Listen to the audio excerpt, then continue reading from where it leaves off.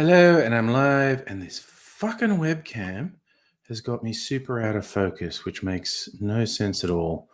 But let's find the controls.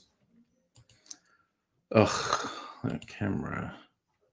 Focus. Look, if I just put it on auto, see, there you go. But it's going to do this in and out thing all the time. Stupid fucking webcam. Mega Leech, hello to you on this fine Friday evening. Friday party. Oh, nobody. Good evening to you as well. And I've upset Mimsy by locking her in. Hey, Abigail and Luke. It is time. It is, in fact, time. I don't know if Mimsy's just going to get mad at me. She was actually sitting on this chair sleeping, and I had to chuck her off. And I thought she might like go up on the table and say hello to her. But no, she's just like at the sliding door trying to work out how to open it. No, she got it straight away, almost. Yeah, I better go and let her out and then close the door again. All right, stupid cat. Here you go. Go. Chop your tail off. All right, so that's done. That's done. Okay. Yeah, Friday it is. It's where it. Oh God, I was going to address because I was going to make some videos tonight for next week's cocktails, and time kind of got away from me. So I was going to, wear my clothes, and I had a purple tie to wear. Might still do it. Is my water safe? Yes. Okay, this fucking webcam, honestly. I'm going to try and adjust the focus manually. Then we're out of focus. And we're in focus. Fucking stupid webcam, honestly. No, but here's an update. Other night when you said thought I'd broken a tooth. Ooh, broken, huge bit fell off. God damn. Yeah. No, that's not good. Hopefully you get to a dentist soon. Yeah.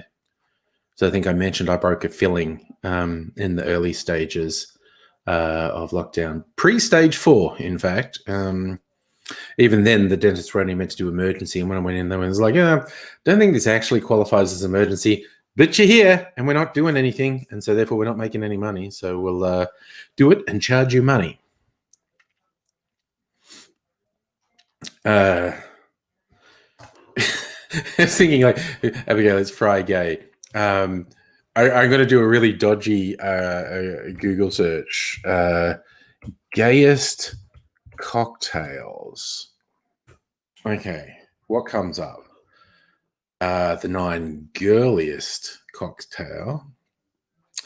Here's one for the Castro district, the 7x7 Bay Area. The 4 gayest drinks in the Castro. This is going to be fascinating. I'm going to see what this is. Okay, this is for Pride Month. The Adios, my friend at the Blackbird. Particularly strong, bright blue spin-off of the Long Island iced tea, known as Adios Motherfucker. Barrel-aged concoction bears practically no resemblance to the drink apart from being mixed with several spirits. So it's tequila and tequila, mezcal, luxardo, and curacao. I saw a drink like that they were calling a white zombie because a zombie is all the rums, and this white zombie, I think, was it all tequila? I'm going to look it up now. White zombie cocktail.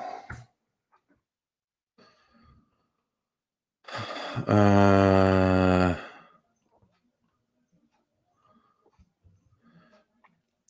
remember where I actually fucking saw it. Because it was on I think it was on Trash Tiki.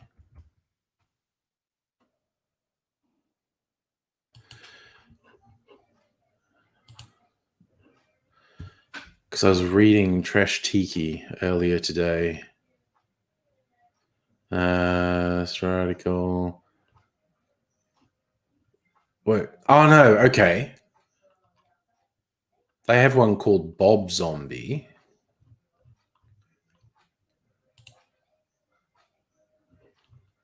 The Bob Zombie is Blanco Tequila, Reposado Tequila, Mezcal.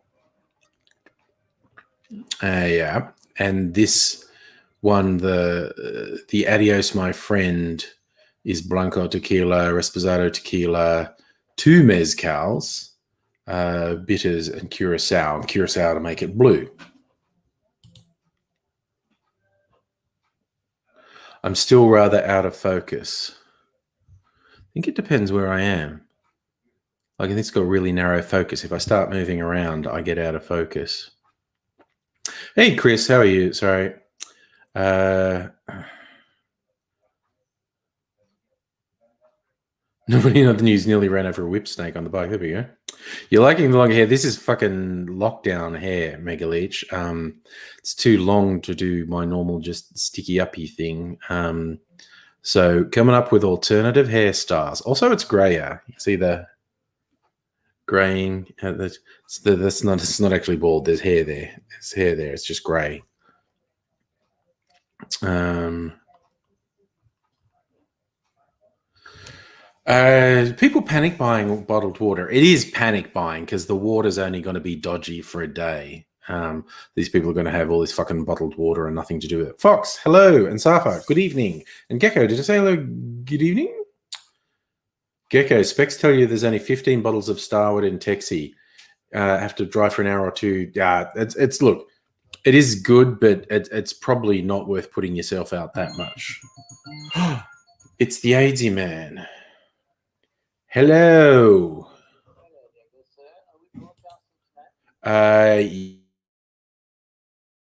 Yes, you a link.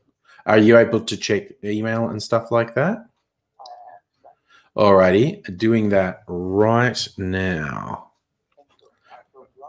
Alrighty, see you soon. Hi. How's that for a treat? AIDSy's going to join us. He must be a bit more settled in the hospital. So there we go. Chris, you always have 2 packs of bottled water. Yes. Yes, Abigail, I got the beard goes grey first for 2 reasons. It doesn't hold color as well, and it grows faster than the head hair. Bri, good evening. Good morning to you. Good evening to me. Charlie, hello. Nice to see everyone. So we're going to have AIDSy along, assuming he manages the technology. We'll see how that goes. Jim, there are great big wobbly dangly ones. That's happening all the time. Walking out in the street and I go, there's some great big wobbly dangly ones. It happens. Right. So I am drinkless and I intend on making through. So I might make a version of like the Bob Zombie or the Adios My Friend. So yeah, it's basically tequilas and mezcal, and if you want to have fun, put some blue curacao in for laughs. Chris, he is not okay. He's alive. Oh my god, that looks funny.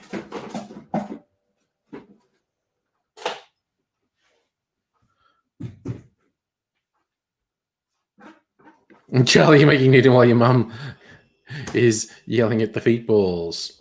Jim, a DIY cocktail. Amarillo and Mexican rum. That sounds pretty good. Yeah.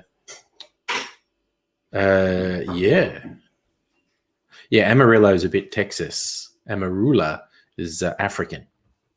So I could make that Adios. The big unit at High Tops.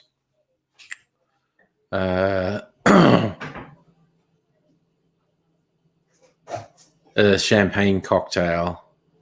I don't like champagne cocktails. Tito's vodka, elderflower, lemon juice, and champagne. And the Juanita more, as in, I need one more. Drink Drink involves blackberries, Jameson's Irish whiskey, lemon juice, bitters, and ginger beer. I don't like ginger beer. The Raspberry Kiss. It's spin on the Cosmo. So this has got Smirnoff raspberry vodka, lemon juice, triple sec, and Chambord. Should probably be consumed with Pinky Extended. I don't have Chambord. I could improvise the rest.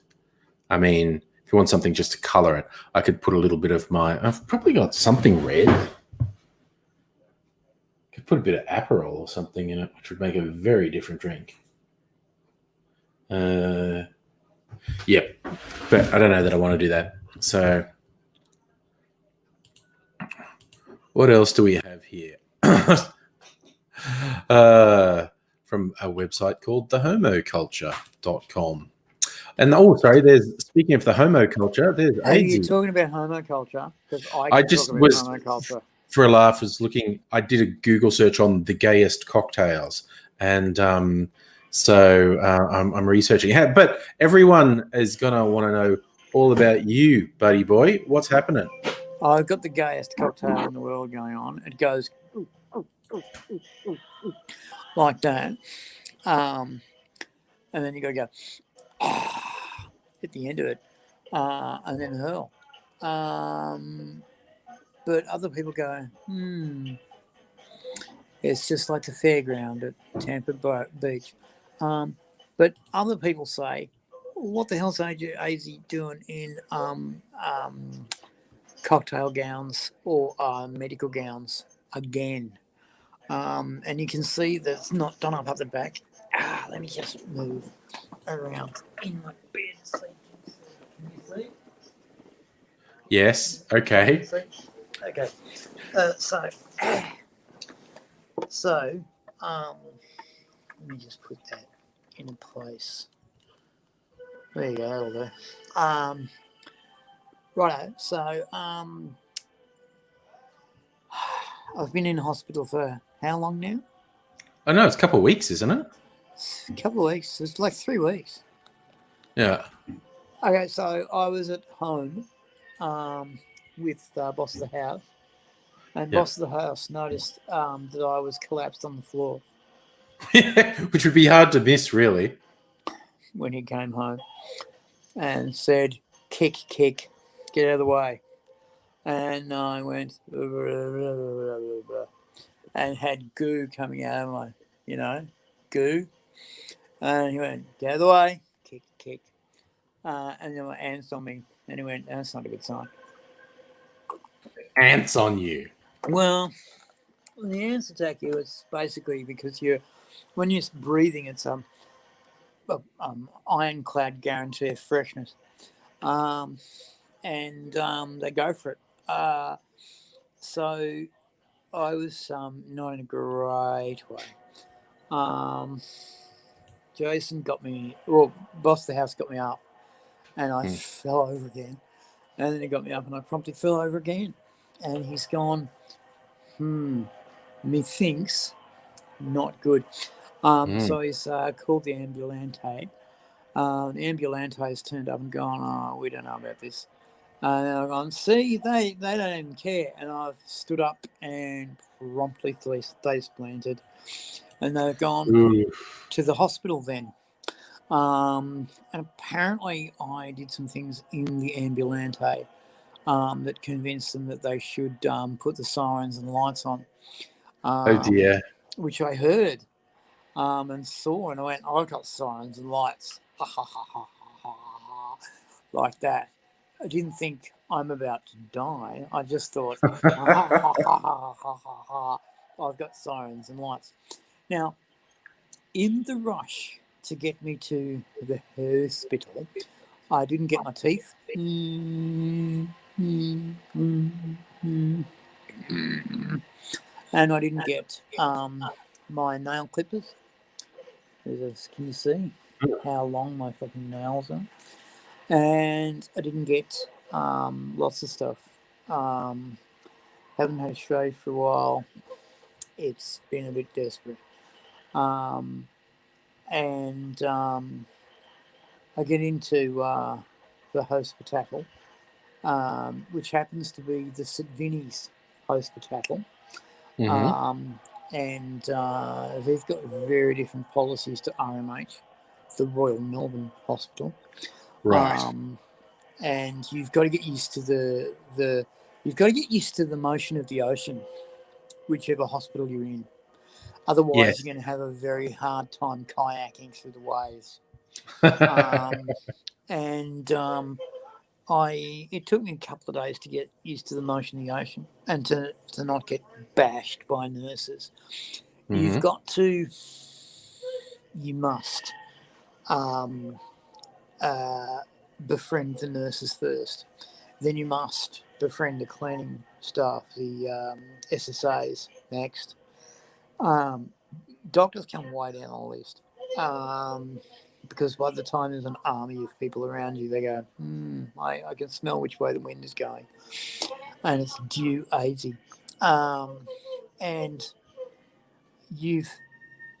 So it took me a couple of days to get used to it. And then I noticed as I was getting used to the politics of the place, it was failing me. And I was going, that's not right.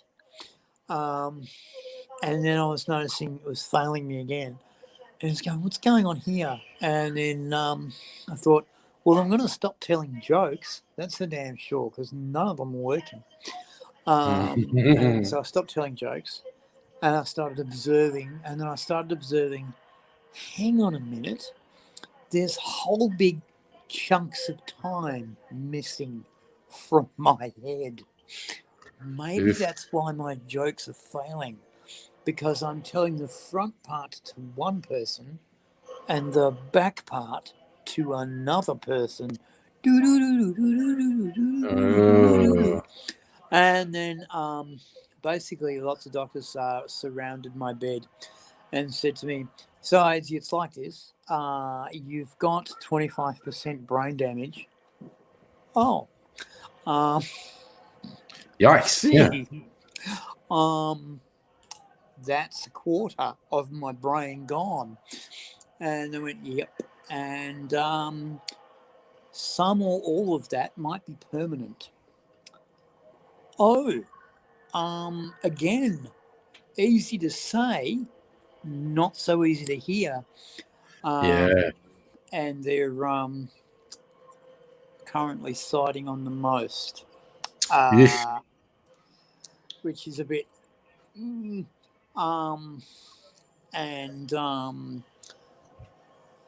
so we can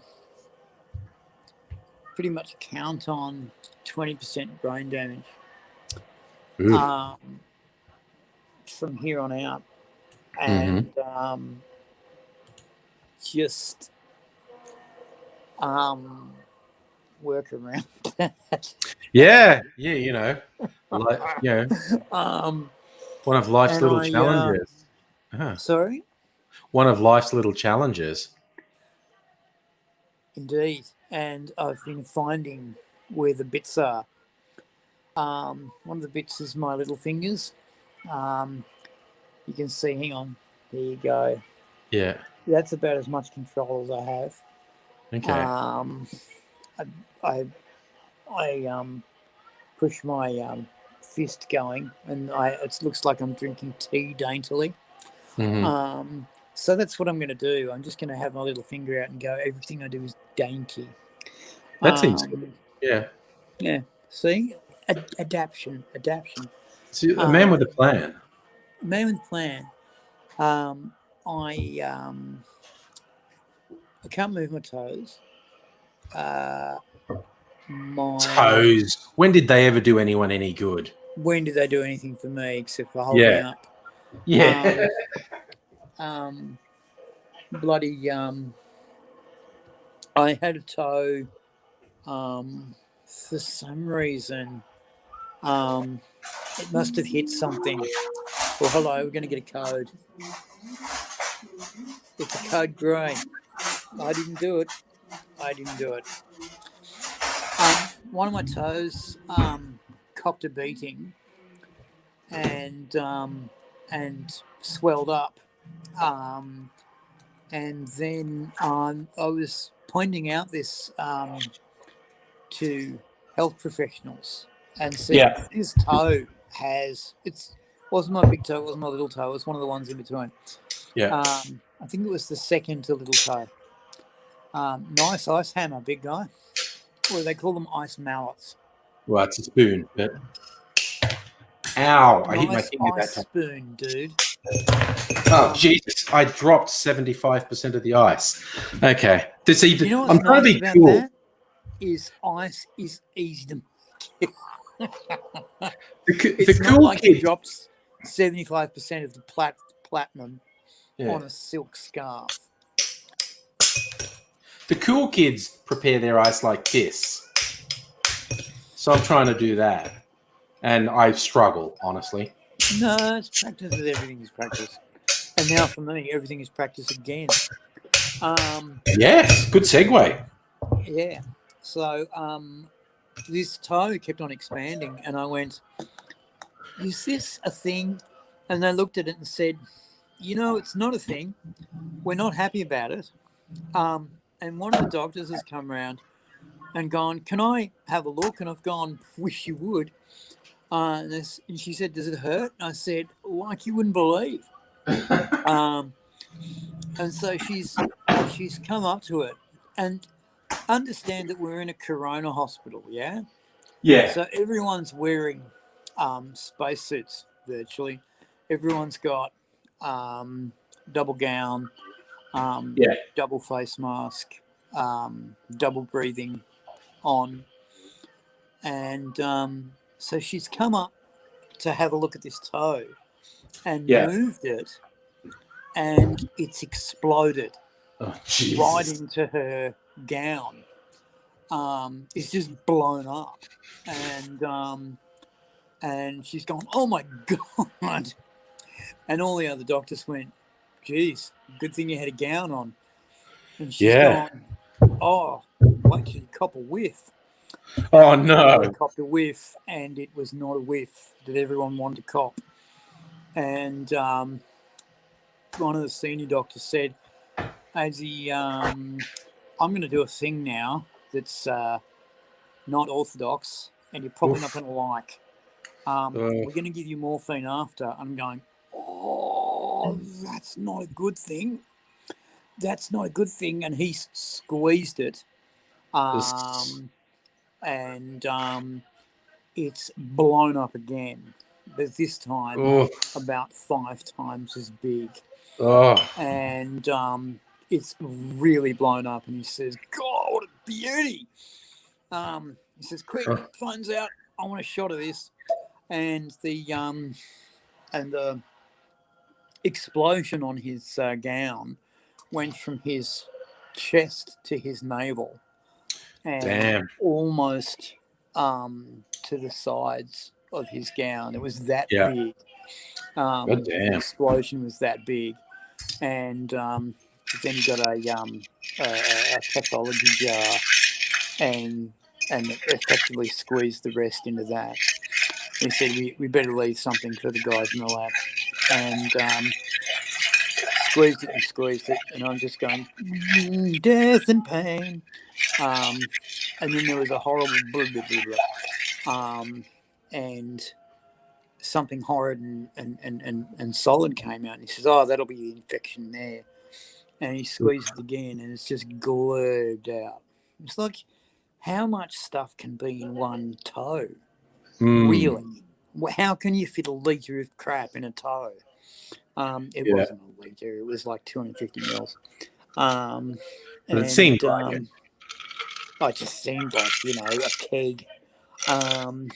But basically, it's all gone, and he's essentially gone, I'm really unhappy about this whole situation. I want a nerve conduction test. I want this. I want that. And they did the nerve conduction test, and the nerve conduction test came back with, shall we say, poor results. I'm having another one on Monday. I've had 2 already. They've both come back with worse results each time. And if the third one comes back with worse results again, I'll be going to rehab with a note. I'm going to rehab on Tuesday or Wednesday. I'm going to rehab. And they're going to help me walk again. And they're going to help me. They're basically going to help me walk again so they can piss me off and tell me to go home. I have to teach myself how to write as well. That's been an interesting experience. I can now print in large capitals. That's good. And get most of the letters right most of the time, which is good going for me. That is good going. Cheers to that. I'm learning to print in little letters, and tonight after the show I'm going to begin the long climb into running writing. Ooh, okay. I'm going to go real slow. And what you've got to do when you're doing this is you've got to write the same thing over and over and over again. And what I've been writing is Hotel California. Right. Because it's something I don't hate, but it's something I don't love either. So that when I hear it on the radio, it won't give me the horrors and the shivers. Excuse me for a minute. I've got to go and do a medical. Okay. Let AD do the necessary for a moment. Well, I mean, I was actually, although I have, as I mentioned in other live streams, I have been talking to AZ on the semi-regular this week. Was not expecting we'd get him on a live stream this soon, so it's particularly exciting to have him on. He's be gone for who knows. He will be gone for ... amount of time, and I shall drink to his health with my little creation. Basically, a variation on an old-fashioned, because actually. It's a variation. No, it's not a variation on an old-fashioned. It's a variation on a whiskey sour.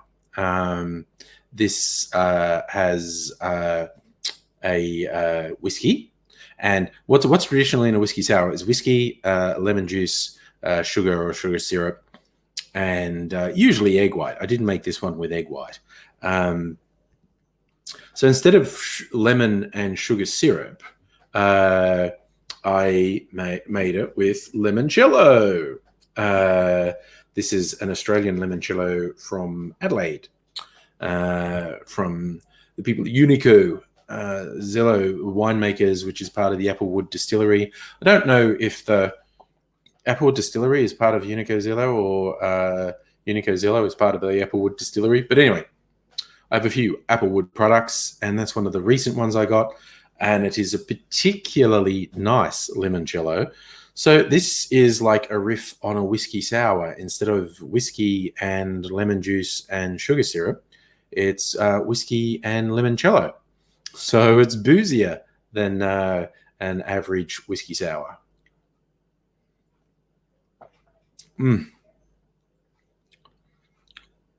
Oh, a great whiskey taste from the Starward.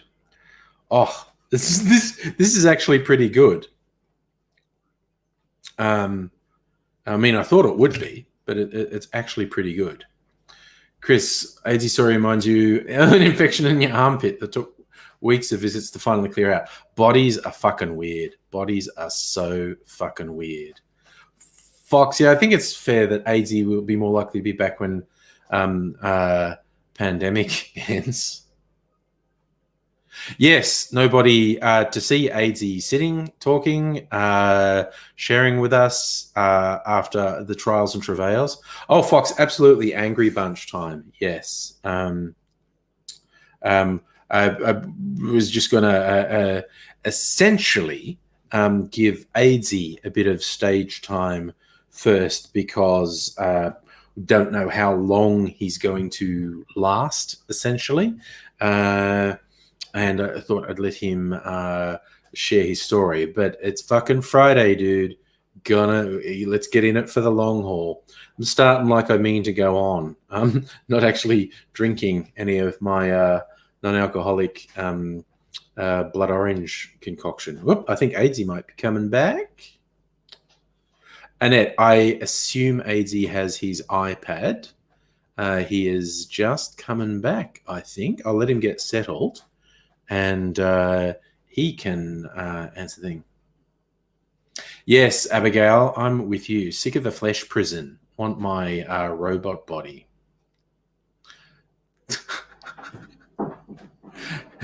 Strange individuals coming into the kitchen. This is what happens when you live stream from the kitchen. People actually want to use the kitchen. And Aidsy, how you doing, buddy? Mate, I'm good. The host has unmuted my mic. Thanks, host. Yep. I can point that. No, I can't. I've still got to point that way. I got it right. It's a bit Sawyer's spaceship. Oh, It's a look, bit bloody a bit more room. There you go. A little bit more room. No, it's me. It's not Okay. you. It's me. I've got to. Oh, what if I did that and use my left hand, which is a bad move because my left hand virtually doesn't work at all. Yeah. Left side of my body usually doesn't work, Yeah. which is awkward when I'm walking on Yeah. a Yep, I can imagine. four-wheel stroller, and then all of a sudden half my body goes, no. And then I go, really? Now are we going to do this here? We're going to do this now? And body goes, yep. Not appropriate. Let's do this back in bed. No. And I start to sag, and the nurses rush in and go, you right there, buddy? No, sagging a little. Need a little help. And the right hand starts to shake. The right hand side of my body starts to shake because it's holding up all of the way. So I'm going, could use a little help here from the other side of my brain. Yes. And the right side of my brain goes, I do calculations. I do hard thinking. Yeah. I do logical thinking. And I fucked off. And, I found I can't do maths for shit. Yeah. But I can do CGI maths really easily. I don't understand that. Life is a strange and mysterious thing, AIDS boy. Yeah. This left hand, right hand brain thing. Yeah. And they've given me a brain scan and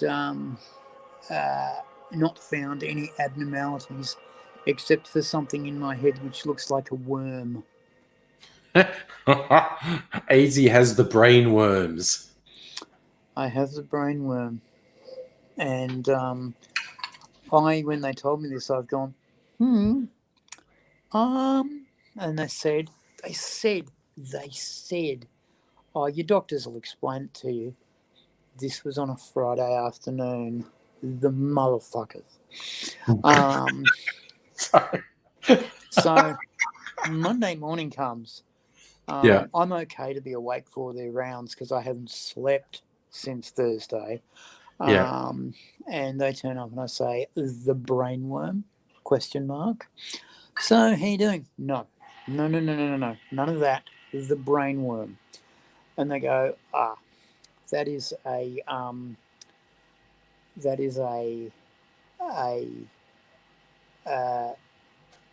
representation, which is the wrong word.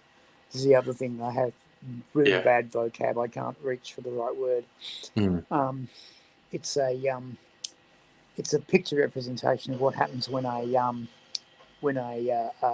vein or an artery breaks loose and starts flipping around in there on its own and then stops and then just basically curls in on itself and just because the body goes, so this is not going anywhere, so it shuts it down. effectively, it's right where I would have hit my head Right. when I came down from a fall, and it's also at the right place for if my brain had a trauma and had a brain damage event. We know what caused the brain damage event. And I'm here to tell you, kids, NANGs. No. All right for once or twice, not all right for a long time. Okay? Good advice. Don't do it a lot. Just do it a short time. And I was amazingly pissed off because I'd researched this as a safe anaesthetic. We've known about nitrous oxide for 150 years. Yeah. And I looked at it and researched it and couldn't find anything that was wrong or evil or bad. And Benjamin on the back of the bottle, in a little sticker in tiny writing, it says continued or excessive use will cause brain damage. And I went, drats. And I would have made it too if it wasn't for those kids. It was something kids, isn't it? Meddling kids. And I was pissed. When I started to look at the right search terms, there it all was. And I'm going, you fucking, where were you? And I was fucking, you bastard. And I was so spewing because I was looking for a drug that boss of the house would tolerate. I was looking for a drug that I would tolerate, and I was looking for a drug that was not going to be societally frowned upon or effectively illegal. And I found it, and it is good. It works really well.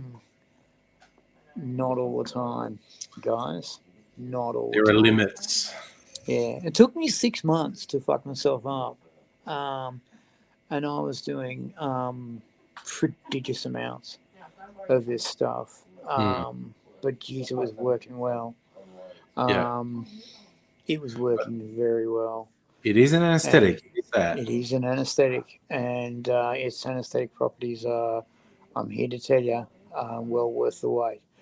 Yeah. Unfortunately,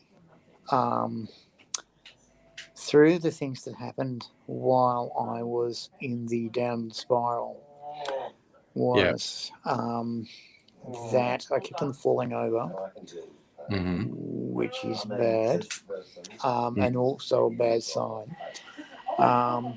And also for me, not a good look because I've got osteoporosis and I can break things really easily. Second thing that happened was a weird dizziness where it felt like the floor was on cables and I had sea legs. I could make the floor, twist around like a pirate ship, pirate ship ride. And finally, 3 times, I ran away from my home. And upon running away from my home, I had to knock to get back in. This is 4 o'clock in the morning at the front door of my block of flats. Yeah. You can imagine how pissed the housemates were. Yeah. And they were royally pissed. I had no idea why I had to run away from the house. I have no idea why I didn't think to take keys with me. Yeah. I think I might have even had some on me, but I couldn't get at them. I don't know what that means because my mind was in a terrible spin. Yeah. And I also had the sensation that the architecture of my house had completely changed. See, these are none of the things you want But this is all the stuff that's happening while your brain's burning out, Yeah. and this is what's actually going on, not post damage or pre, but Mm. during the damage. Is your brain is actually burning out as it's happening, and the emotional flutter, which was the Yeah. thing that saved me. Yeah. I know it's weird. This is the thing that saved me. I had an emotional flutter, which means you get all different emotions hit you in like 3-second bursts, one after the other, very quickly. And I just went, I see. I'm having one of these.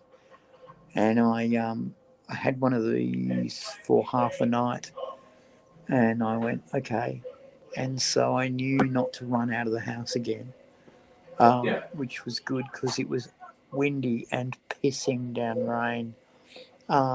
So much so that I had the common sense to go and have a warm shower. I got changed and had a warm shower. And bugger me, I washed my clothes, which was also something that I sort of remember doing. But in the morning, my clothes were neatly folded on the bench top, and I know that I did it. So that was a nice thing. Beyond that, I then, for the next 3 days, was trying to get up, get fed. And every time I tried to get up and get fed, I'd fall over and have, they're called hypnagogic images. Yes. And they're images that flash past your brain that are unrelated very fast. And every time I closed my eyes or dozed off, these hypnagogic images would go an extreme saturation very fast. And it was at that point that I realised your brain's burning out. You're in a bit of trouble here. And I just thought, well, what are you going to do?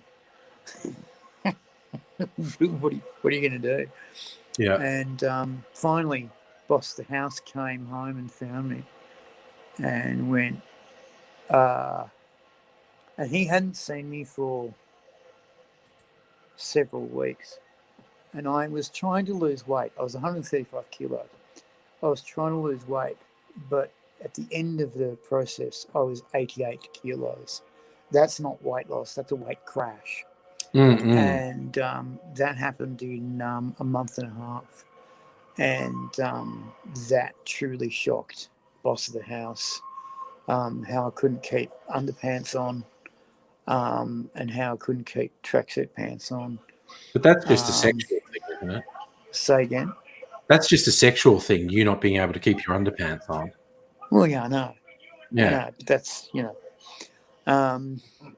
and so, he was also bothered by the bruises, and he was also bothered by the cuts and nicks and scrapes. And From all the falling. And the falling. From all the falling, yes. And he said no, as he is wont to do. And so off to the hospital I went. And I was there ready to answer the doctor's questions. And I look around and there's boss of the house answering the doctor's questions. And I went, that never happens. I always go in the bus alone. And there's effectively a policy that says you can't ride in the bus unless you're a patient. Yeah. But of course he's a spouse, and he also convinced the Ambo drivers that he had valuable information for the doctors that I didn't possess because I was clearly fucked up. Yeah. And he did. And the doctors were asking questions, and I was ready to give them the carefully and meaningfully packaged information that they should have got. Not this raw data that means nothing to anyone. Not this was on drugs for 6 months. None of that gear. But, intelligently designed and presented things that had charts and had infographics with them that basically said things like experimenting with anesthetics in a controlled trial. So what was the real story? Not the he was on Nang's hardcore for 6 months, and Boss of the House was saying things like this, and I'm going, Boss of the House, you're putting it all wrong. You're painting a picture which is not the picture I wanted to paint. You're telling doctors things that I don't want them to hear. And sure enough, they once again decided that they needed to start from zero. And sure enough, they slammed me full of naloxone. And I went on a little adventure ride that was hellish. It's fucked. I'm not surprised that junkies punch ambos when they do it. They take all the fun feelings away. Hey? Takes all the fun feelings away. Oh, takes all the fun feelings away and replaces them with hate and pain. Basically, it's an anti-opioid, and it stops you from having all of the opioid feelings and all of the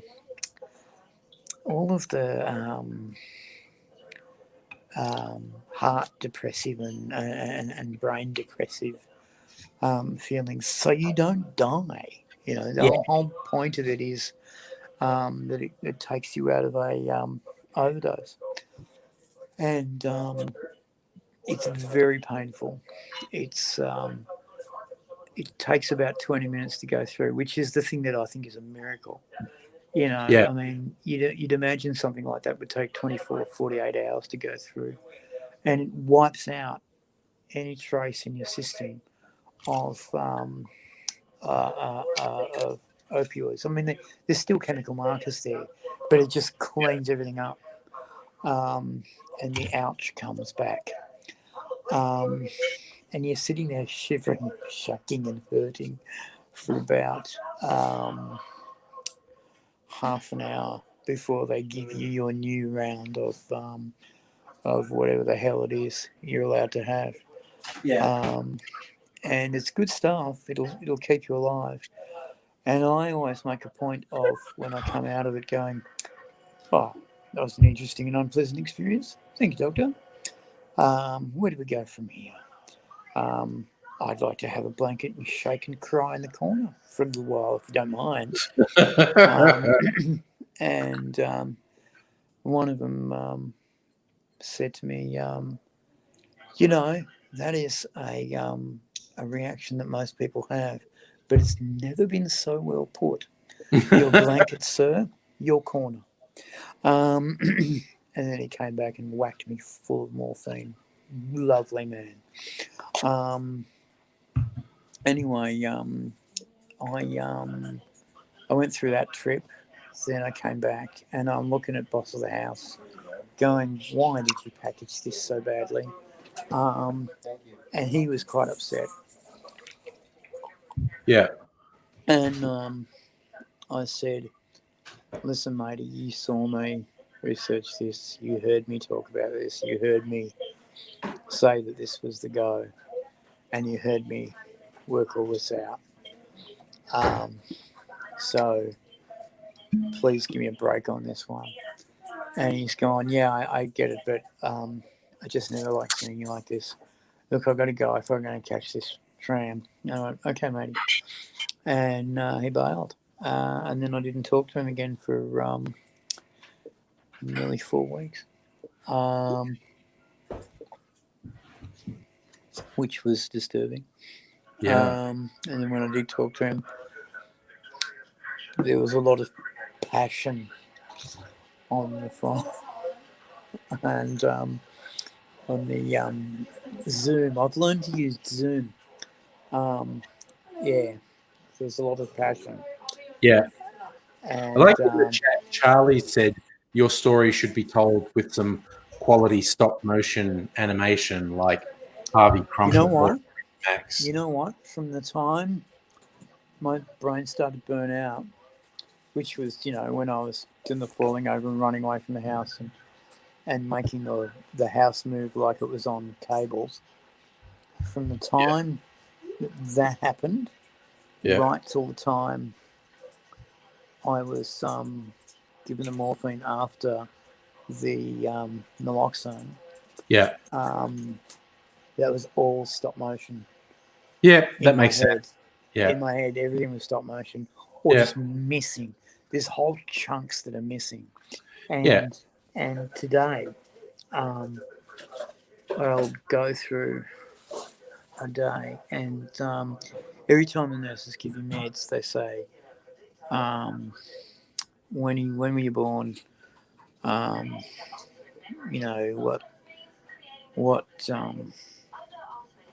What's this, what's that, and what's your number?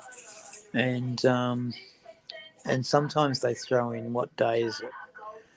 And I'll say a day. And initially my days were just stabs, just darts, hoping that I'd get somewhere near it because I had no idea. And now they're getting better, but every now and then I'll go, it's Saturday morning, when in fact it's Saturday night. Yeah. And I am horrified to learn that I've lost half a day. And I keep on losing half days. And they're just gone. They're just gone. I get told what I did. I get told not so many moons ago, but a while ago, me and Angry were putting a few in the can of we'd sit down and watch movies and comment upon them. And our brave viewers could do the same. And it was cool. We should do it again soon, man. Yeah, really. And basically, one of the movies we were going to watch was 49 Days of Dark. 28 days. 28 Days of Night. 28 Days of Night. The really violent movie. It's a full-on movie. And one of the jokes we have is that I say, we're going to watch a nice movie where the insides of people stay on the insides and the outsides stay on the outside. And Angry says, yes, of course we are.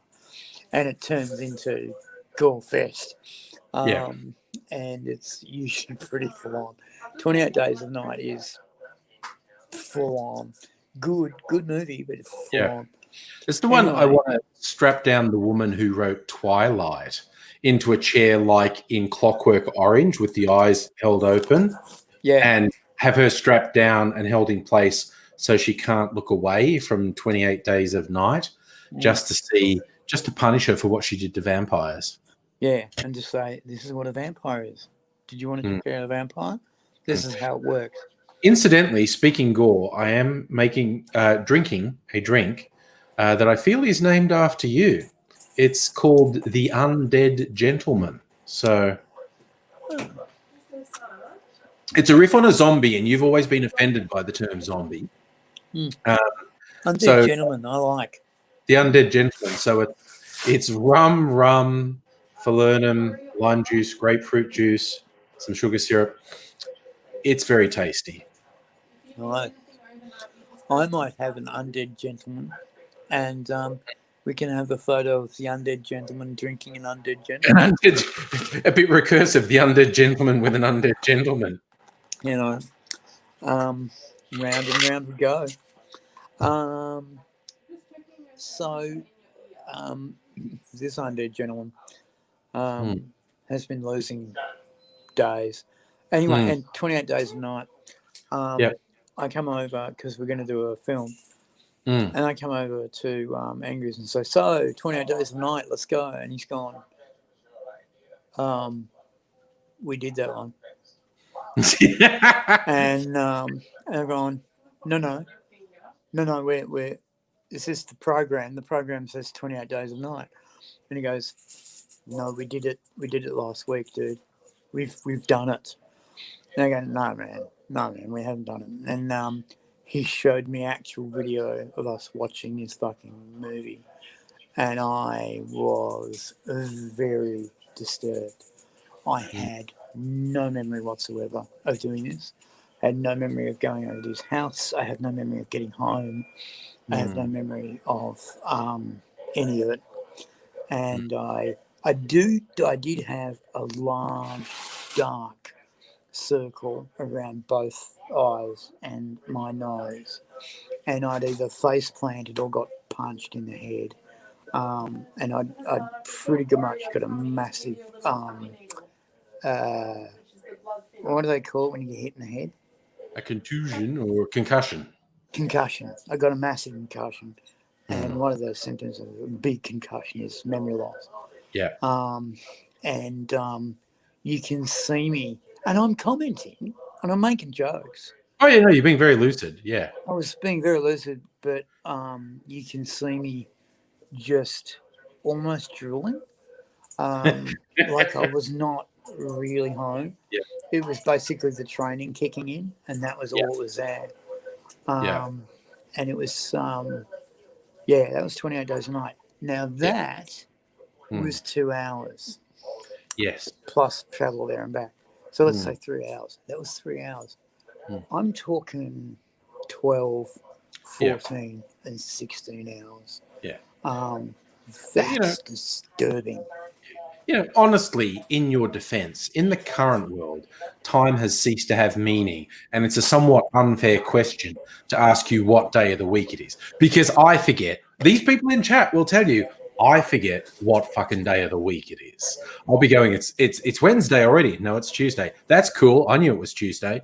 And it's Tuesday. It's Tuesday already. Kathy in the chat suggesting we try a Nosferatu martini. And I like that as a concept. I don't know what it is, but a Nosferatu martini sounds pretty good, quite honestly. Do you know?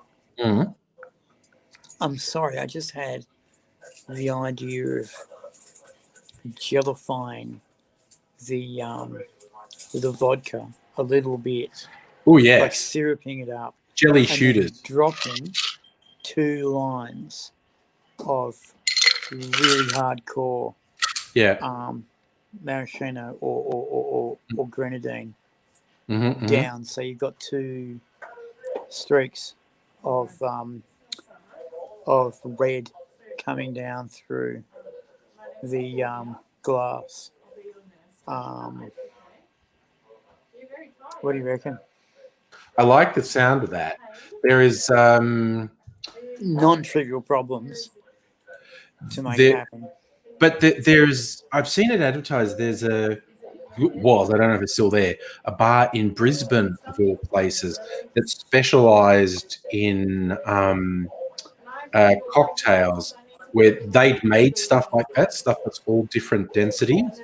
So they made these trippy as hell looking cocktails with stuff that didn't quite mix together. And they were using the science of chemistry to make these drinks. But, So it's doable. It just might be tricky. Okay, I've looked up what Kathy was saying. A Nosferatu cocktail is with an Australian gin called, I think it's an Australian gin, called Nosferatu gin. It's blood orange gin, so it's a very red gin. Ooh. So if you make a cocktail, for instance, if you made a martini with it, it would be a very red martini. I could make a really red vodka martini because I've got some vodka there that I infused with sumac, a spice that's very red. In fact, Jesus, dude, I've got some overproof gin, and I'm going to make a bloody martini. That's Nice. come up. James Bond style, because the James Bond style one is 2 parts gin, 1 part vodka, half part Kina Lillet. I'm going to make that when I finish The Undead Gentleman, a bloody march. It's horror themed tonight. It's going to be a Yeah, bloody horror theme tonight. Yeah, I like it. In fact, I've got to say, the first episode of Up on the Stair is almost done. Yes. I've got to edit it, and the story sucks so far, but I like it, and it's really twisted, and the outcome is fucked up, and violent. And that's what we're after. And I'll be looking for cast because it's quite a big cast. Yep. So you and- kids stay tuned. People who want to give us voice talent, we're going to be looking for voice talent. Seriously, we're no fucking around.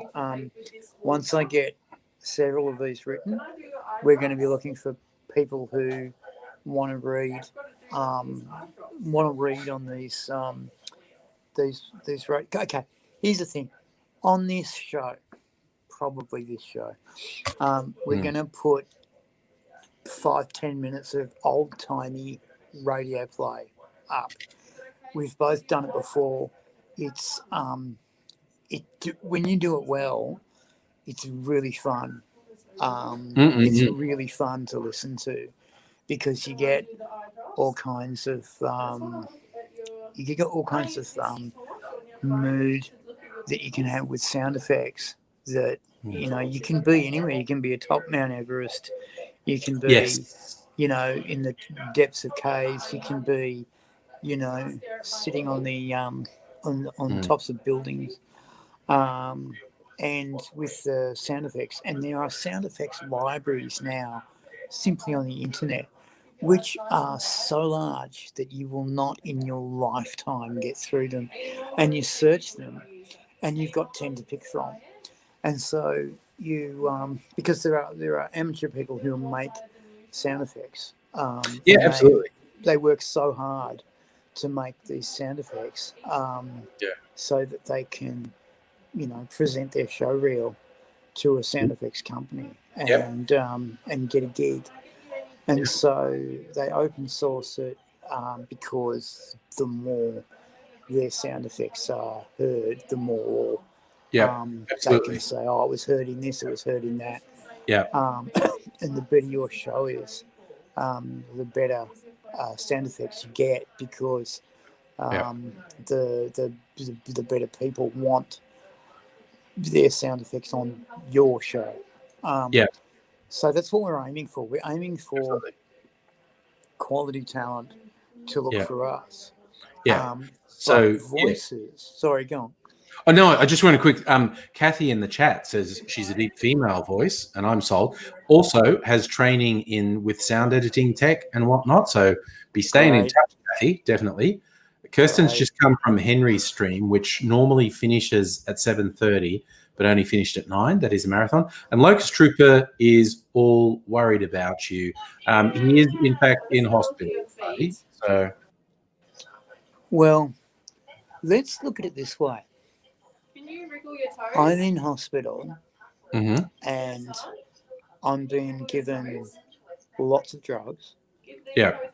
If I wasn't in hospital, let's just say boss of the house had the shits with me for 2 or 3 more days, let's just say, and he didn't come round, I'd still be on the ground in that house at that time with my brain burning out, and it would be 25% brain damage.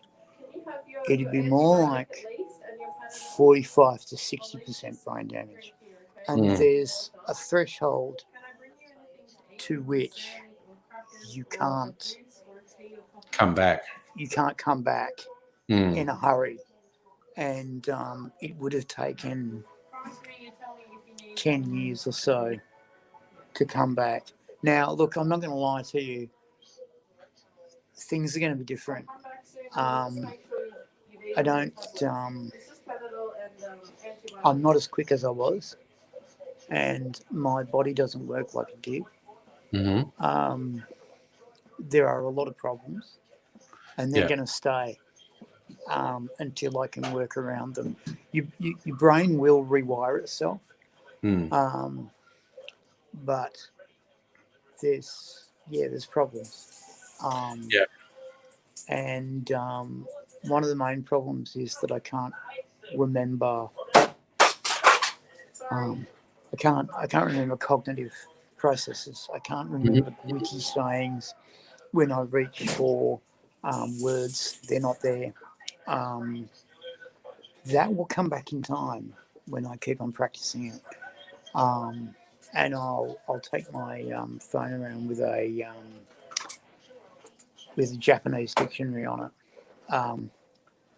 And I might say to Claudia, Claudia, hello, you're busy. You're busy.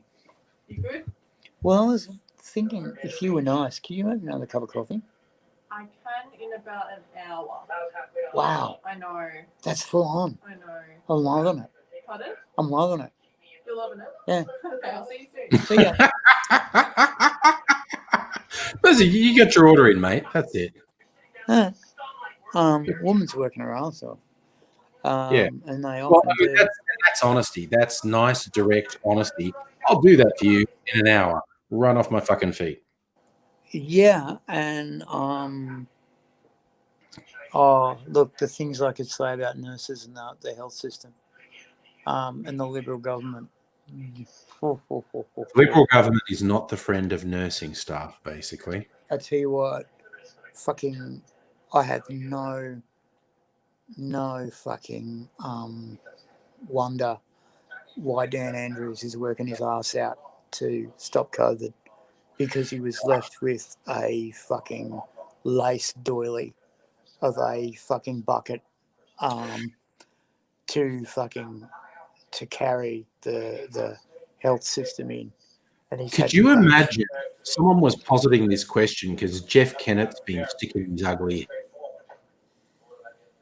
head up in Victoria under Jeff Kennett, the death toll would be in the thousands at least. Yeah. And the economy would have crashed. Like everyone's going, oh, the lockdown's crashing the economy. No. When thousands and thousands of people die, the economy crashes anyway. And Jeff Kennett, we would have been living in the gutters, and there would have been the whole refrigeration trucks in the car parks of the hospitals full of bodies, mass graves.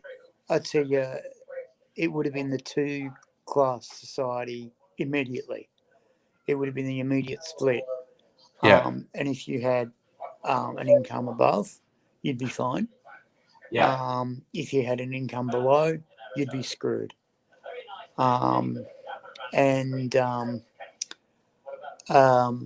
Basically, I am very glad that Dan Andrews took up the reins, because effectively it means that we get to live, and I'm really happy about that. I'm really freaked out that yes, my device just told me it was very low battery, so I just plugged it in. Oh, that's what you're doing, plugging in. Good man. I even look at some of the recent Liberal premiers, and they would have just thrown up under the bus and just protected themselves. And it bothers me because the first sign of problems would have been the house owners basically saying, our people aren't paying rent because they're getting evicted or dying. What are you going to do about it? And that would have been the first sign of trouble, not people are dying, because that would have just been, that's just part of it. That's just part of a massive pandemic, is people are dying. No, it's not. We live in the 21st century. It's Yeah. not like fucking the Black Plague. Get the fuck over yourself. Yeah. I know that a lot of people have died, and I mourn them in a group fashion. Yeah. But Jesus, it could have been so much worse. So much worse. And I know that the people who died are mostly old people in old people's homes. It's I ripping understand through the that. old people. And I know that their bodies are weak and they don't get to fight through stuff like this. Yeah. But That's my red vodka. ooh, that's red. Sumac is Nice. very Nice. Oh, that's so. anyway. I know that they're old people, but Yeah. they don't deserve to die. And Andrews has done his best to make them not die, as opposed to fucking the federal government, who actually owns the old people's homes and runs them. And if Yeah. you look at the numbers, and if you actually go onto the websites Yeah. of the departments and you see what has been spent on programs, you will find Dan Andrews has outspent the fucking federal government on old people's homes, and that's disgusting. There are a small number of aged care facilities in Victoria that are run by the Victorian government. They're mostly run by the federal government. 99% of the COVID cases, of the deaths, are in ones the federal government is responsible for. But like I said, Andrews is outspending the federal government on government-run fucking aged care facilities, like federal government-run aged care facilities.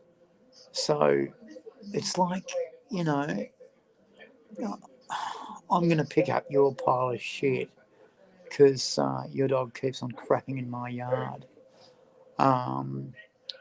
And, every time rich people basically get off a boat or a plane, there's a cluster and it explodes.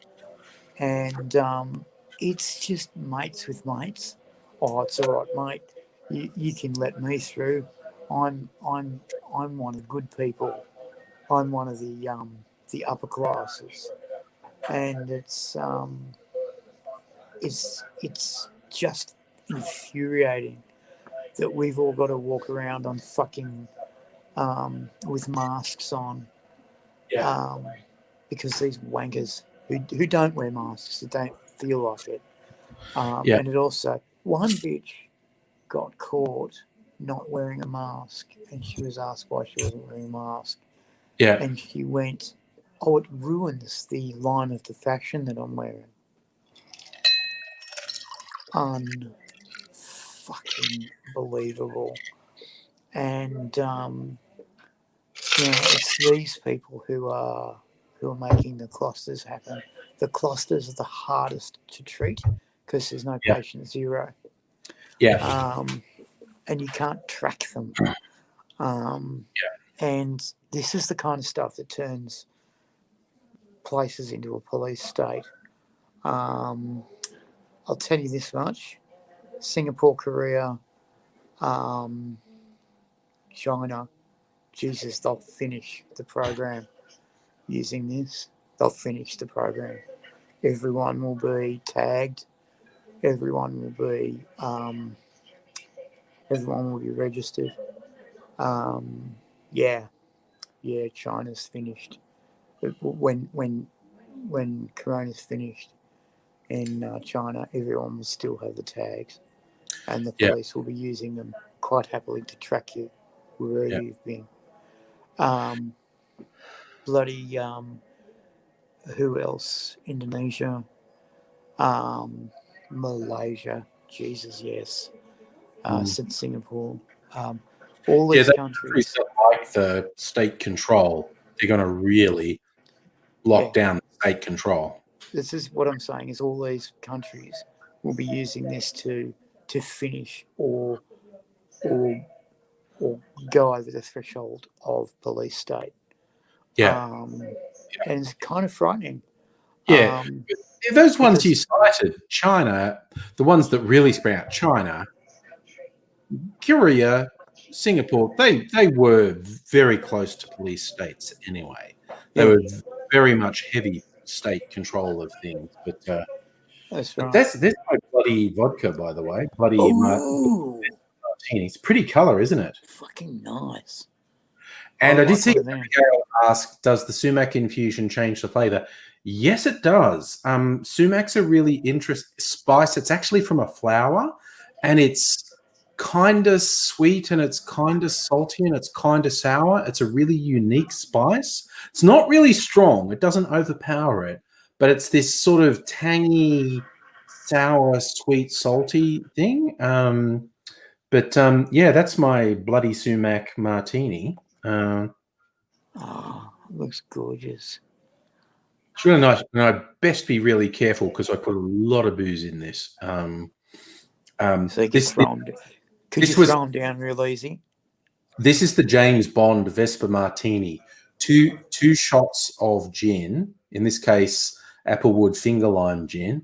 1 shot of vodka, my sumac infused vodka, and half a shot of an aromatized wine. Traditionally, James Bond says Kina Lillet, which is not made anymore. I used one called Coqui Americano, which is widely regarded as being about the closest thing to Kina Lillet on the market now. So I'm being very James Bond.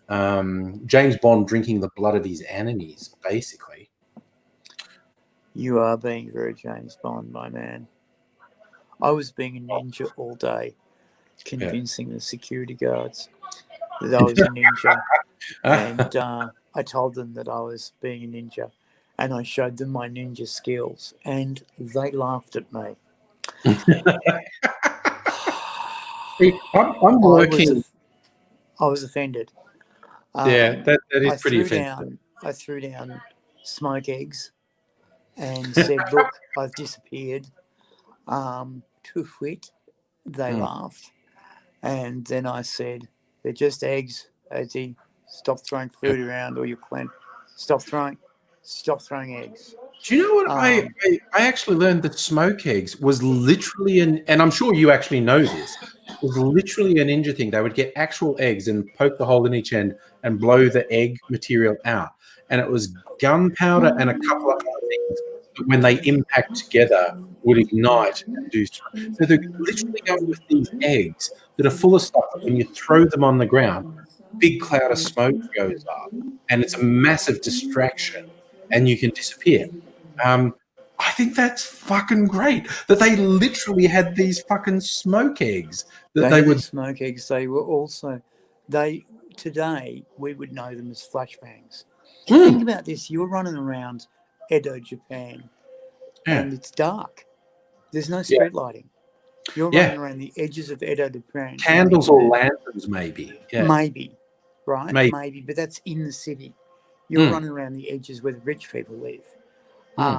And they have lighting on the inside of their properties, not on the outside. Don't give a fuck about people walking around. If they want lighting, they can put them on their carriages. So you're running around in the dark with your eyes adapted to the dark, and then all of a sudden someone throws a flashbang down. For that first brief instant, the light of the gunpowder and the stone forms blowing up, you see a big bright flash. And you can't, you've got to get over that. And that takes like a good 3-4 seconds. And in 3-4 seconds, you can get a lot done. And then all of a sudden, you've got a smoke cloud.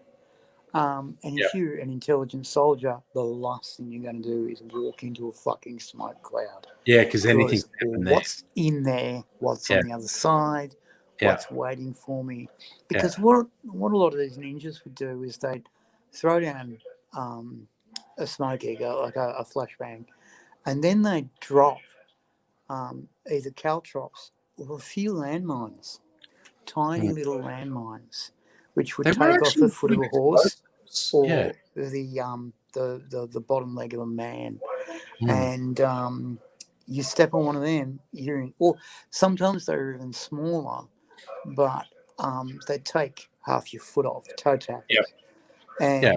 you've got an infection now, And you'll die.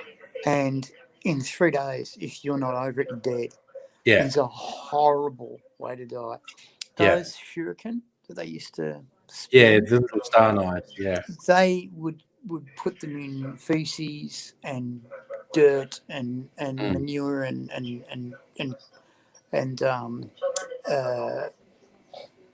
stuff, and then they didn't want them To to cause stick in you. They wanted to slice. And Mm. if you'd seen someone die of the infection of a slice from a shuriken, and you saw shuriken start to fly around, first thing you're going to do is hit the fucking ground. Because Get the fuck out of Lord Dodge. is a great and honourable boss, but he ain't Yes. worth dying like that. Yeah. Even if you are a samurai, there's some things the Lord doesn't see. The other thing is that most shuriken weren't the spinning kind. They were in fact spikes that were 12 centimetres long, 7 millimetres in diameter, and they had a divot in one end, which they would tie a string of wool to, and they'd hold them in their hand, flat. Where we go, flat in their hand, and then they'd throw them, and they'd come straight out, and they would hit a part of you. That part of you stops operating. Yeah, pretty much. Yeah. They weren't as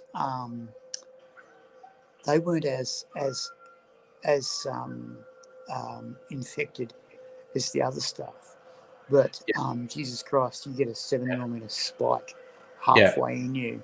You've got to work out how to get the fuck out of there, because they would throw them at shoulders and kneecaps. Believe me, you get anything in your kneecap, it's the end of your night. It's all over. Yeah. And then what they used to, the doctrine was in the Second World War and the Korean War, one man injured is 8 men out of the fight. Yes, injury is better than instant death. Yeah. Yeah, because you hit him, and then 8 men have got to take that guy. You drain the resources of your enemy. Yeah. Yeah, you've just wiped out 8 men, and you've only shot one guy. And so the ninjas used to work on the same principle. They'd spike 1 or 2 guys, and the rest of the team has to effectively get them back to get medical treatment. The ninja wasn't supposed to fight. That wasn't their gig. They were like spies more than... They were spies. They were supposed to get in, hear the information, and sneak out again. If they were fighting, they'd fucked up. Samurai would kill ninja. So... oh, yeah, big time. If they were fighting, they'd got caught, or they'd kicked over something, or they'd made a noise. And if the samurai heard a noise in the ceiling, they'd run outside as fast as they could, because the ninjas got to get away. And they've got to get past now a band of samurai. And if there's a team of 4 or 8, they've all got to get past, and they all can't be caught. If they get caught and questioned, it's all over. Sometimes they would get caught and questioned and escape. The nature of the questions tells you a lot about the thoughts of your enemy. Yeah, it tells you what your enemy does and doesn't know. Doesn't know. And also tells you what your enemy's afraid of. tells you what your enemy is worried about. It tells you where your enemy is weak. And so some of these guys, highly trained, like really highly trained, would get caught and get questioned. I mean, trouble with getting caught is there's no guarantee that he wouldn't kill you straight away. Yeah. But if you looked a little bit smart, then they'd start questioning you. Yeah. And then the job was to get away. Yeah. And one of the things they had was a poisoned egg.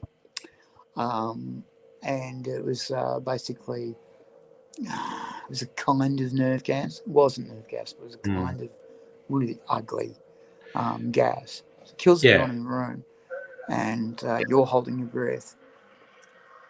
In the meantime, you've got to do a Houdini and get out of the handcuffs, which back in those days were not fucking around. They were big blocks of wood locked down with metal rails. But again, pretty solid architecture.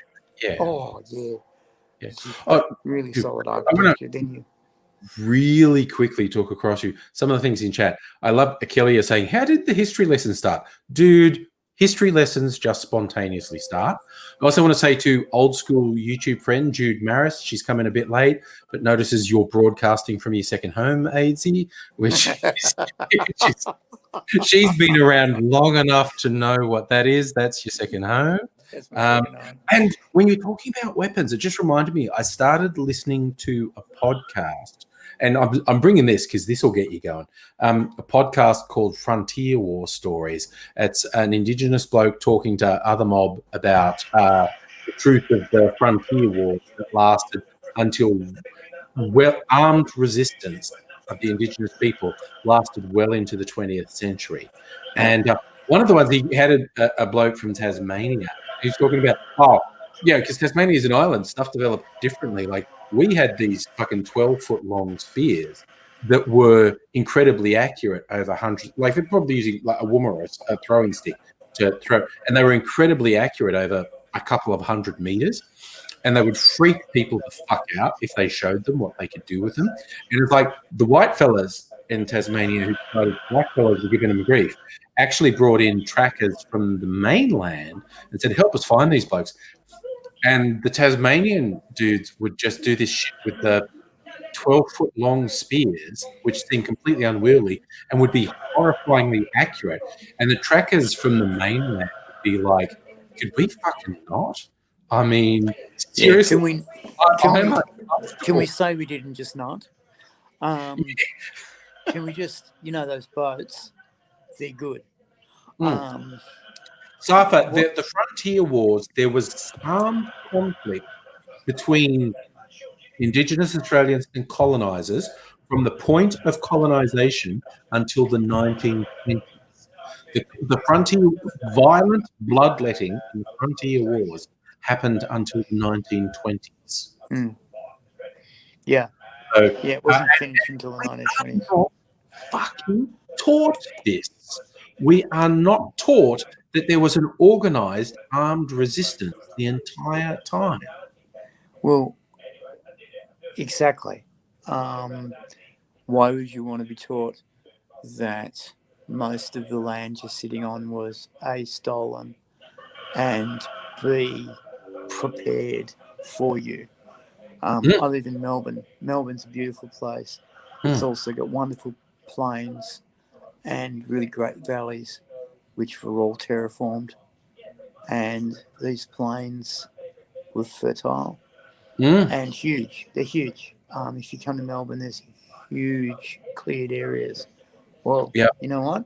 They were there when the white guys got there and went, oh, wonderful, cleared floodplains. No, not floodplains.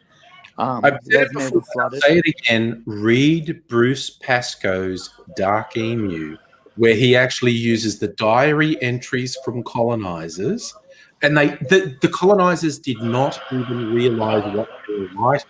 They were going, look at this marvellous land we've landed in. The natural landscape is as well cultivated as any park back home. And you go, dude, it's fucking cultivated, you fucking idiot. It is not like that naturally. It is fucking cultivated. One of the funniest things that happens is that you get plants being grown as a new industry for black fellas to make money, and they die because the black fellas won't water them. Yeah. They just die. And then, you come back and go, guys, you forgot to water them. And they went, no, we didn't forget to water them. We didn't water them. Yeah, we They're chose. plants. Yeah. And the thing about Australian plants is you don't water them because they either survive near the river under the rain or they die. Because you make a farm, then this is the thing, the white fellas went either overland or up the rivers. And when they went up the rivers, they found it a much more pleasant trip. What they weren't realising was this was the land that the blackfellas cultivated and were very careful of. Aquaculture of the indigenous was actually more advanced than anything that had ever been developed in Europe. They had the fish traps. No one in Europe had worked out how to basically make fish jump into your fucking hand. And up and down from New South Wales to Victoria, there were these fish traps that the end result was the fish jumped into your fucking hands. And they'd leave baskets out and go and have they'd wait for a fish to jump into the basket and they'd kill it, and then they'd go and eat it for lunch or morning tea with a lovely cup of bush coffee, and go, righto, better go and see, and then go back to the basket, and it was either half or fully full. And then they'd pick up the basket to take home, and then they would remove a rock, and the whole architecture of the fish trap would change, and no fish would jump anymore. So you weren't wasting resources. They know now through archaeological evidence that there was no human shit within 10 metres of a river. And this is all over Australia. And this was clearly a law. You don't shit in the river at all, ever. And it's because you've got to drink that water. In all European countries, they all shat in the rivers. Yeah, and that's why you got cholera outbreaks. Yeah. Sorry? That's why you got cholera outbreaks in colonies. That's why you got cholera outbreaks. And basically, the blackfellas used the water to drink, and they used the water to disinfect wounds. They used the water to eat. And they weren't big on washing. They weren't big on bathing because it's a waste of water, especially the desert people. When you go out into the desert, they don't wash because water is more expensive than gold, and you don't use it to fucking clean yourself down. It's ridiculous. Yes. There are other ways to clean yourself without wasting your water supply. Well, one of the things they used to do when they'd start to get nits and nastiness was that sand bath like the birds. And the other thing that is not widely known is they'd shave their heads. Used to cut their hair by getting, eyebrow threading. Yeah? They used to shape fashionable haircuts with eyebrow threading. And once a month, somebody would come through the men's camp and go, who wants a haircut? Then the haircut would be described to the barber, and they'd get their haircut. But someone who was sick or about to go to war had their hair shaved. so they wouldn't have to worry about that. Yeah. They also had their body hair shaved because if you've got a spear in you, what you don't want is hair in the wound. There was also large stocks of plants gathered because these were disinfectant and packing plants. One of the things I was going to mention in Tasmania at the time of the colonisers turning up was dense bushland all the way through. Yeah. If you've got a 12 spear coming through the trees silently from somewhere and going through someone's chest and pinning them to the ground and killing them at the same time. Where did it come from? Who threw it? How did it get through the trees? Where are they? Who's next? And because they'd always kill 2 at least. So the next spear would come through and take out another one, and you'd be shitting yourself. Who's next? Is it me? What do I do? Do I run? If I run, do I split up the group? If I split up the group, will I be able to navigate back to the group? If I can't navigate back to the group, I can't use the resources of the group and I'm stuffed. Can I camp on my own and get back to the boat? Can everyone get back to the boat? Can enough people get back to the boat to navigate it back to King Island and Melbourne? You know, all of these thoughts go through your head in a second. Yeah. What you do get is the urge to leave that area by the way you came. And it is a good technique and a thoroughly well used one by the locals. So I'm going to divert you momentarily because you have lots of loving fans in the chat. Some who come in late who missed you introducing why the fuck you're in hospital. Do you want to give the really short version of I will. I've got to do a medical, in? but I'll come back. Oops. Wrong No, way. you're good. I've got to do this the right way around. Hang on. Let's do this. Let's do this.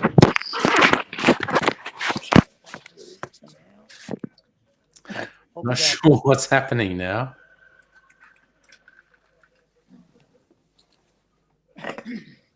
Safa's just letting people know the NAB app is down currently. Dude, that's pretty niche information, but thank you for sharing it. But AZ is doing something, and he will get back to us. And again, I want to throw out the thing I throw out occasionally.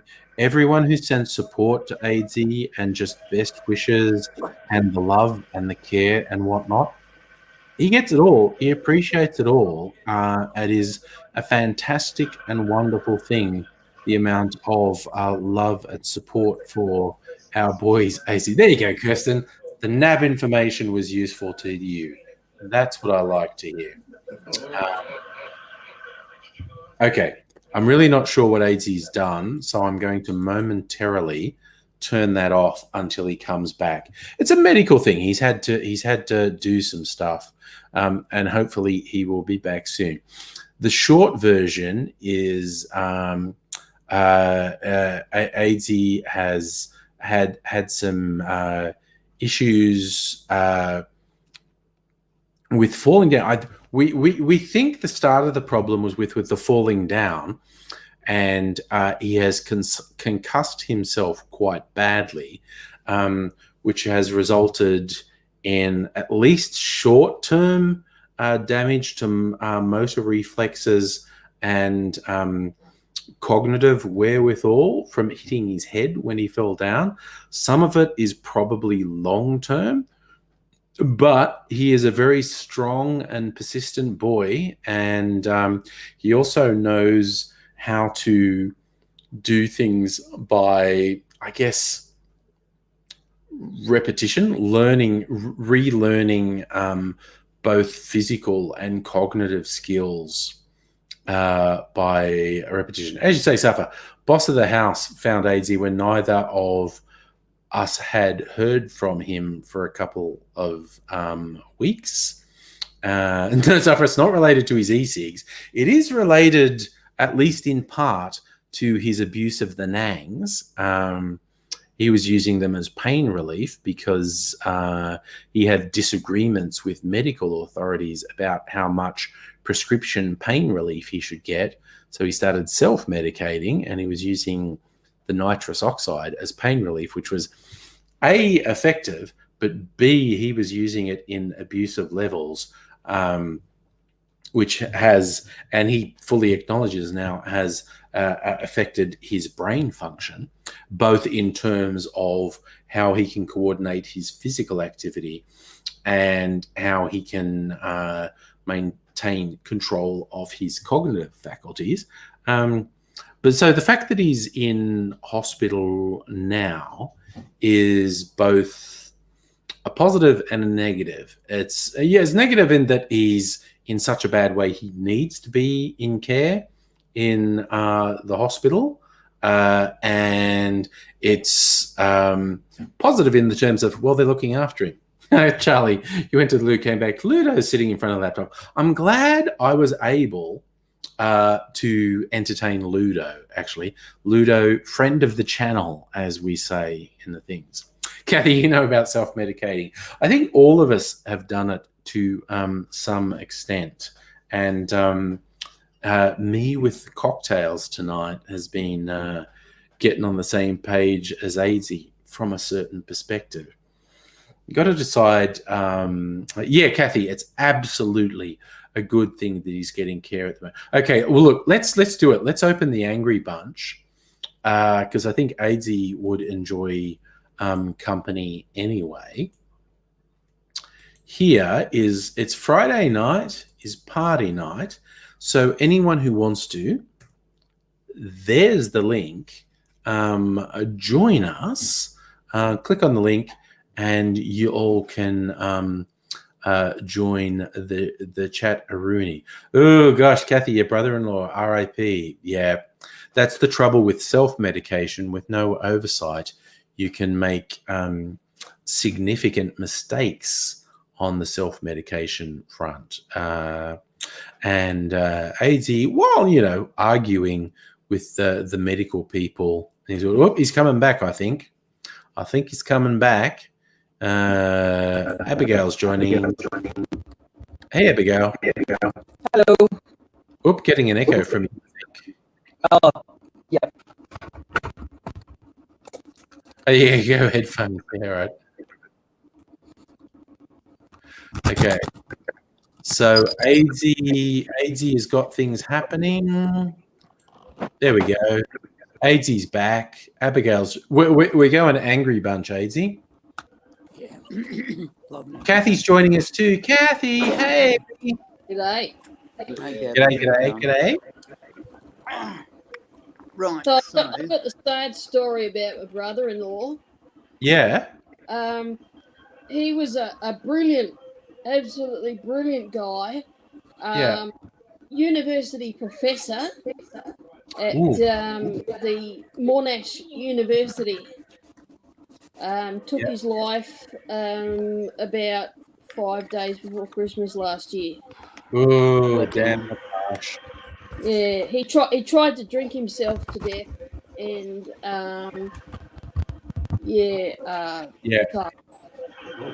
Having a problem on that front with my sister at the moment, honestly. And I'm literally 1,000 kilometers away from where she is, but other family are there who are trying to look after her. So yeah, I empathize. I get, because I'm in Queensland and my brother-in-law Peter was in Victoria. Yeah. And I've had so many problems with depression and alcoholism myself, and if anyone could have helped him, I could have, and couldn't. So, yeah, really, really tough.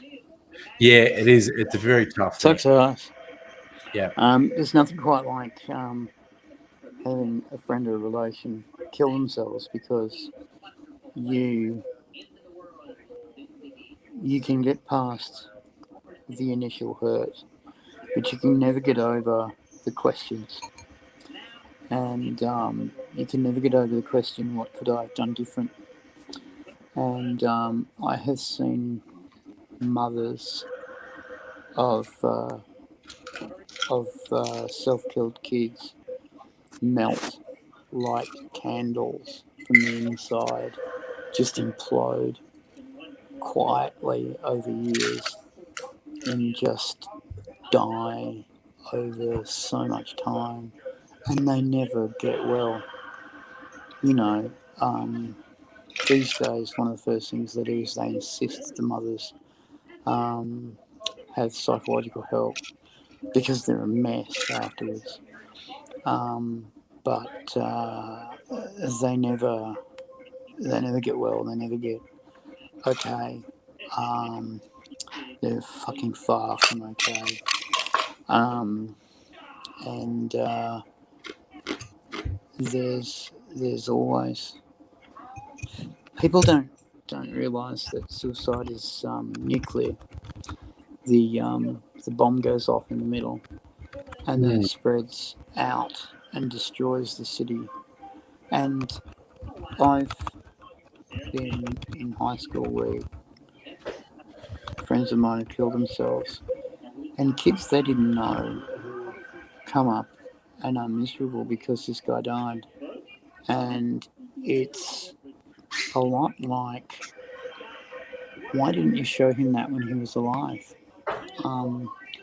And I once lost my temper and went this guy for this. People don't know.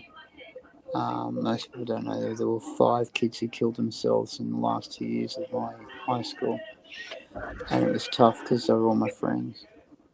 And after the 4th one, this kid loses it, and I went in real hard, and I said, "Why didn't you show this while he was alive? You maybe could have showed him that he was more valued than he thought he was." And he said, "I was too afraid, and I was too scared to show affection to someone I didn't know." Because he was, in the tough guys, and he was, being a man. See, AZ, I'm actually very similar to my brother-in-law Peter. My brother-in-law Peter was a university professor, and I'm similarly a very intelligent person with a master's degree. And he was probably Asperger's, and I'm Asperger's, and he had problems with alcoholism, and I completely understood. If anyone understood Peter, I did, and I said, "Peter, can I fly down?" Because I live in Queensland, he lived in Victoria. I said, "Peter, can I fly down? Can I hang out with you? Can I, Peter? Can I hang out with you? Can I talk with you?" And he refused that help. It's so horrible when you're autistic and you don't know you're autistic and you hate yourself. I mean, it doesn't matter how smart you are. It doesn't matter how many PhDs. Because you can't you get on hate with yourself people. because you can't fit in with the general population, and you think you're You worthless. don't know who they are. You don't know what they're thinking. Earlier this year, I was trying to transition from one antidepressant to another. Didn't work so well.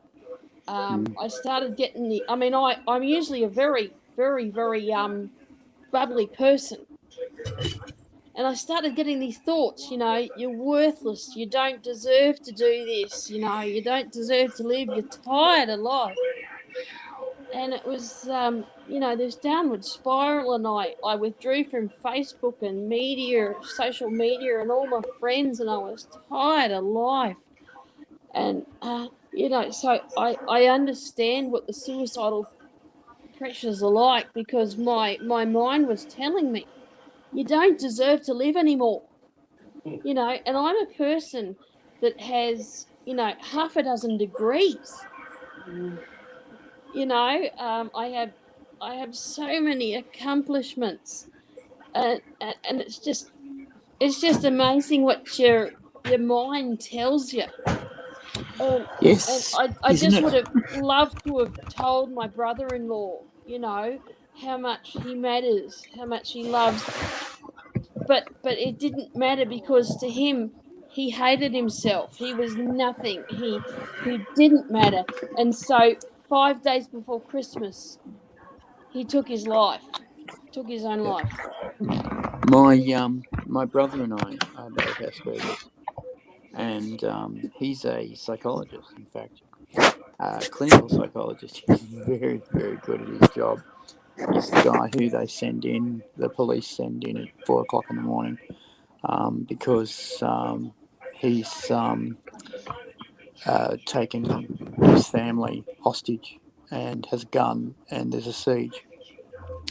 And my brother will walk up to the house and walk in, and the police fucking spew, because they know he's going to do it, and they hate it every time because he's not supposed to, and they tell him, "You're not going to walk in the house now, are you?"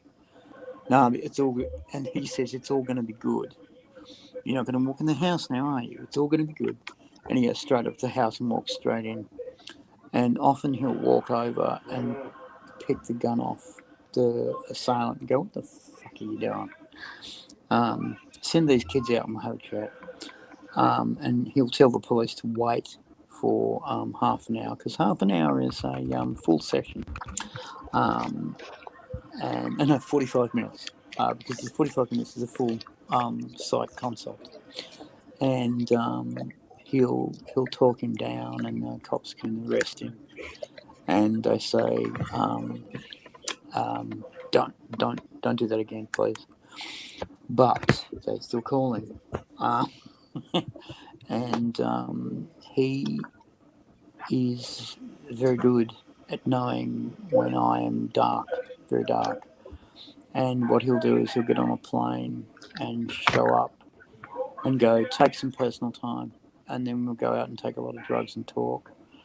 And I've done it with him a couple of times as well. And I'll go up there. His wife hates me because I'm a bad influence. Because That's a bit harsh. because I put her husband onto drugs. And I have never said, "Darling, he was running there a lot faster than I ever did." And I will go there and grab him and take some personal time, and we will disappear for 3 or 4 days. It's only 3 or 4 days, but I will get him to vomit up all of his dark, and we will find some of the dark that's hidden, and that's the dark that'll kill you. And when you can finally vomit up and identify the dark that is hidden, that's the time when you can go, "I can fix this. I can make this better. I can get around or over or through or blast this." But what a lot of people can't do is they can't look into their mind and go, "This is what is eating me. This is what is killing me." And I've sat with people many, many times for hours at a cafe, getting them to tell me their list of problems, and then going, "Yeah, that's not what's going on," and then going deeper and deeper until they come up with the thing that is bothering them. And then we talk about the solution to that, or solutions, that there's always more than one. And then you can see that the weight gets lifted from them and they feel better. But it also affects you. It also makes you heavier and a bit darker, and it takes a little piece of you with it. So you've got to learn a bit of self-care.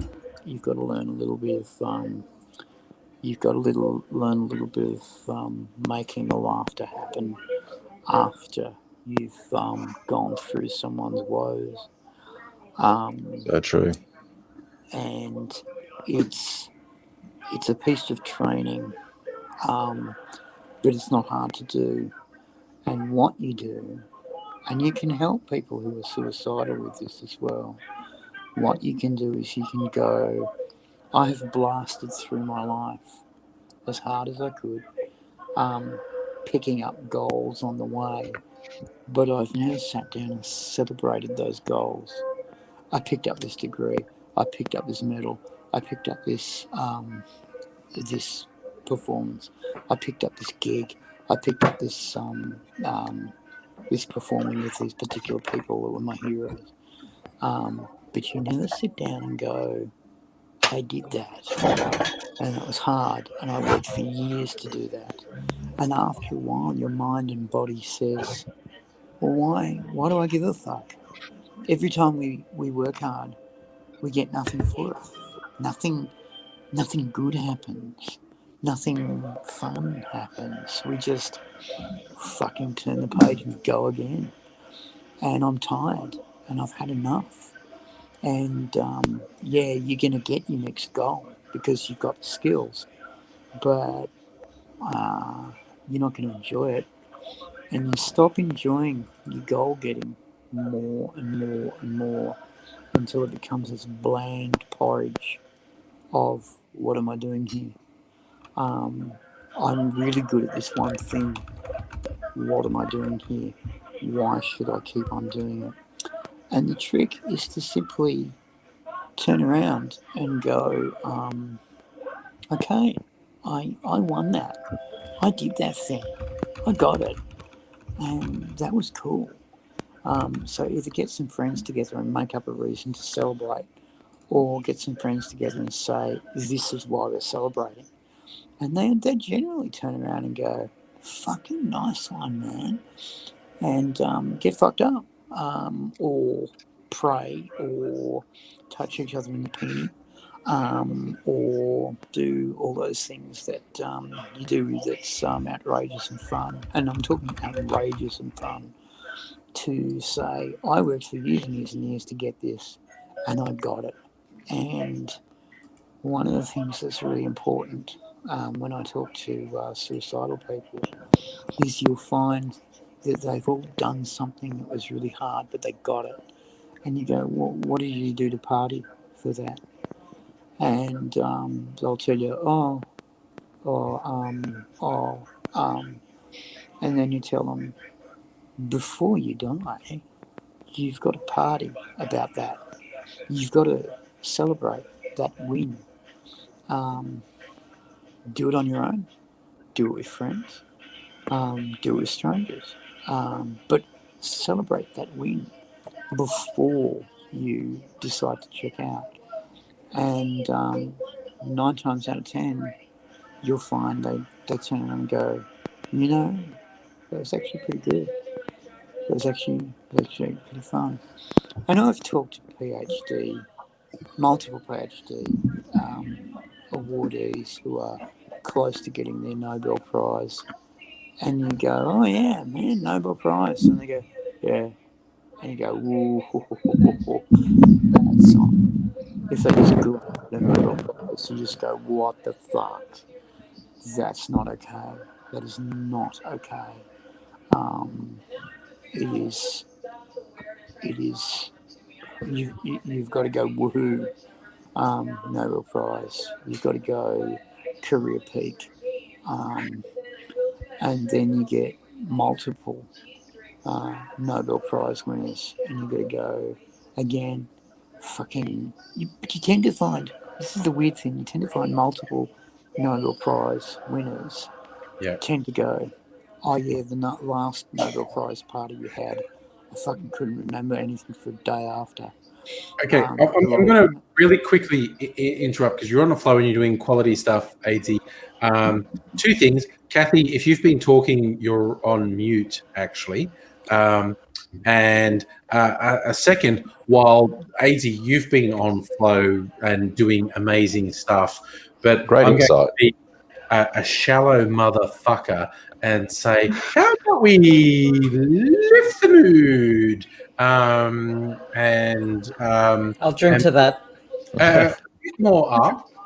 But dude, that was you at your Beautiful best. insight, Agsy. Beautiful That insight. was fucking quality shit, dude. That was fucking Well- quality. Really good Alright. insight.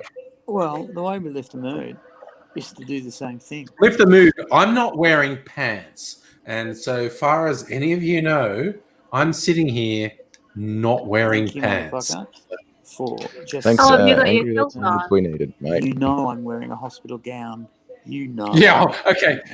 It's silly that I say something as stupid as not wearing pants when that man is absolutely not wearing pants. I'm absolutely not wearing pants. And I kind of dig it. So if he stands up, What? we all get a bum sandwich. Oh, we all get a bum sandwich. If you get one stand up, anyway. we'd get it. Actually, I Hey, can't stand Kathy, up. for some The reason we're wires still are not plugged in hearing you. badly. I don't know what's happening.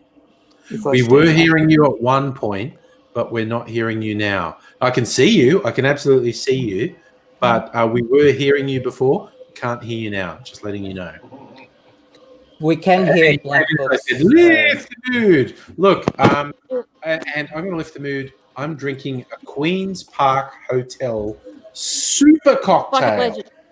Well, Nice. can I talk about my? Oh, we can hear you. you. Hear me? Yes, We can Kathy. hear you. Yes. Go for it. Finally.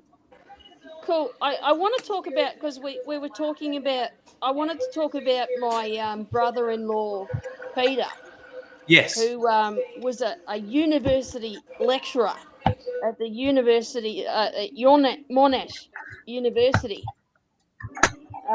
So, fucking masters, PhD, university lecturer, published millions of fucking papers, amazingly, successful and everything. Fucking hated himself. Fucking killed himself just before Christmas last year. That is so horrible.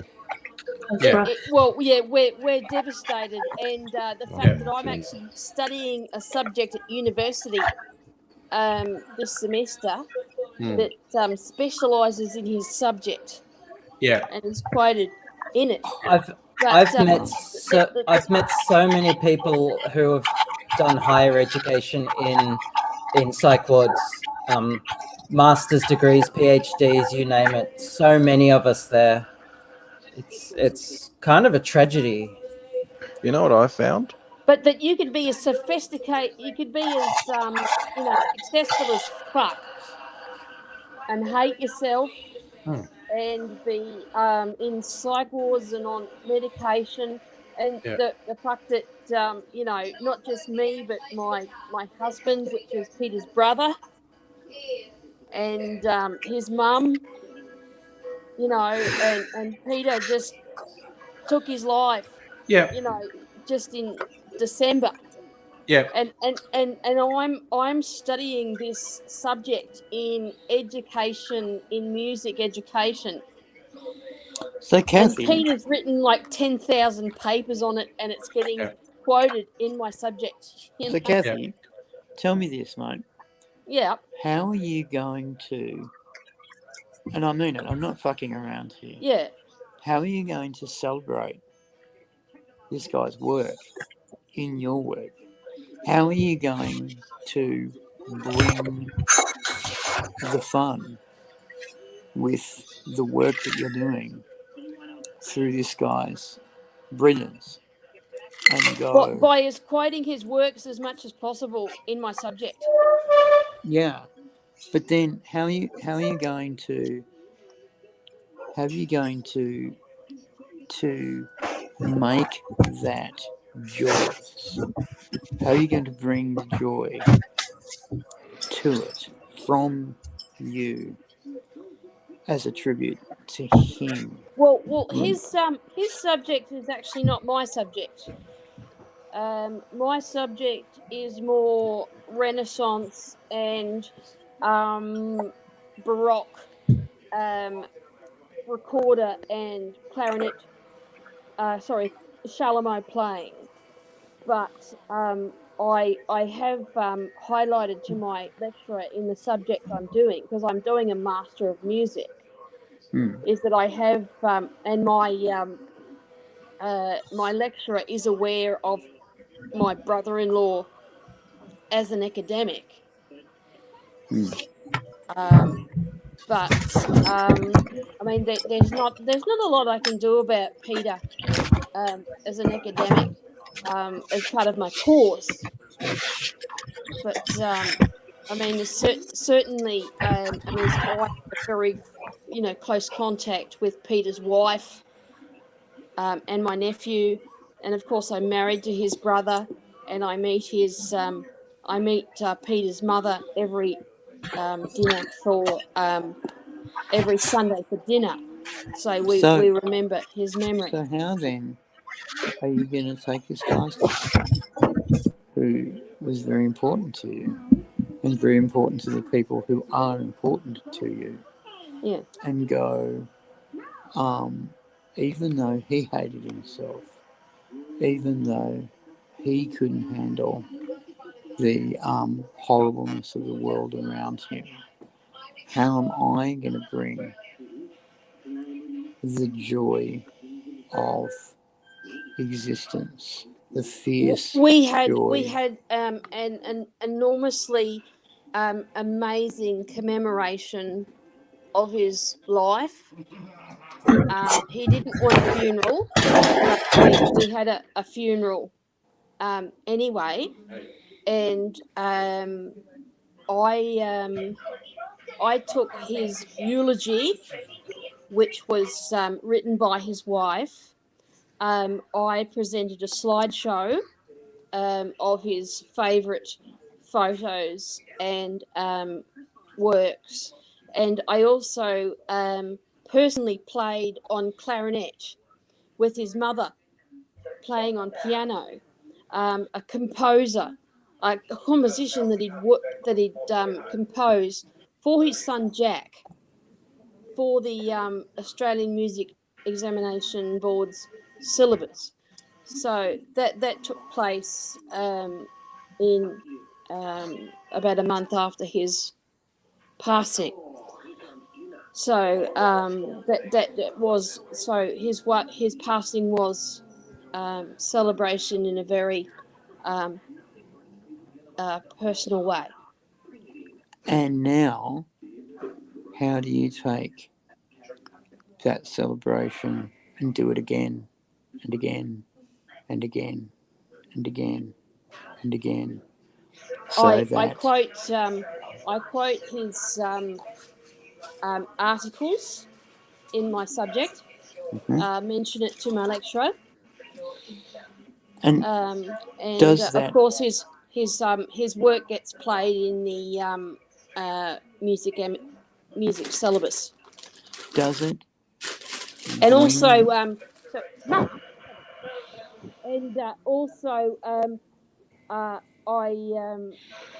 have performed the pieces that he composed for the AMB syllabus, and that's on YouTube. So that's wonderful tribute. Yeah. But how does that bring the joyousness of the work? How does that bring the wonderfulness of the experience? Well, one of the things that happened to me was I was 3 years into my comedy apprenticeship, and just about 3-4 years in, it sucks ass because you're working real hard and getting nowhere. And basically, I started to hate other comics because they were getting my laughs and they were getting my gigs. And I started to hate comedy, the thing I loved. And I got pulled aside by a couple of comics, and they said, "You know what? It's a kind of an industry, but you don't have to be a cunt about it." And these seniors were very harsh. They were very gruff people. They worked Sydney comedy for a long time, and they didn't take the shit Laid off out. anyone. And so basically, when they spoke, you listened, and I came to the venue next week with a new attitude, and I started to enjoy other people's comedy. I started to enjoy other people's work, and I started to realise that there was so much more that I could bring to this thing. There was so much more that I could enjoy about other people's stuff. And I began to bring the fun. I began to bring the joy. And in that, I went back through my life because yet another person had killed themselves. And I went back through my life and went back through his life. And I started visiting the places where we had fun. And I started enjoying our enjoyment. And I started thinking about all of the people that had killed themselves in my life. And I'd gone, well, what did we do that was cool? What did we do that was fun? What was cool about this person? What was not officially cool, but what was a quirk of a quirk? There was one guy who had a particularly beautiful line of face when he stood at a certain angle. You could look at him in silhouette and he was gorgeous. But then he'd turn around and he was ugly as fuck. And he wasn't a particularly good road, and he wasn't a particularly generous guy, but he was kind. He was really kind. But I am And, going to try that was and make hard. another attempt to And I'm lift trying to mood get there. right now because I was gonna say, look, my I'm brother so sorry. My brother Peter was a brilliant man. He was a PhD. He published books that were hugely funny. He was an amazing funny guy, amazing funny man. He had an amazing wife, an amazing kid. Really incredible guy. We all loved him so much. Yet he didn't like himself, and that was the thing. But I'm studying a master's subject at the moment called Current Perspectives in Music Education, and he's written like tens of articles for it. I mean, he was a brilliant, so smart, amazing man, and yet, he didn't like himself, and he ended up taking his own life. It's actually I tragically I don't very want to put common. a downer, but he was. I just had so much respect for him. So much respect for him, so much love for him. We loved him so much, yet. Yeah. And It's I do, really Kathy, good one thing I really characteristics. wanted to say to you, this is not on you. And I'm not saying Well, you I blame feel it yourself. is. I feel it is because Absolutely not. I've been where he's been, and I wanted to help him, and he didn't want that, and I feel so Yeah. guilty. No matter how I much think I can your weigh in. journey feels similar to someone else, it's not on you. It's It not is on No, it's them definitely and not. their choices. So, and not to negate your feelings, because I'm actually feeling exactly what you're feeling. It's not on you. It is No, absolutely definitely not. not on you. Uh, This is I it. can weigh in here This if is I the may. thing you got to Actually, learn. Is it's Um, not on you. It can't be on you. It can never be on you.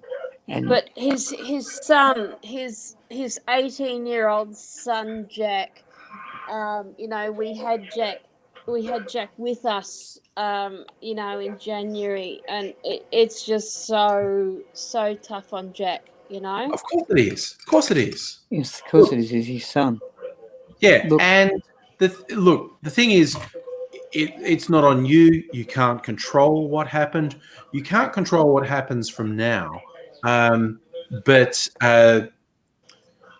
Jesus, we're all just trying to do our best in this weird shit that is life. And no matter how much, I'm getting the vibe from you that you feel like you're in exactly the same place, and you feel like you should have been able to do something, but you can't. You can be yourself.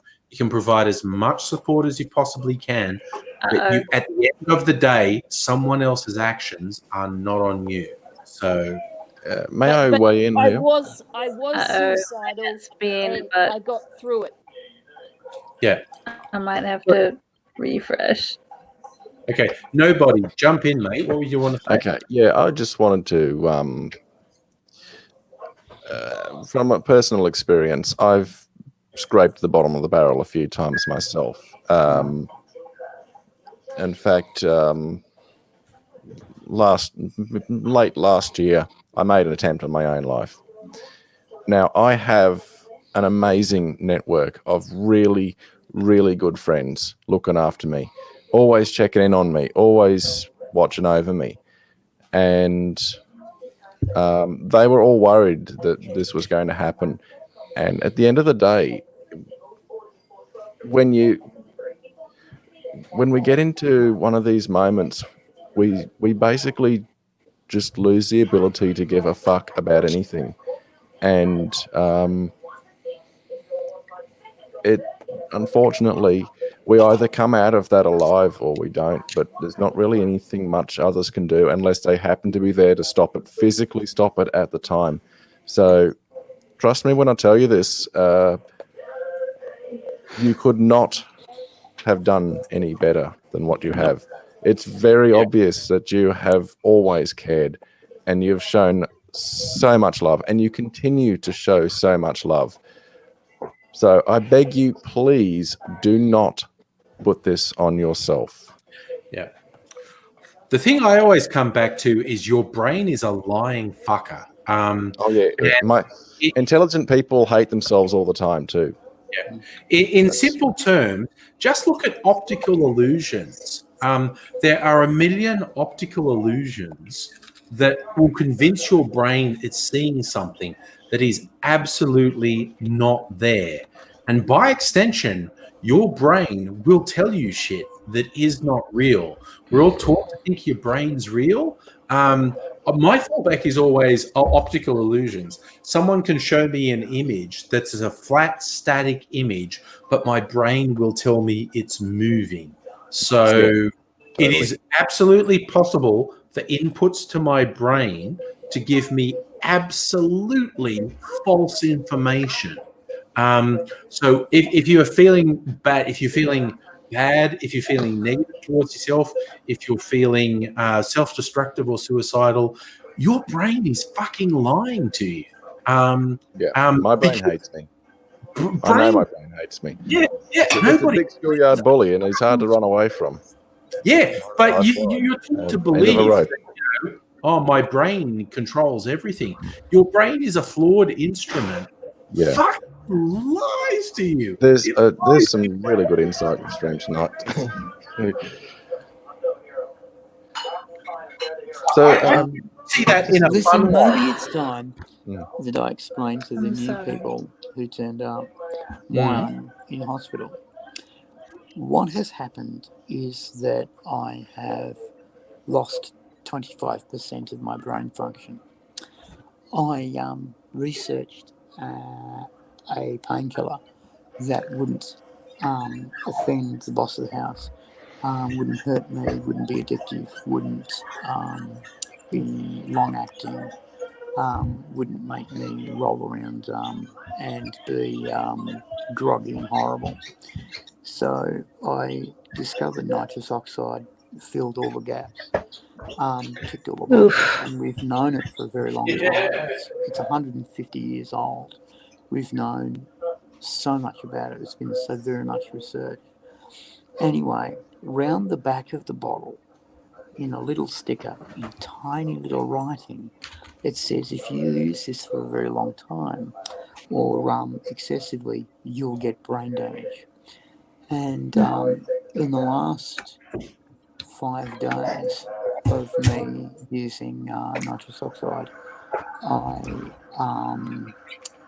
got so dizzy that I thought the floors were on cables. And this wasn't unusual to me. I lost half days here and there, and I was falling over all the time, and I got so freaked out that I had to run away from the house with no keys.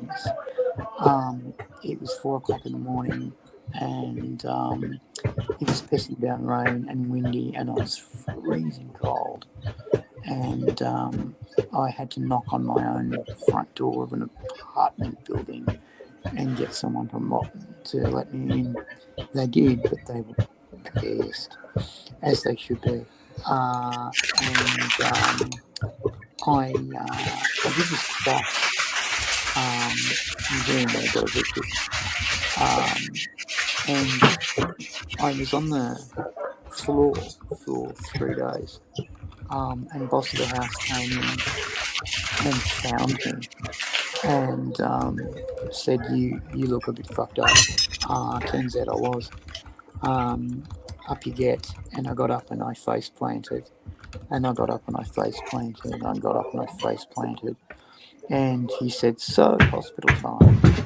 And the bus came. I got on it. I don't know what happened during the trip, but I got lights and sirens. So, yeah, first lights and sirens trip. And then I got taken to hospital where they did some tests on me, and they said, you've lost 25% of your brain function. It may be permanent. Easy to say, hard to hear. Because Brain. remember, What good are they? What good are brains? Okay? I'm now insisting on an absolute lightening of the mood. I've made a cocktail that has a It's whole a really egg. good idea. one So of the it's things that was good for Basically, me health food. was that I never had a lot of talent. I've always had a lot of training. And Andrew's been very good at enforcing more training. And so I was really, really worried that I'd just lose the lot. And I'm glad you're still that here, I mate. can still get my cock out and do dancing in front of large groups of people. Yeah. And they laugh. If I Abigail. Good, may, Abigail. Yeah. if I may interject for one moment. Yes. Speaking of Star Trek, there Yes. was an episode where a guy got half of his brain damaged and replaced with a prosthetic positronic network. But he lost like a lot of emotions in the process. Also, I'm loving that T-shirt, Pon Far Night. Yes. It's It's so Pon Far Night great. at the Vulcan Pon Far nightclub. Yeah. What Yes. they only open once every 7 years, though. Yeah. Yeah. It's That's fabulous, great. I isn't love it? that. Yeah, Let's I'm do on that. board with Kirsten. It's now we're only allowed to talk about cocktails, crochet, and clarinet. Crochet.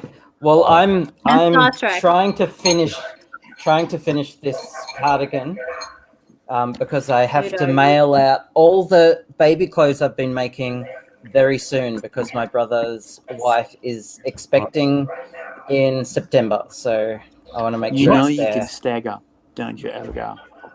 What do you can mean? stagger. So what you can do is you can mail out the stuff you've done. Oh, and yeah. then Next lot, Good, which that's a is good Yeah. point. colours, That's a and good mail point. out the last lot, Drop it. which you haven't finished No. yet, Drop it. and go, look, aren't I a good relation because I have Good point. provided for your kitty many Yeah. times, not just the one time, but many, many times. So Yeah. you should bring me into the fold of your family and provide for me much drinking and eating Yeah. because of the crocheting. Un- Can you crochet? Unfortunately, Motherfucker. yeah, Can you crochet? Yeah. Because Abigail can crochet. Abigail can crochet like a ninja. You can crochet like some kind of tar-dated fucking spurg. Now, fucking, I'm saying crochet is one of the 5 arts. There's writing, cinema, crochet. Oh, fuck, who cares about the other ones? No, the rest don't count. The rest don't count. They don't care. No, who cares? Also, I don't think there will be a clarinet recital tonight. I'm sorry. That's okay. Aw. That's okay. Look, I made one. I rarely make cocktails with a whole egg. Cocktails with a whole egg are usually called a flip. This one is actually called the Bitch's Brew. The recipe recommended a rum agricole, which is like a rum derivative that's made from sugarcane juice as opposed to molasses. So I use a South American drink called cachaça, which is actually made from sugarcane juice rather than molasses, whereas most rums are made from molasses. And then it said a Caribbean aged rum, so I did put a Caribbean aged rum in, and lime juice and pimento dram and demerara sugar syrup and a whole egg. And it's a Bitch's Brew, and it is actually real. There's a whole egg in there. It's like a dessert. And I know some people freak out because I am drinking a whole raw egg at the moment. But you know, Yeah. it's Well, fucking Protein. I'm on vodka and soda water with the Crystal Head vodka and soda water. It's really nice. In my periodic table of elements mug, only things from the periodic table are allowed in this mug. I think that's fair, So Abigail. Yeah, no sounds reasonable. strange matter, no antimatter, baryonic matter only. Yeah, That's nice. yeah. And if it's not baryonic, it can go fuck itself. You know, Damn straight. spectacular Fucking White Wolf explosion, does. very far away. On the Gets crochet through front, telescopes millions of years later. on the crochet front, Kirsten's back on the big blanket, which is nice. So Ooh. that's good. Yeah, Safa, Turns this out is an basi- omelette, Safa. That this is an interesting basically an idea. omelette cocktail, Safa. Wow. You are on the money. This is basically an omelette cocktail. I could cook this if I want. Now, Ludo, you have to be good. Sorry, Been naughty Ludo's been tonight. cracking me up Whatever. all night, Charlie. It's been the fucking Well, Hey, being cooped up at home, sorry, Charlie. You were saying? he's getting silly. Yeah. I was That's what just makes us gonna smile, ask though. the crowd this. I'm out the door in an ambulance, and I say to the ambo drivers, please, may I grab my false teeth? And they say, no. Yeah, where are your teeth? They're at home. Oh my God, they're at home. They're at home. Okay. And I Okay. haven't had them for several weeks. I'm not going to have them. Well, actually, I'm going to have my primary carer. I'm getting a primary carer. You've got a primary Go in care. and get them for me. Okay. Anyway, they're at home and I've asked them, can I grab my teeth? And they've said no. What do we all think of How that? rude. Yeah, how It's a bit rude. rude, isn't it? How rude. I mean, if they had lights and sirens on, then it was probably in their mind an emergency to get you to hospital as quickly as possible. They obviously So, were in a big hurry, yes. yeah. So AZ with fishing teeth, around for false teeth is yeah. probably low on the list of priorities. Yeah. In I this think case. we'd all Well, prefer let's be an alive honest, AIDS frankly, with no teeth. Oof. So two things. Safa's saying he's surprised AIDS can speak with no teeth. You should dig up the old video where I make Yeah. AIDS talk about AIDS is well experienced. Strangler when he hasn't got any teeth in. I Because don't I'm fucking cruel. I am fucking cruel. It does actually saying take me she's about... got lemon, mandarin, blood orange cello for tasting tonight. Oh my God, that tastes so good. But not just limoncello, mandarincello, and blood orangecello. That sounds so good. Nice. I might just put in. It does actually take me about a minute to wrap my words around the new teeth or no teeth. Only about a minute, but it takes about a minute. You're doing a pretty good job, Aidsy. Yeah. Thank you very And much, nobody. we all really glad you're here. Thank Yeah, you. it's a little bit of a pleasant surprise to see you tonight. In fact. So, Pleasant one. Thank you very much. I mean, I only really signed in here so that I could chat with you, to tell you the truth, Aidsy. That's really an honour and a pleasure. Thank you. Yeah. I tend to. That's why I'm hiding behind this bloody thing, because I'm a bit camera shy. I'm a dead set pussy, mate. I've only come on camera one other time.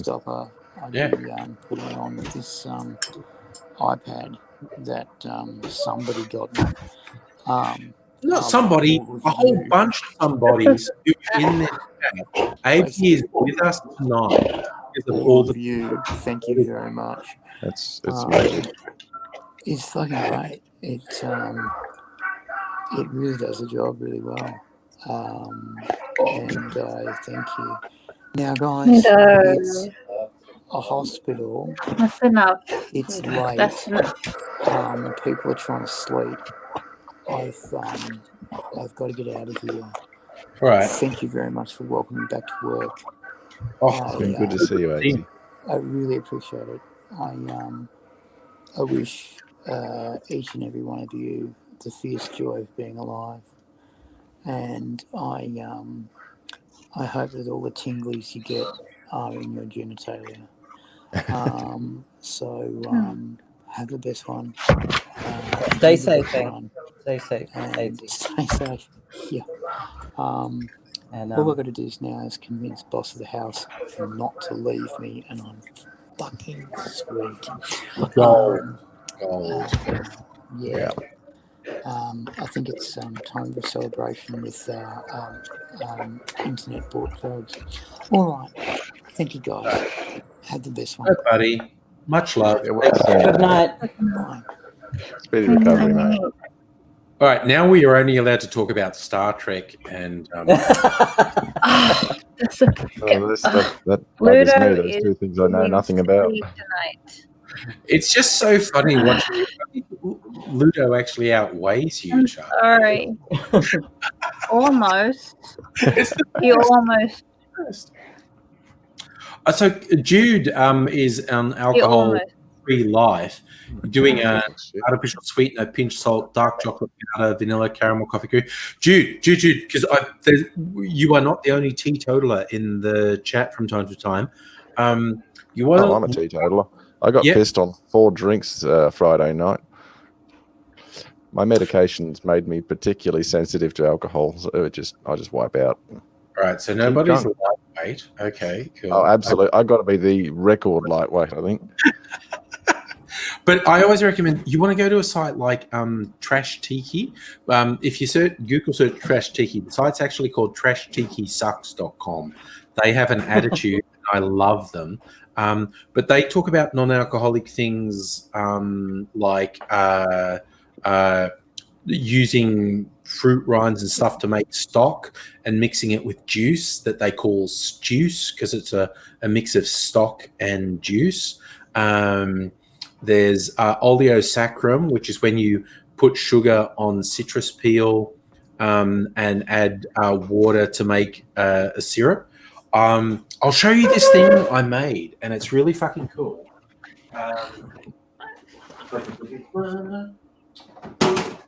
This is like a pretty sexy sweet and sour mix. This is non-alcoholic. So this is an oleosaccharum, which is citrus peel that had sugar put on it. And then it's had fruit juices added. Like I added blood orange and lemon and grapefruit juice to the oleosaccharum. And then I milk clarified it. And so you've got this really cool sweet and sour base, which is a really good base for either alcoholic or non-alcoholic drinks. You can make really good cordials out of this. There are basically my top drink sites are diffordsguide.com, liquor.com, punchdrink.com, trashtikisucks.com, and they all have really good stuff for non-alcoholic drinkers. And it really there's a bunch of stuff you can make called syrups and cordials and oh my god. I'm sorry. He's He's being silly tonight, and I don't know why. He's bored. Come on, I'll give him a bone. Actually, that's what I'll do. Should I bring out all my skull bottles? Now I feel compelled. I'll give him a bone. That's what I'll do, and then he'll be out of the way. And that doesn't sound at all sexual, and I'm happy. Look, okay, I am going to take you through my skull bottle. Okay. So I'll be back. So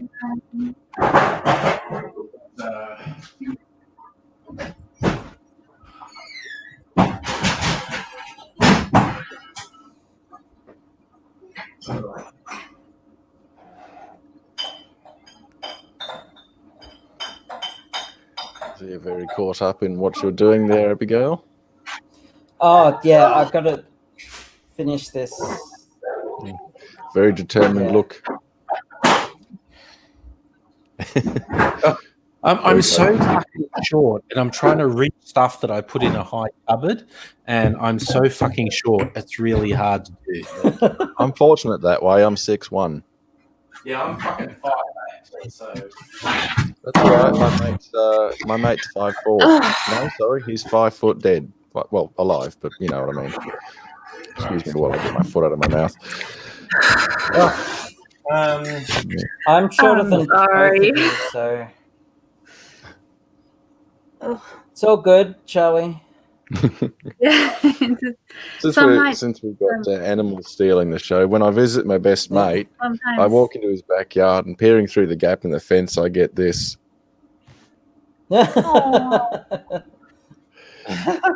Big sook. He's always happy to see me. all right. So now He just gets in the silly zone. Yeah. And when a different friend I visit and I get this. that's so cool. I love Okay. animals. So I I'm love going to animals show more than people, honestly. Yeah, my skull bottles. This is Crystal Head vodka in a tiny little 50ml bottle I got in duty free. Wow, So that I didn't know they made them that small. Yeah, this was in duty is pretty free. I small. got it 4 years ago, last time I came back from the UK. And I still haven't drunk it. It's been just sitting there sealed for 4 years. Jude likes my electric blue plaid. Thank you. I'm wearing a flannelette shirt. I had a 90s party earlier today. Oh, gee. Now, this is a little decanter I got from like a $2 I'm shop. from the 90s. Yeah. You see, that's a little. This one holds about 100 to 150 mils, little decanter from a $2 shop. And the next size one I have is this one that holds about 250 mils. And it's a particular style of skull. And then I've got one, well, the one that's got the sweet and sour mix in it is a different style, a bit more realistic. This is a bit of a stylized skull. This one's a bit more realistic. They hold about the same, about 250 mils. And then we get a Crystal Head vodka bottle. I drank all the Crystal Head vodka that was in this. That's 700 mils. So this is, I suppose, half the size, 350 mils.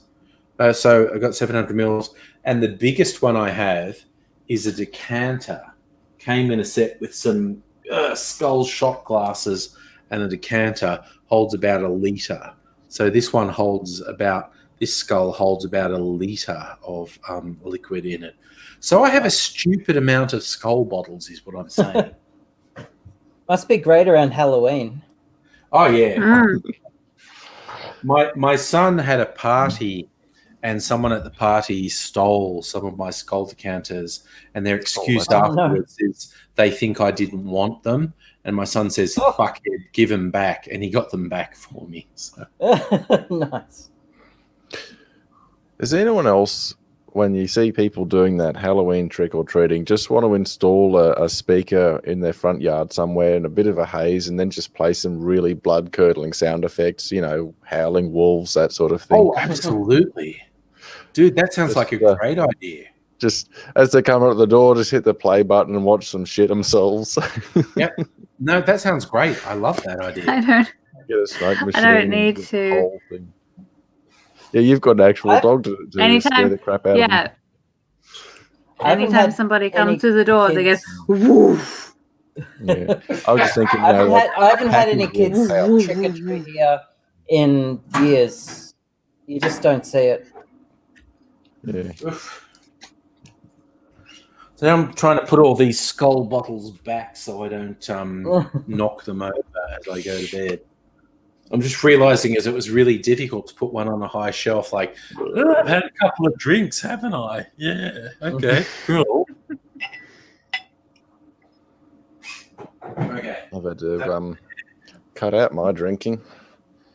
that's a good idea, man. That is honestly a good idea. Fox came back. Fox has Started been bringing away. out my worst qualities. Came back. Hey. Fox, just in case you wanted to join us, I'll make it easy. Join us, That's- Fox. Oh yeah, Jude. For those who know, Jude is someone I've been friends with on Facebook on YouTube for fucking ever. Jude does some facial reconstruction animations. Those that'd be cool. skulls. This one is basically the same as a Crystal Head vodka skull, and a forensic scientist did do a reconstruction of that one, which was quite funny. And Fox did join us. Hey, Hi. Yay. Hello. Hello. Hi. And what did that How you face going, Fox? turn out to look like, Andrew? okay, I will find it because it was pretty funny. Yeah, I have Because- seen that actually. Yeah. Yeah, the person decided the face was laughing and made it look a bit drunk. I will find Charlie. Crystal. Hey, Charlie, Yes. look what I got. Hey. Nice. I knew you'd appreciate it. Love Greenos. It's pretty good. Okay, yeah, it auto completed on Google search. Crystal Head vodka forensic facial reconstruction.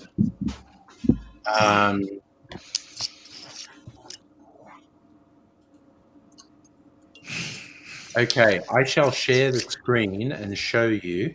This is what a forensic scientist decided the Crystal Head vodka would look like reconstructed. Oh my god, I am a little bit drunk and this is difficult to do, but there. Yeah. Okay. It looks Man. pretty happy and drunk, doesn't it? So Yeah, I'm it- surprised it's not Dan Aykroyd's face.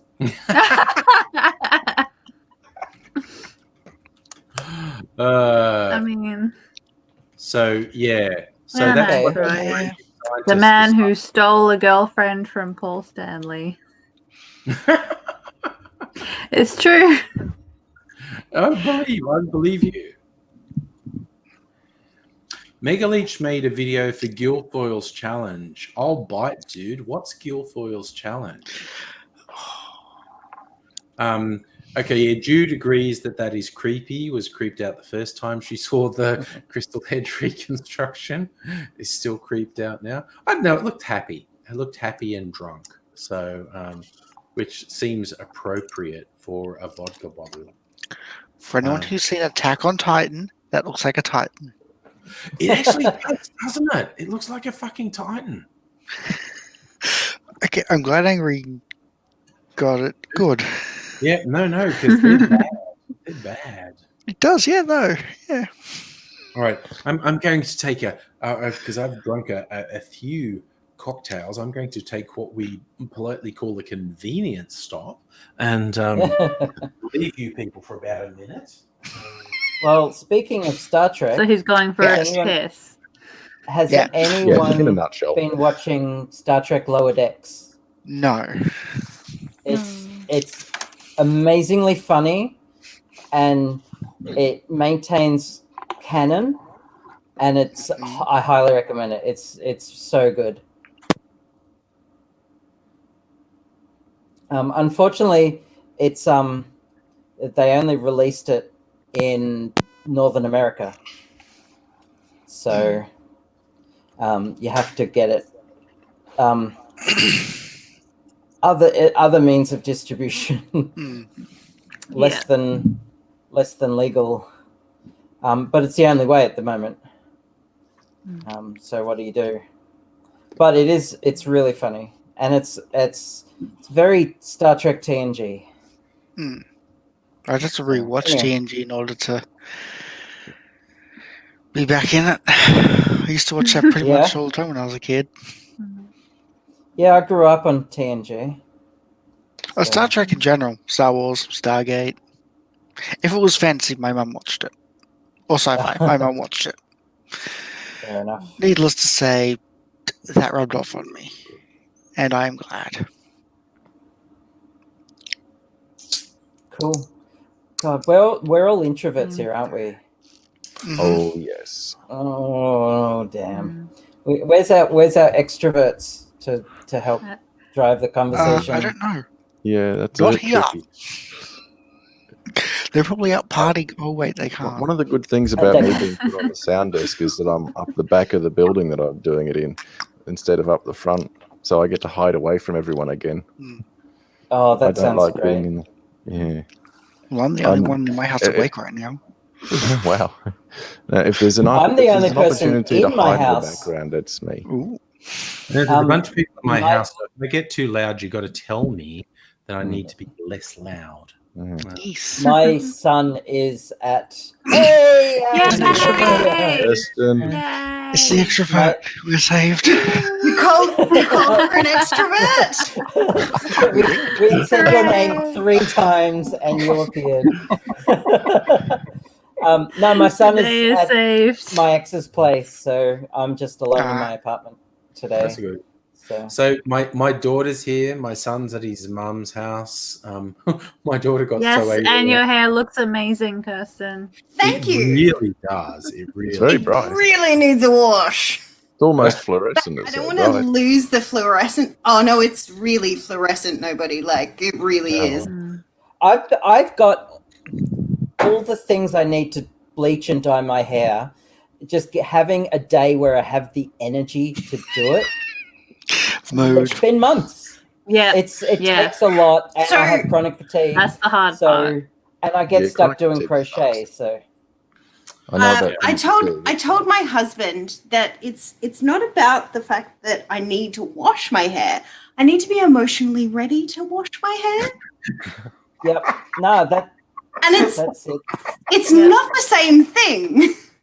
Yeah, That sits with absolutely. me very much. So, Abigail, what color are you going to dye your hair? I've got 2 shades of purple. I've got a plum kind of purple and a violet color that I'm going to do. I approve. I approve. I have a little bit of green left over as well. Purple and green looks really good on me. So Yes. I might do a highlight in green, but it depends how much, because by the time you put the color in, I've already washed. I've been in the shower twice. Once to wash, second time to rinse the bleach out. Sometimes 3 times, because like you miss bits with the bleach when you do it yourself. Yeah. And I could be tired by then and may have to do it the next day. So yeah, it's To be honest, it took me a week between bleaching my hair and actually putting the pink back in. And people saw me as with my blonde hair, and they were like, "You all right? Like, this is not the look that we're okay with." I got quite a lot of feedback. about my hair being blonde. It's like, this is not the permanent. Yeah. This is just the resting place. Mm, Rest in my hair Yeah. needs. I have a friend who usually does mine, and they're quite happy to come over and do it. In fact, I have a couple of friends who really enjoy doing hair. But are they And 5 kilometers it- within your range? Yeah, one lives in Gembrook, and the other's just in Carlton North, but it's still like she can't come here. So, Mm. it's a bit or is harsh. it Brunswick? Yeah. No, I think it's Brunswick South. It's still past the 5 kilometers. It's No. yeah. So and it's not necessary. It's not like I can't even have visitors in my own building at the moment because it's public housing and Mm. it's High risk. essential services only. Yes. I can't have visitors in my house because I hate people. Yeah. Same. Yeah. There's Yeah. a sign that I says, I fuck don't off. know if People are the worst. Have you I don't know met if this is people? my house because I don't Yeah, have friends. Abigail, sucks. that's it. That's my answer to everything. Have you met people? Exactly. Yeah. Right? Fucking hell. Yeah. I prefer animals. to And people. Sapphire, I agree. What is time anymore? Someone was Time is Technically, meaning- humans are Friday time is today, and I meaningless was in like, coronavirus. time means nothing. Time, It's like time is AIDS an meaningless. illusion. Lunchtime doubly so. Yeah, and AIDS was saying he feels bad about losing half days. It's like, dude, ask the people in the stream. I get the day of the week wrong approximately half of the time. Sometimes I don't even know if it's AM or PM, let alone the day. Yeah, It's just- so it's like, Jesus. Yeah, well, Yeah. you know how when I turned 35, the reason I found out it was my birthday is because people started phoning up. I had no fucking idea. Because I mean, for one thing, I didn't give a fuck. Well, I'm a single, of course I don't give a fuck. There's no one to give a fuck to, but I didn't care either. Oh man, I'm so on board with that, with people having to call you and tell you it's your birthday. Yeah, That is- that's it. I just there's like messages coming through on the phone. I'm going, what? Oh yeah. Another That's a fucking thing year I that's don't have. happening today.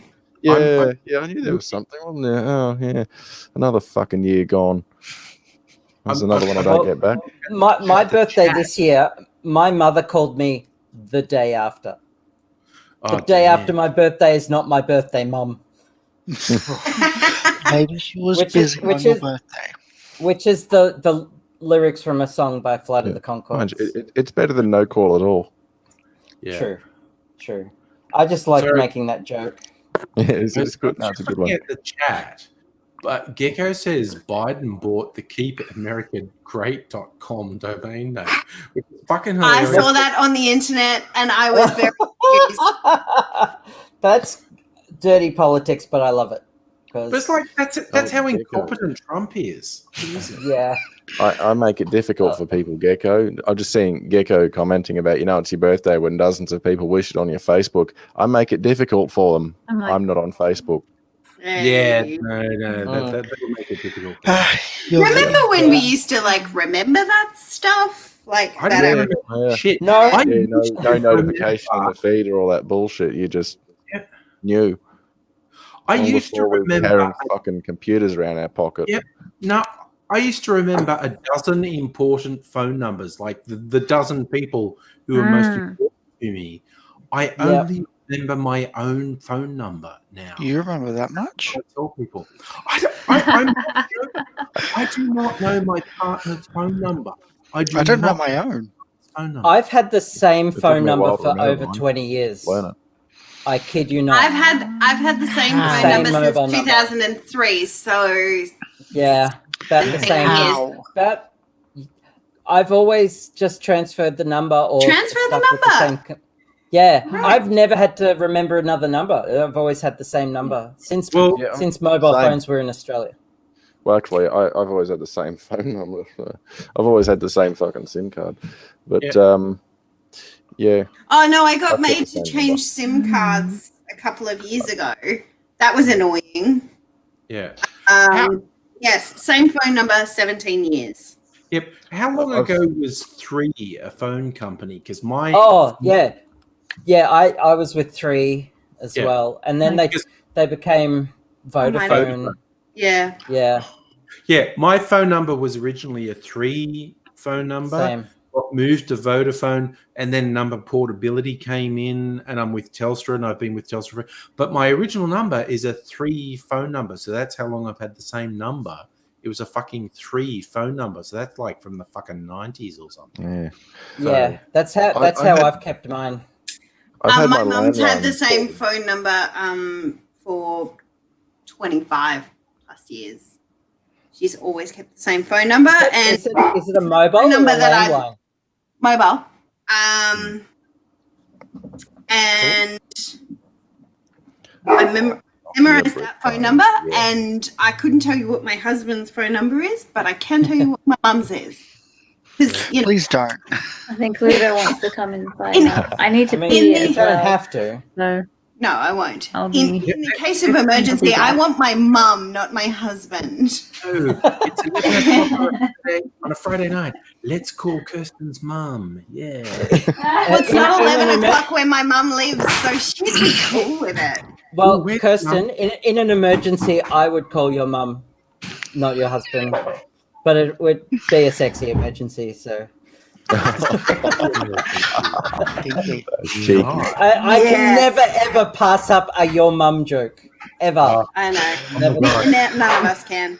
This is where I wanted. You made me miss my stitch, Abigail. Oh no! That's what she said. Are you knitting or crocheting? Yeah, crocheting. Okay. No, what have I done? All the way back. That's it.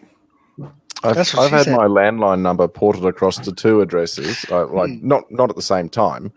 Hope not. And basically, no, that would be awkward. But the only calls that ever come through on my landline are normally telephone scammers, which is fine because I love playing with them and wasting their time. I kept one of them on the phone for an hour and a half. Yeah. Oh, that's golden. Yeah. I watched. I had a telephone scammer the other day come through on my work mobile, which is quite hilarious. And he's like, "You have been in an accident." I was like, "I'm a paraplegic. How is that possible?" And she's like, "No, you have." And I was like, "No, seriously, my legs don't work." I'm very confused. One, how you got this phone number, because it doesn't relate to any sort of vehicle registered in my name or anyone that I knows. And second of all, like, genuinely, like, how am I going to drive a car because I'm a paraplegic?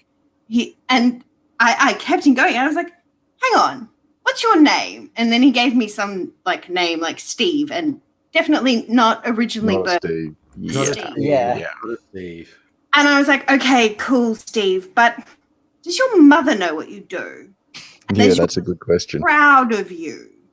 Because genuinely, Steve, I would like to know how your mother feels about like your current actions. And eventually he just hung up on me. Got in the office. We're just Here's like, a good one. That's Here's a good one. they were like, you're mean. I was like, Yeah, here's I one you can wasted try. a solid 15 minutes of his time. Here's one you try. Say in a very stern voice when you get them, "How did you acquire this phone number, sir?" And they'll give you their bullshit, and you can just say, "I don't think you quite understand the gravity of this situation. You have called the internal extension for a major international security firm and are now witness to an incident. Our people will need to speak with you. I will need your full name, your date of birth, and your home address, please, sir or madam." And of course, they'll start shitting themselves and giving you their workplace and whatever, and you say, "Negative caller, we've already traced those details. Now you can cooperate, or you can make matters worse for yourself," and just wait, just hear them squirming. I genuinely think I that have would done be that too. much more effective in your voice, nobody, than my Perhaps. I've done that lady to them. voice. I've done that to them, and they panic. You can hear them. And one of them, he said, "Can I speak with Mr.?" And he used my surname. Obviously, looked it up in a book. And I said, in a nice, gentle voice. One moment, please. This is Detective Sergeant from the International Fraud Division. How may I be of assistance? You just hear this guy go, oh, shit. I've actually wanted to use that against a phone scammer. Just say that I'm part of the Australian fraud investigation, whatever. Yeah. I've been drinking. I can't think straight. Yeah, no, you're deep. I can't think straight normally, so don't worry about it. That's fair. But an actual genuine, because I've worked in telemarketing over the years, an actual genuine one I read, I forget where it's, but it's like, because a lot of the telemarketing things, they just auto-generate numbers and whatnot. That's right, yeah. And someone in a call center calls this number, and it was a secret number at the NSA in America. And they go, how did you get this number? And they're like, and this poor, like $10 an hour telemarketer is going, what? and they'd actually called this secret unlisted number at the NSA because it was randomly generated. And we're just like, what the fuck? Oh, yes. Solar panels, yes. Oh my God. I keep getting one about being in an accident, which is hilarious. Yeah. Like, that's weird. I haven't had that one. Yes, usually. I haven't had that one. I get the but I cleaned it up. Don't worry about it. I don't know why you're calling me about it. It's like, have you had an accident in the last 2 years? And it's like, no. Lost the use of since early childhood. 3 years ago. Yeah. Like, that shuts them. I don't know what to do with that piece of information. If I ever get that one that they're from Microsoft Help Desk, and I've got a prepared script, and I'm going to go and grab my camera and make a YouTube video of it, because my whole thing is about it's the porn, isn't it? My friend warned me if I watch the porn. I've used that line. I've used that. I've done that one. I'm going to give them a graphic scene-by-scene description of two this one is. See, I'm sure when I watch this video where this happens and then this happens, and I'm just going to keep graphically describing 2 girls, 1 cup until one of the call scammers, I said, yes, I did. My computer got a virus when I was watching online pornography. By the way, how long has your mum been uploading to YouPorn for? Yes. They don't like it. It'd be funnier if they said, 3 years.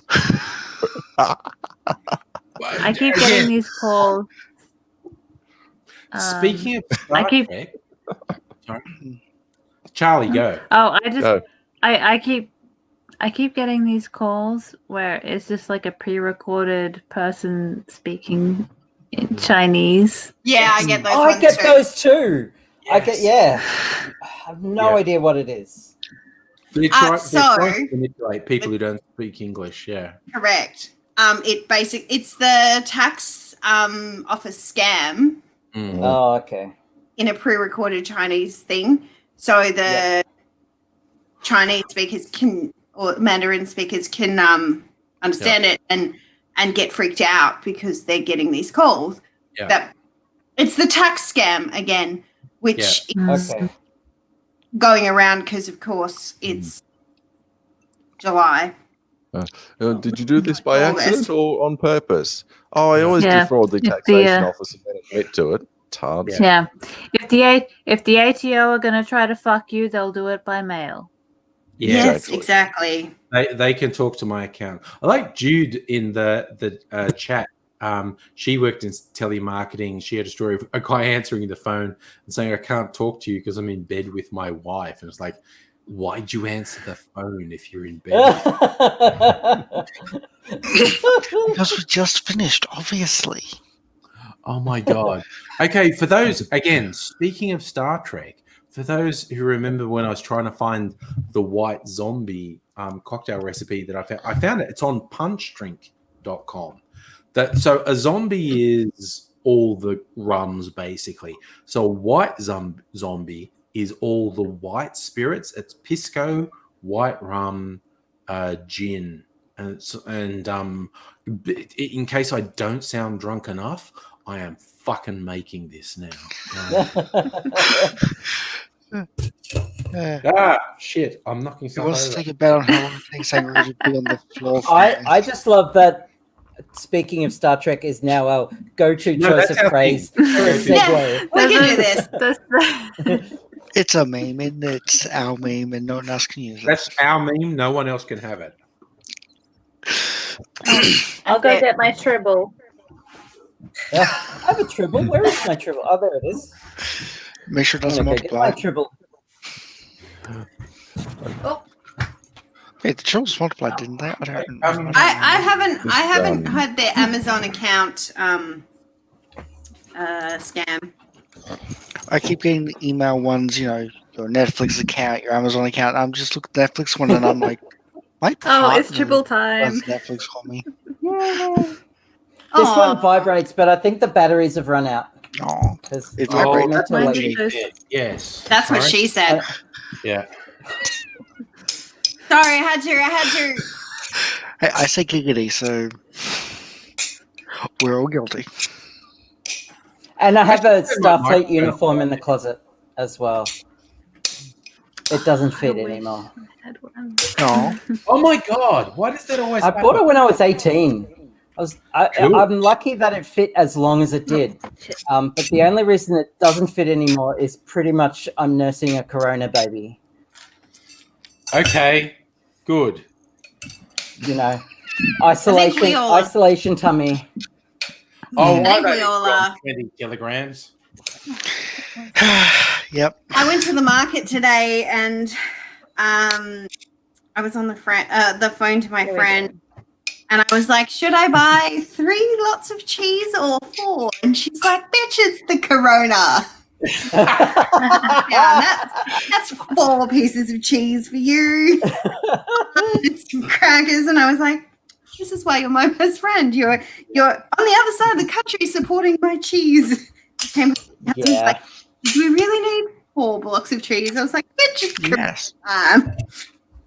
nothing is real anymore." It's not 5 Nothing's o'clock. real. That's the summary. Nothing is real. There's a meme one of my friends saw, and I've seen it now. It's not 5 o'clock somewhere. It's 2020 everywhere. So might as well get drunk. Yeah. Yeah. I like your thinking. No rules. Drinking in the middle of the day, no fucking rules. Actually, I wouldn't drink during the day. Yeah. Where's- I where's sit the- really close to my If you had alcohol said that it's collection. 420 I'm- somewhere. Yeah. Oh, hey yo. I sit much closer to my alcohol collection than Angry sits to his, but I still manage to restrain myself until at Yeah. least 4. Yeah, I don't. My think alcohol's it- right there. Yeah.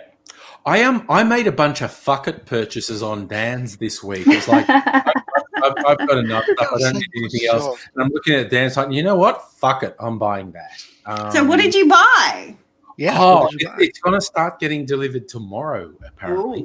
And it started with as simple as white rum. And then I found there was this Australian maker who, it's basically like an Australian rum agricole. It's an unaged cane sugar thing. And they've infused it with like cinnamon and something. And it's like, dude, that sounds fucking wicked. I'm getting that. There we go. There's an appropriate thing for you, Angry. Yeah, fuck it. Yeah, I love Nice. your fucking icon, dude. Something just got posted in chat, and I'm going to check it out. What is it? Jude posted it, and I'm looking at it. Here it is. I will put it in our private chat. Warp Core Breach. Those of you I'll on be right PC, back. look in our private chat. I just posted the exact link. Abigail was telling me, you were telling me another Star Trek drink in one of the chats. And I've forgotten what the fuck it was, actually. Was it the Tranya? I don't know. There's Tranya. There's tons of alcohol in Star Trek. Is Romulan ale. I mean, which isn't like, ale, it's a spirit. Anything that's blue, people are like, oh, Romulan ale. Yeah. I mean, As long as it's DS9 blue. had a bar So, there were tons of drink True. references there. What was the bar's name? Quarks, because it was owned by Quark. In DS9, what's the one on Voyager? It's like forward something. No, 10 forwards on No, next gen. 10 forward Next is gen is 10. 10 forward. Yeah, okay. Yeah. On Voyager, it's just the I mess don't hall. remember Voyager having a. It didn't have a bar. It didn't they had a mess hall. It was a small ship. So. Yeah, and then there was the alleyway where they all did heroin. I posted the And actual it's- link in our private chat for And the, it's bonfire night at the Vulcan nightclub. Yeah. That Yeah, that reference even I get. That is Staffer, what kind of alcohol do you like? Because I can recommend many. Abby. Oh Jesus. Kirsten is guru. yes, the alcohol enthusiast here. Fuck. Right there. Sorry. Paste. That's the link. Apparently. There. That's right. That was The mess hall because Neelix. Yeah, there you go. Oh God, Captain wasn't Kirk's I love alien sex on Neelix. the- Neelix was a weird character. I did Yeah, not I like got that. as far as I've always Captain liked Kirk's Neelix. sex on the beach, and I was like, Good. it's too much Yeah. for me. That is not a sex on the beach. This is probably going to take me a good 10 minutes to actually be coordinated enough to even make this fucking drink. Damn it, Doc! I'm a doctor, not a mixologist. Yes. Nice. White rum. You know what's really funny, Angry? Henry self-policed himself today. Yeah, I didn't even need to tell him off. Oh yeah, where he made himself take shots. Yeah. I was like, and then his guest is like, I feel like she has a lot of power. Yes. Drunk with it. With power. Talk about power drunk. I'm gonna put this He's got a Pavlovian response. He says something wanky, and he knows that he's going to get told to do a shot. Yeah. He definitely volunteered to do the shot. Yeah. It absolutely deserved. I'm going to look it up. Industriality. Yeah, he just made up a word. He deserved it for making up a word. Absolute stinkers. Yeah. Anyway, Oh my bless God. him. Love him. I'm almost out of Pisco. That means I'm going to have to buy more booze. Sorry. Hang on, didn't you? Always a good reason. And what's the cutoff for free delivery with Dan's? 150, or is it lower than that? Fuck knows. But I ordered a bunch of stuff, and half of it was from Dan's, and half of it was direct from suppliers. But I only get charged one delivery fee, which is a massive fucking scam for me. I mean, and so I'm getting a few liqueurs, and I'm getting a white rum, and I'm getting this fucking cane sugar spirit that's infused with something. Oh, it's all good, and it's going to start arriving tomorrow, apparently. So, Yeah, a couple of my customers got deliveries on Sunday, which was hilarious because I can't believe that Australia Post is delivering on Sundays. They do. The only day Australia Post doesn't deliver on is Saturday. They do deliver on Sunday. My personal favourite was Annette on the chat last Friday night. Ordering from Marionette, and on Saturday morning, someone who works at the Marionette outlet distillery and they just went like, "Oh, this address is near where I live. I'll just drop it off on the way home." So she ordered it somewhere near midnight on Friday, and it got dropped off at her house on Saturday. Just because someone who works for Marionette said, "Oh, I know that address. It's near where I live. I'll just drop it off as I go home." And Marionette, because I got my order from Marionette one business day after I ordered it. They're really fucking fast. And I think, Kirsten, your one came to me one or at the most That was a freaking miracle. or two It business was the days. goat sacrifice. And Yeah. by goat, Yeah. I mean You sacrificed someone from people, yeah. I sacrificed a couple of marketing people. 1 ounce. I They should use my Navy strength gin for that 1 ounce, shouldn't I? That doesn't sound like a Yabby. stop. Don't do that. Marketing people aren't needed. They're a dime a dozen. Fuck Yeah, it. no, we don't need any more. Need to reduce the amount. I'm going to Hey. this week. I knew someone who when I was doing my undergrad, he was doing public relations as a course, as a degree, which I find just incredible. But he just hated every time I referred to his degree as propaganda, which it basically is. 100%. What else do you call public relations other than propaganda? He used to hate that. Absolutely. Yeah. Well, it's not his fault. But it is. That's what it is. It's propaganda. That's I've a never, literal I've definition. never met a PR person that struck me as genuine and honest. No, It's probably something to do with the fact that their job is to, Spin the truth. Lie. spin salt from shit. Spin. There's another Yeah. expression that Lie. escapes me right now. Manufacture. Yeah, it's their job to try and, make Lie, a shit man, sandwich yeah. look like It is something horrible. nice. Yeah.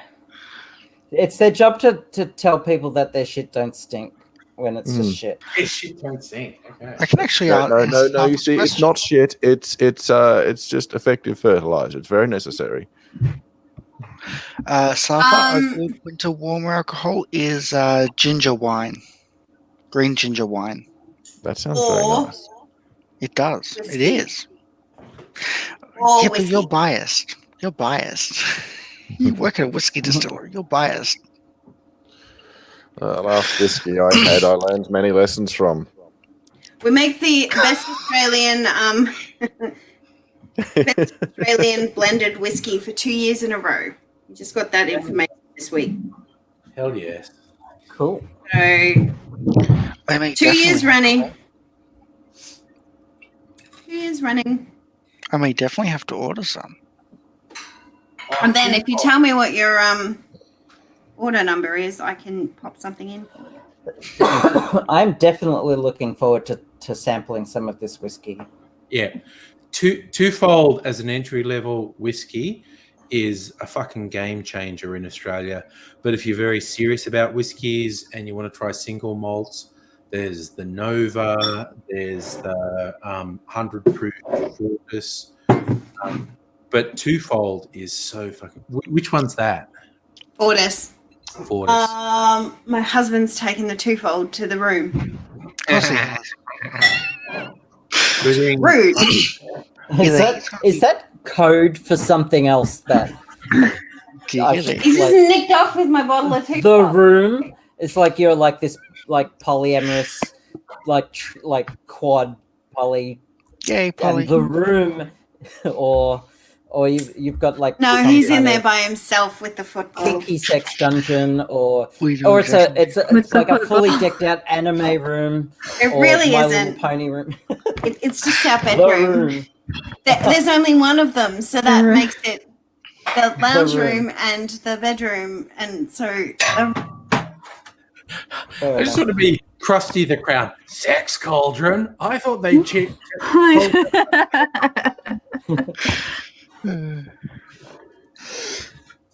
we've been together way too long to have a sex dungeon anymore.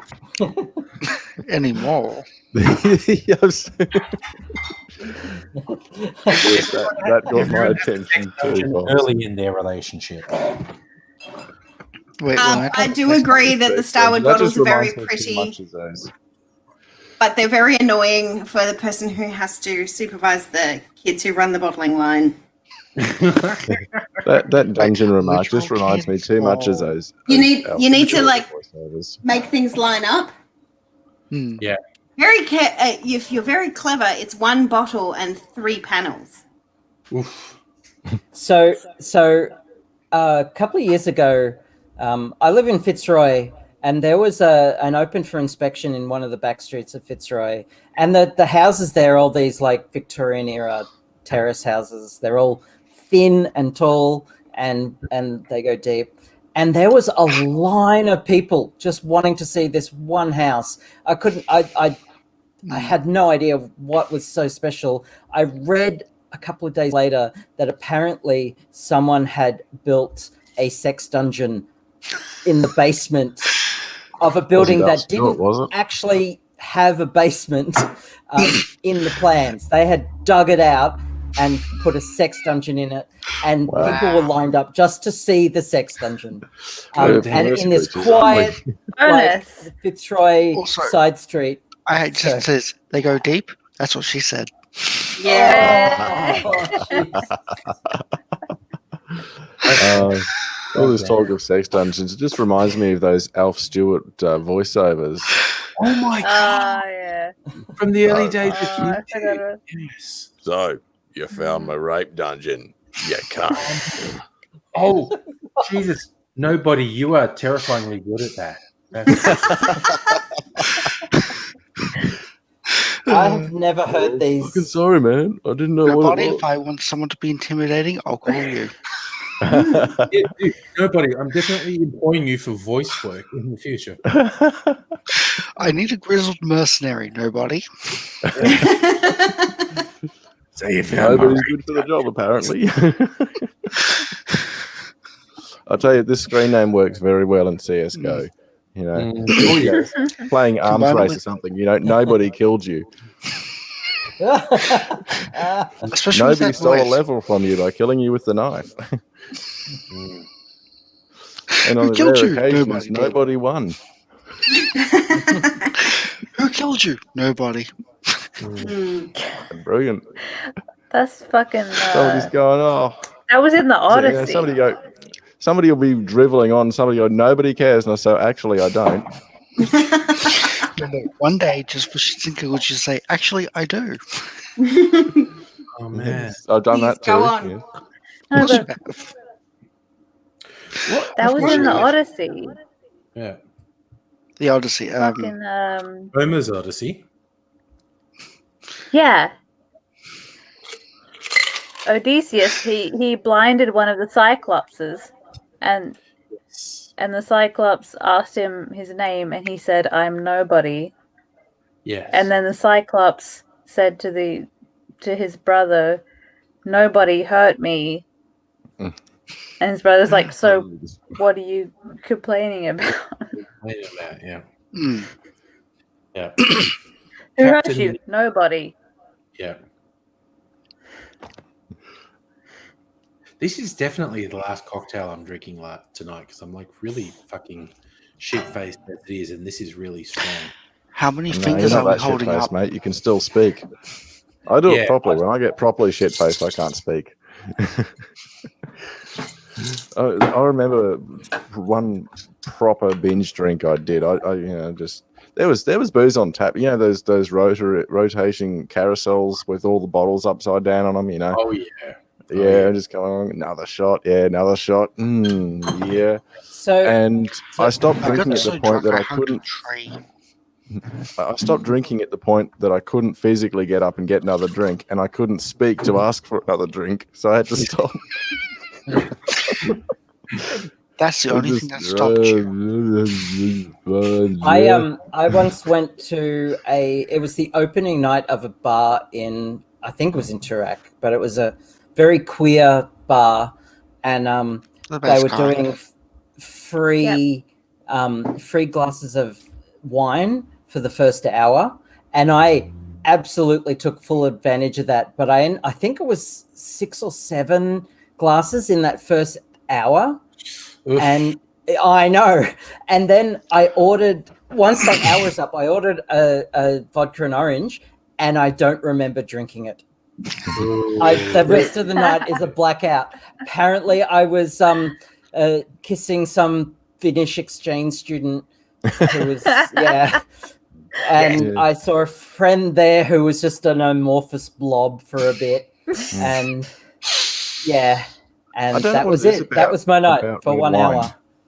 I don't know what Sounds it is like about fun. red wine, but you know, I have something light like a beer, or even a bloody glass of scotch, and you know that wine grabs you by the scruff and gives you a bit of a slap, whack.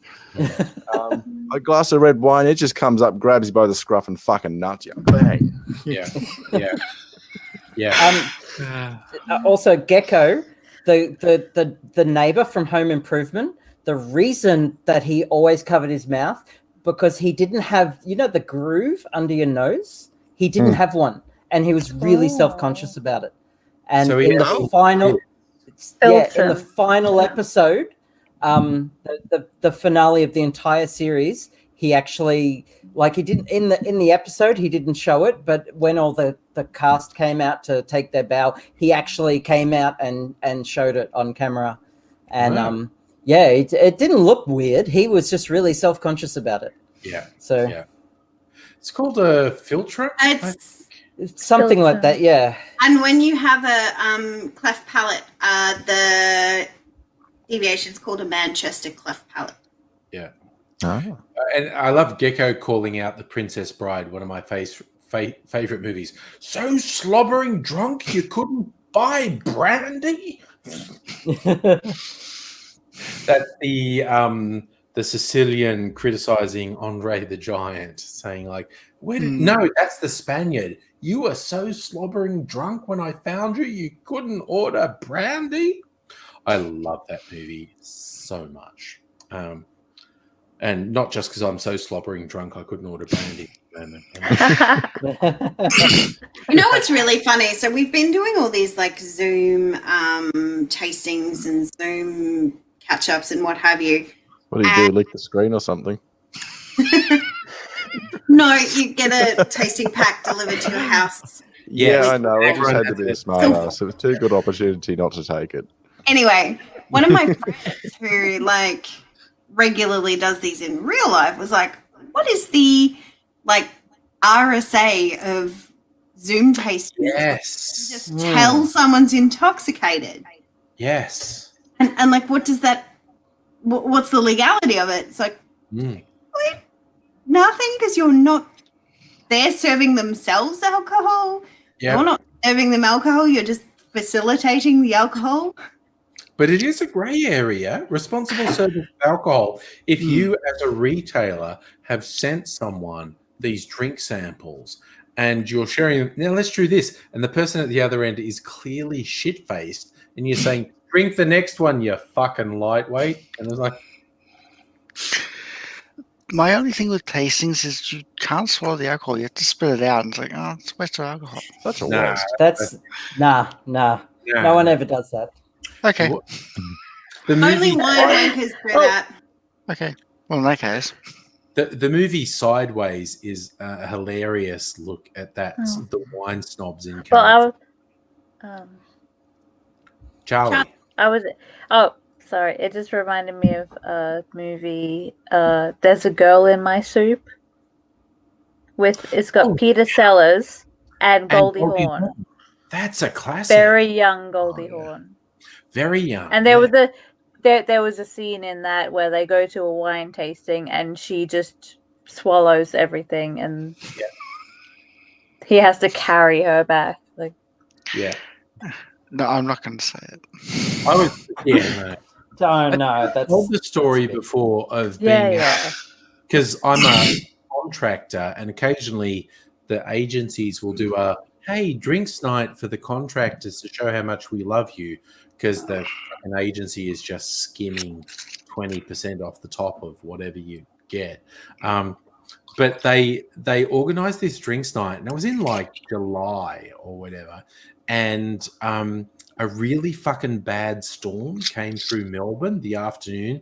And so a whole bunch of people have RSVP'd saying, I'll be at this drinks night. And this really brutal storm came through Melbourne that night. And the temperature dropped precipitously. And it was really fucking shit. And fully half the people who said they were going to come to this drinks night didn't come. So the drinks tab was for as many people as were actually there. And I was just having a couple of ciders, right? So I go, okay, I'm going to be responsible. It's a work thing. I'll have a couple of ciders. And probably about the third time I went to the bar to get a cider, there were some people, and they were actually from the agency, and they had worked out the drinks tab was way up here, and we were never going to. So they were ordering top shelf spirits just because they weren't going to run out the tab. And I'm like, well, I'm hanging out with you guys now. We're drinking top shelf whiskeys, and it's just really hilarious things. Like one of them ordered a double at some point of some really fucking brutal Islay Scotch whiskey, and then when it actually got put in front of me, he wussed out, and I'm going, "Give it here, you big girl's blouse," and I'm drinking it, and we're drinking like top shelf tequila and top shelf Irish, and basically I got so fucking sick because there's no drinks quite like drinks someone else is paying for. So I do enjoy drinks someone else is paying for. I'm part of the Logistics Nerds of Australia. That's not the official title of the what I call them. And my favorite trick is telling them that I work for a whiskey company, but I don't drink whiskey, and then watching them buy me whiskey, trying to like whiskey. Oh, Kirsten, cunning. That's a good trick. Cunning. Love that. Good trick. Or watching them drain a bottle of our whiskey at the bar because they want to show what big shots they are. Holy shit. I'm to my husband. Oh my gosh. Kirsten, the master manipulator. Nice. Oh, you know, lead a man to a bar and get him to buy you a drink. It's happy days, right? Women can definitely make men do super dumb things at bars. There is no two questions about it. Well, it depends on the bar you go to. That is also true, Fox. That is also true. But Yeah. But guys will your target audience at the other bars. Guys try and act cool, knowledgeable, and I can drink heaps of stuff, and guys will do really fucking stupid shit. Nah, it's good fun. It's good fun. As someone who was born male, I can attest to that. Fuck yeah. No. My favorite one was I was at work drinks, and Rob was there, my husband, and he, one of the girls looks over and I'm chatting up some dude at the bar because, you know, he wanted to buy me a drink and I wasn't going to say no. This girl that I work with is looking at my husband like, aren't you going to do something? He's like, no, she's saving me money. Yeah. She's really responsible. He's showing that he trusts you. That's a good thing. It's a wonderful thing. Yeah. My favorite and saving thing is money in the process. we once had my Norwegian best friend staying at our house, and you know, they were at the beach. So my husband and my best friend and her friend at the beach, and so they were texting me photos of them having fun. And one of my other workmates was like, "Oh, aren't you like freaked out by that?" And I was like, "No." And I think more about your relationship than it does about mine. Yeah. Although I do really love it when people hit on my husband because he gets really confused. I got I hit on just by wheel out all my worst character traits if anyone hits on me because I want to get rid of them. Yep. No, I got hit on by a dude at a New Year's Eve party a few years ago, and it was like, cool. I'm not interested, but I'm honestly more than a bit flattered, and I'm like gonna revel in this for a little while, and because this dude, he was much younger, like he was 20 something, and this was a few years ago. So I was like 40 something, and I'd seen him. He was with a girl. They were both 20 something, and this dude was mad flirting with me. And I'm like, "Aren't you with someone, dude?" And he's going, "I'm just talking to you at the moment." I'm like, I got to be honest. I have exactly the same reaction when dudes hit on me because I'm not into dudes, but I'm enjoying the flattery. It's just, you know, I got to milk it. Like, it's great. I'm a natural flirt, so I'll flirt with all of you. I'm a natural flirt. This is my communication style. So I'm just talking. I've been twice my age. I generally have no idea when women are flirting with me at all. Just can never tell. Dudes, on the other hand, can spot it a mile away. Well, we Yeah, have but the those are courtesy of not being subtle. obvious. The worst No, we're skill not. to have when you're As someone born male, we're not. We can be not subtle. We're not sometimes. subtle. We're not subtle. No, we don't do subtle. We just don't.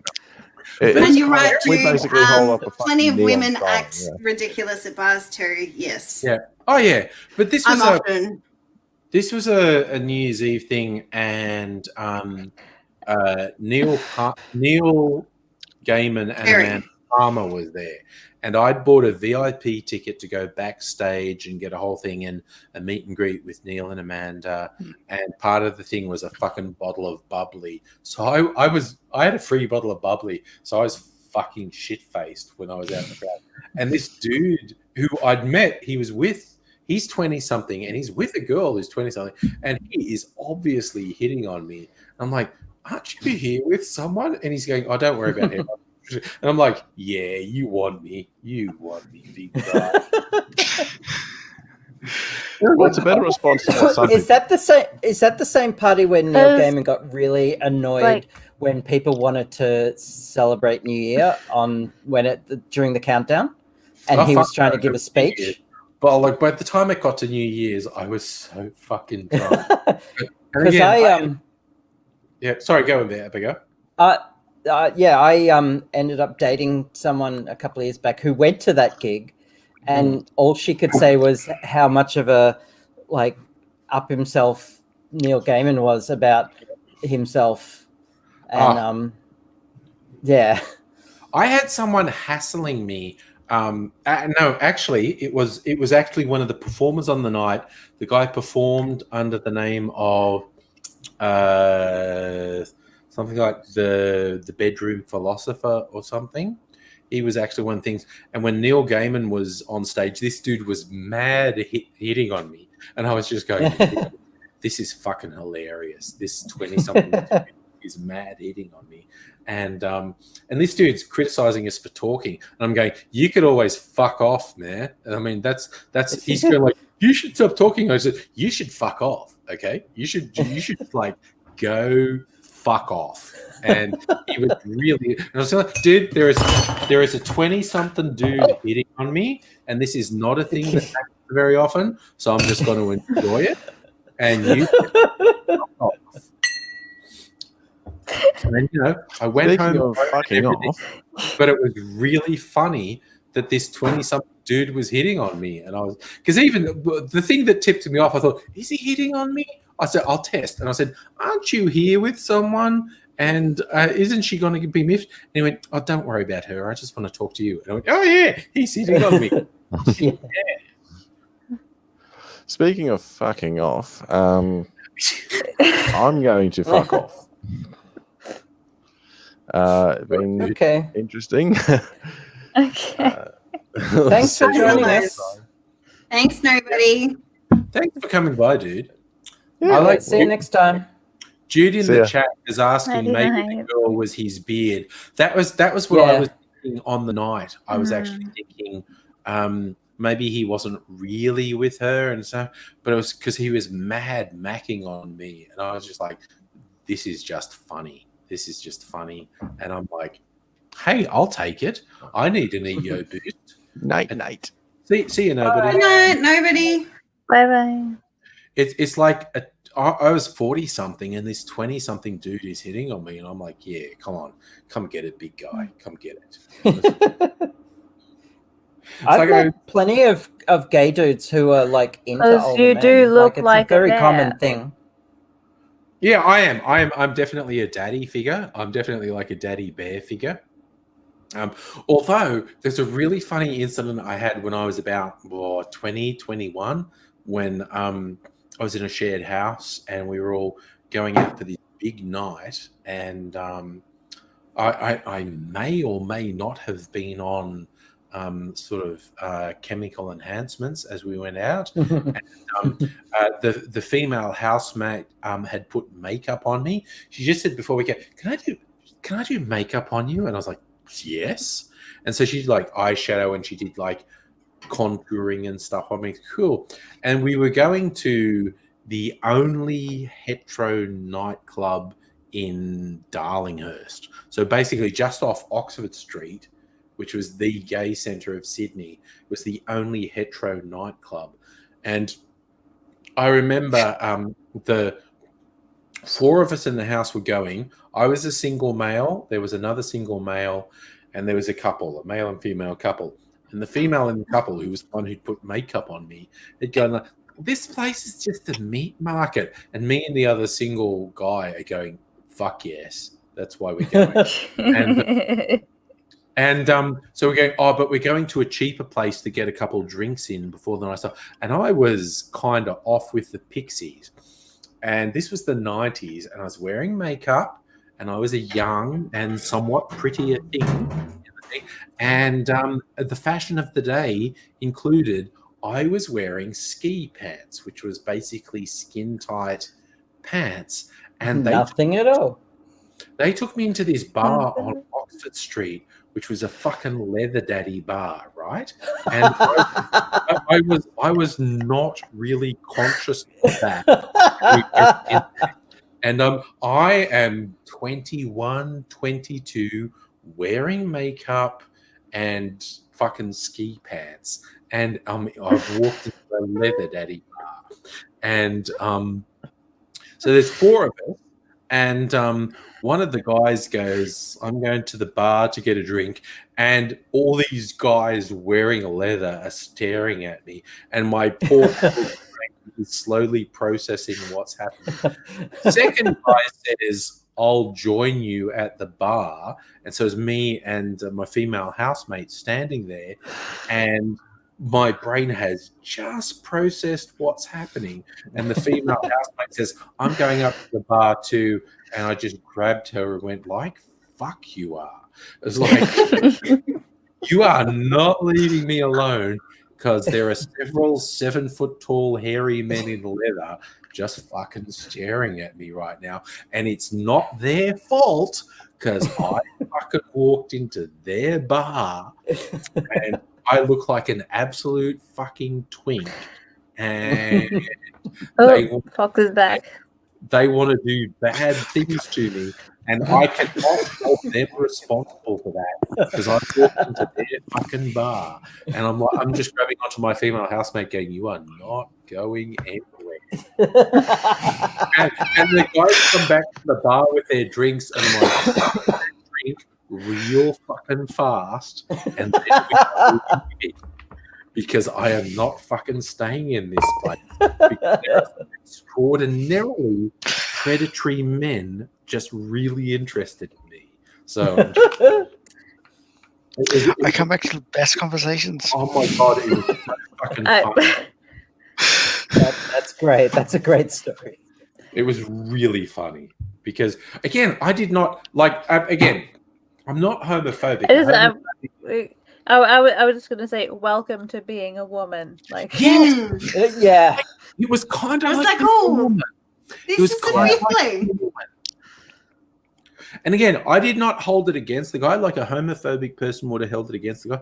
I didn't hold it against them. I'm like, "Oh god, I've walked into a leather daddy bar looking like a total twink, and I'm wearing makeup, and it's just like, fuck." And I was just grabbing everyone, going, "This is a terrible, terrible mistake. We have to leave." Look, if you walk into a lion's den wearing a meat suit, you cannot blame the lion. Exactly right. Yeah. Fucking hell.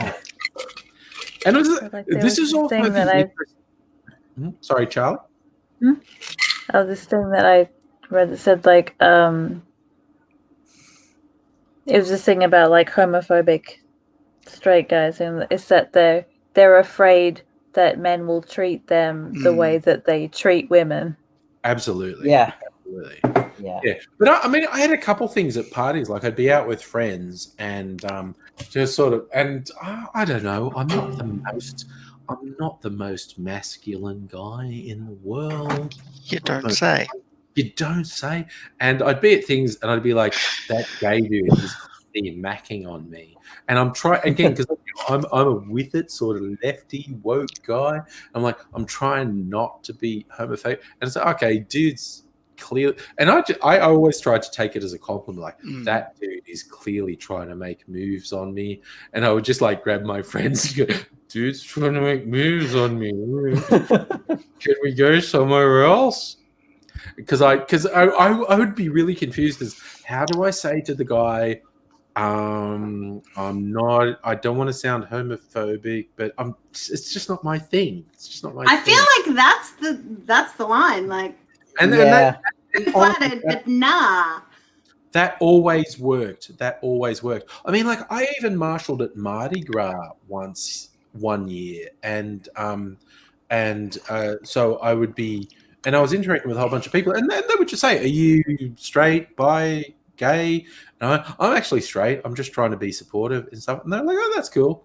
And they were like, Although I think every straight man needs to be hit on by a gay dude, because then you know what it's like when someone's hitting on you when you 1000% are not interested.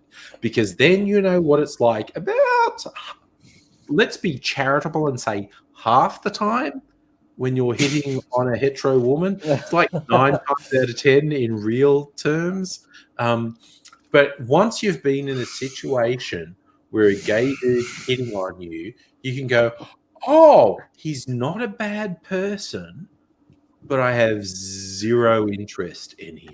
I have zero interest.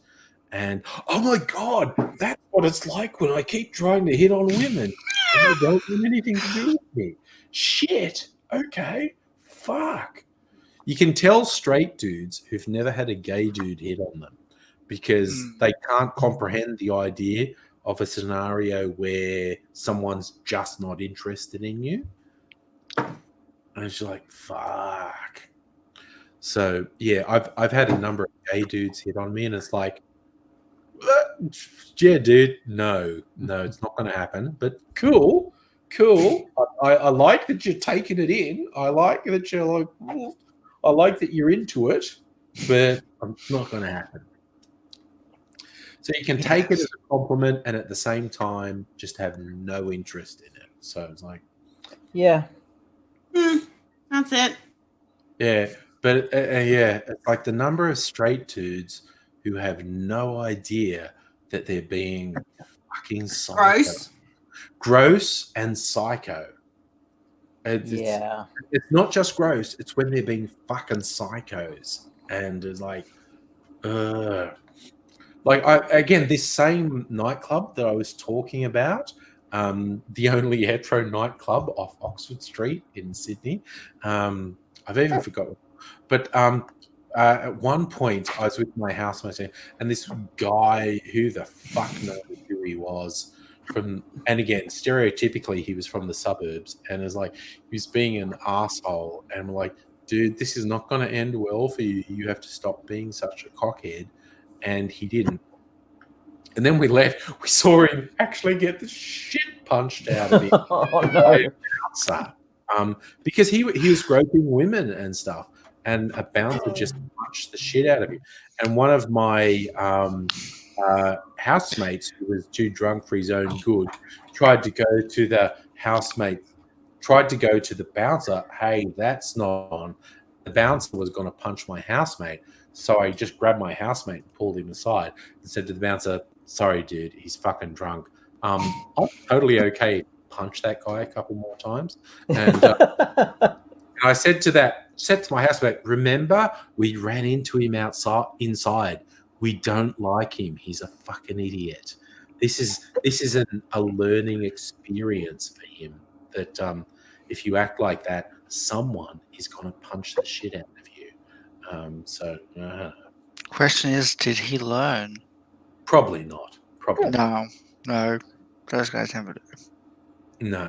Oh God, the other one was because again, I used to hang out with lefties and anarchists in Sydney, and we found out this one guy we knew who was kind of into violence. He found out it's like in Darlinghurst there was an area called The Wall. It's where the trans sex workers would go and apply their trade. And so certain yobbos from the suburbs would load up a car to drive into The Wall at Darlinghurst for the sole purpose of physically assaulting the trans sex workers at the wall. And this one guy who was in the anarchist circles who liked violence went, "That's not good, is it?" And we said, "No, dude, that's not good." And he goes, "I'm going to sort him out." And he would go to the wall on a Saturday night and wait for this car full of suburban yobbos to come out and threaten the sex workers. And then he would come out of the shadows and beat the living fuck out of this carload of yobbos. And we'd go, we were so conflicted. We were like, okay, dude. I am 100% behind. Yeah, I like it. Like, I was I like to punch people, but I also wanted to have meaning. Yeah. It's like punching Nazis. Yeah. I'm down with it. Oh, I'm completely on board with those guys probably need to be. Yep. But you went well out of your way to be in the situation where you could punch them because you really like punching people. Constructive use of rage. I get it. Yeah. I'm positive about it. So speaking of Star Trek, there was a character on Star Trek Voyager with this exact problem. He was diagnosed with psychopathy and he got himself stuck in the Delta Quadrant and he started murdering people. But beforehand, he was in the Maquis, which were a terrorist organization, and he used that as his outlet. So, yeah. Yeah, but was he quote unquote good? It was the funniest situation where most of us were like, we are okay with you punching the shit out of these guys, but we're mildly concerned how much you enjoy punching the shit out of these guys, and you're going out of your way to be in a situation where you can punch the shit out of these guys. And we it was very weird. We were very conflicted by the whole thing. It was like, oh. So this reminds me of a story that I read on Facebook, and you probably have a few of you have probably heard it because it did the rounds a bit. But there was the story involves it's a gay club where this girl went, and there were a whole bunch of straight dudes trying to pick up women there for some reason. Yes. Yeah. But like she went there and she noticed there was this like really huge bear of a man just like kind of walking around the dance floor, and she got really bad vibes off him. But all of a sudden this dude just appeared and started hitting on her, and this guy, the bear type, straight in started grinding on this guy, just like the gay fucking Avenger. And the dude was out of there, and then he went back to just circling the dance floor. It was just so great. He wasn't a bear. I would have loved to have seen that. The gay Avenger. Yeah, he's the gay Avenger. He wasn't. I have read that, He was and you shy. know why that was?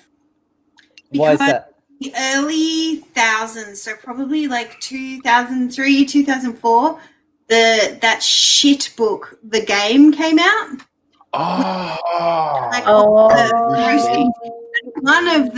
One of the techniques was that they would go to pick up women. So yeah, it's a direct result of that. Yeah. What is it? The Game? I've never heard of it. Game. Wasn't that written by someone called Rush V? Sounds like It was written by a bald guy called Neil. Is it like a Mr. pickup thing? The pickup artist. Bruce V wrote the Bang book. That's the one. No. They're all the same, basically. There's a new one. He's a bit gross. His name is Russell Hartley, and he's on TikTok telling all this toxic shit.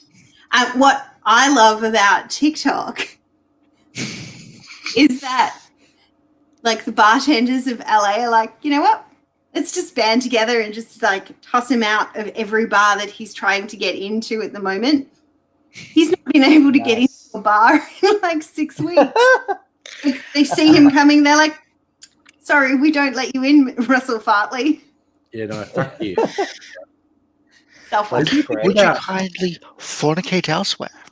Yeah. Would you kindly get fucked? The good thing Or she about can't fornicate elsewhere. yeah. The original pickup guide, the game, the guy who wrote that ultimately said, yes, he was using what's called neuro-linguistic programming to manipulate people.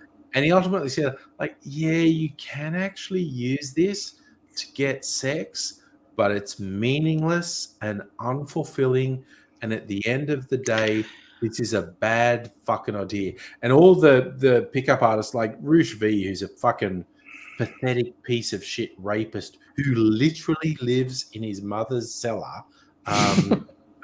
That was so funny when one of the tabloids found him and they found the address where he's living and they knocked on the door and his mother answered and they said, oh, we're looking, whatever his real name is. And, oh, yeah, he's living here. He's living in my cellar. And then sorry, can you clarify that? Roosh V is living He's in not the Messiah. He's a naughty boy.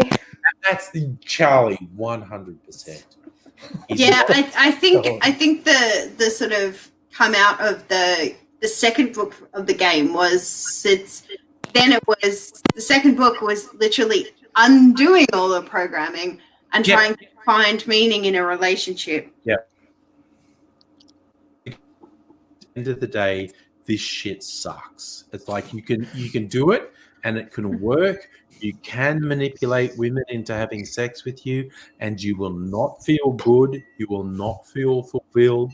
Your life will not be good. This is actually bullshit. But losers like Roosh V never took that on and they just went with the shallow shit. But it's just good God. So it's just incels then. It's the beginning of incel, but they actually got laid. I think. Who would lay that? Well, you know, if you buy a girl enough drinks, maybe she will, maybe she won't. But the teachings were like 60% of the time you're going to strike out anyway, so don't take it as failure. The term incel was actually coined by a woman, and she was on the support group, and she said, like, I'd rather be in a relationship, but shit's just not working for me. And she coined the term involuntary celibate, and it was not toxic, it was not negative, and it started off as a support thing, and then it got mutated by these MRA, men's right advocate fucking freaks, and it became this terrifying, basically terrorist breeding ground of murderers. And it's just like, Jesus fuck, dude. Yeah. I will admit I was borderline that point, but I managed to pull back and I am the person you see today. Yeah, dude, I was like, okay, I grew up in Catholic school. I was a virgin until I was like 19. I made a concerted effort in my first year at uni to lose my virginity while I was still a teenager. And it ended up being with someone who was in a serious relationship with for a couple of years. But it was just like fucking ridiculous Catholic guilt upbringing worked on me amazingly well. I was Like raised my Seventh-day Adventist, so yeah, I was raised Baptist. It took a lot of work to undo that programming. My dad thought I was gay because I never had a girlfriend, and it's like, no, the Catholic guilt thing just worked too well, and I'm like, Nothing stuck. Like No. none of the other stuff stuck. But the like, this is really bad. Really, like, took a lot of work. And the end of the world stuff. Like, I start to get anxiety about that. You know, when there's a plague about. But I wonder whether there might be another plague. Plague, Yeah, flood, and exactly. fire, guys. yeah, I know, right? yeah. But like, yeah, the first time I came back from college with a girlfriend, apparently my dad talked a bunch of shit to the rest of my family about. He doesn't believe that I'm bringing a girl back because he thought I was gay. It was like, dude, just because I never played football and I never had a girlfriend. It's like, A, I didn't play football because I was very uncoordinated and very unathletic. And I never had a girlfriend because the Catholic guilt shit worked too well. And it was only when I was away from the family at college for a year that I found a girl who went, yeah, I'll do it with you. And I'm like, yeah, it's a girl who'll do it with me. Yeah. The vast majority of my girlfriends have been international long distance relationships, but I was lucky to find one who lived relatively local to me at the time. Yeah. By relatively, I mean No. I lived in Harvey Bay and she lived in Melbourne. Yeah.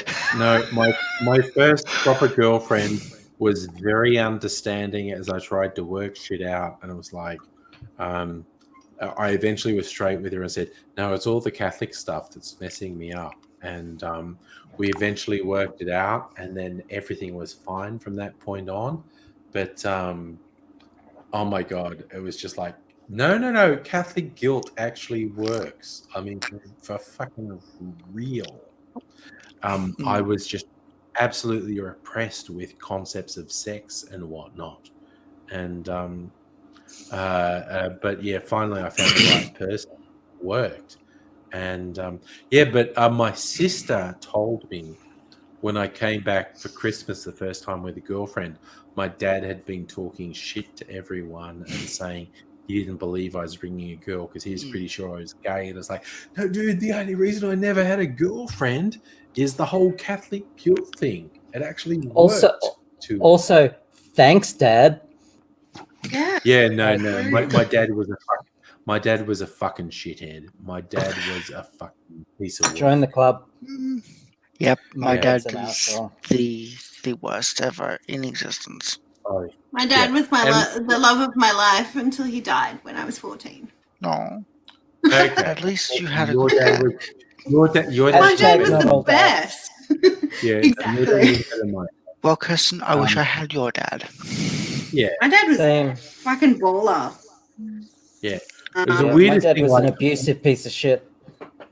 my dad actually. yeah. Mine I would have My given dad- you my dad too, because my dad loved all my friends and was not an abusive piece of shit and wanted to love all my friends. Mine was there's words I could use that I won't, but they're all true. Yeah.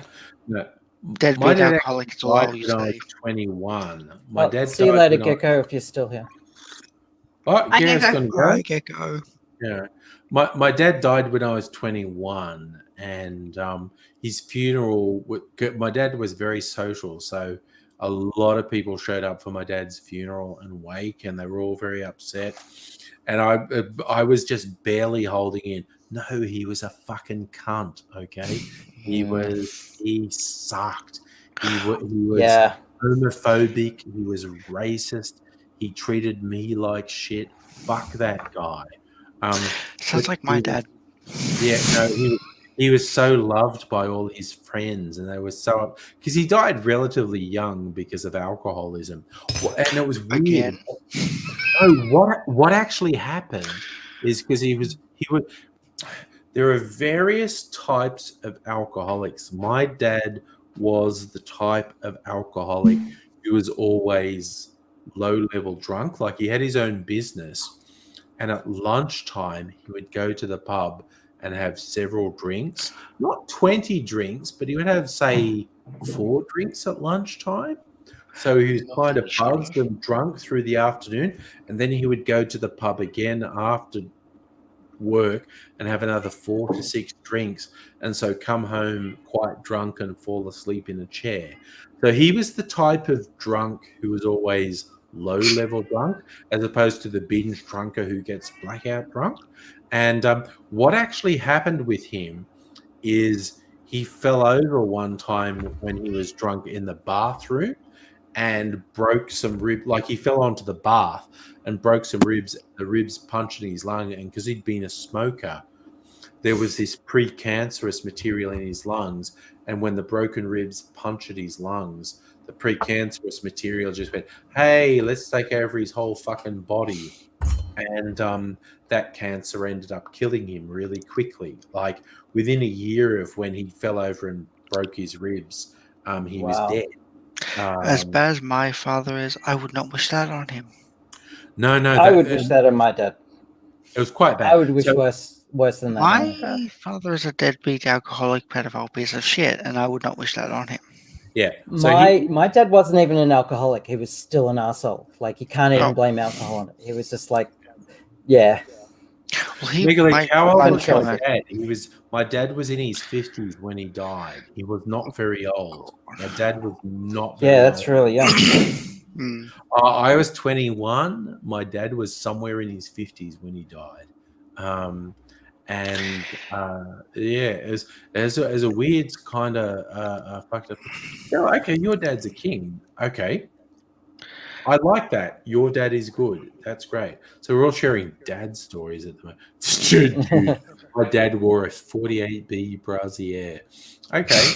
I don't want to post about boob size at the moment, but the COVID lockdown is giving me some very fucking generous proportions. I'm still makeup. I'm not Very going to much. do that. As much as I want to, I'm not going to do the whole. Yeah. Do it. Do it.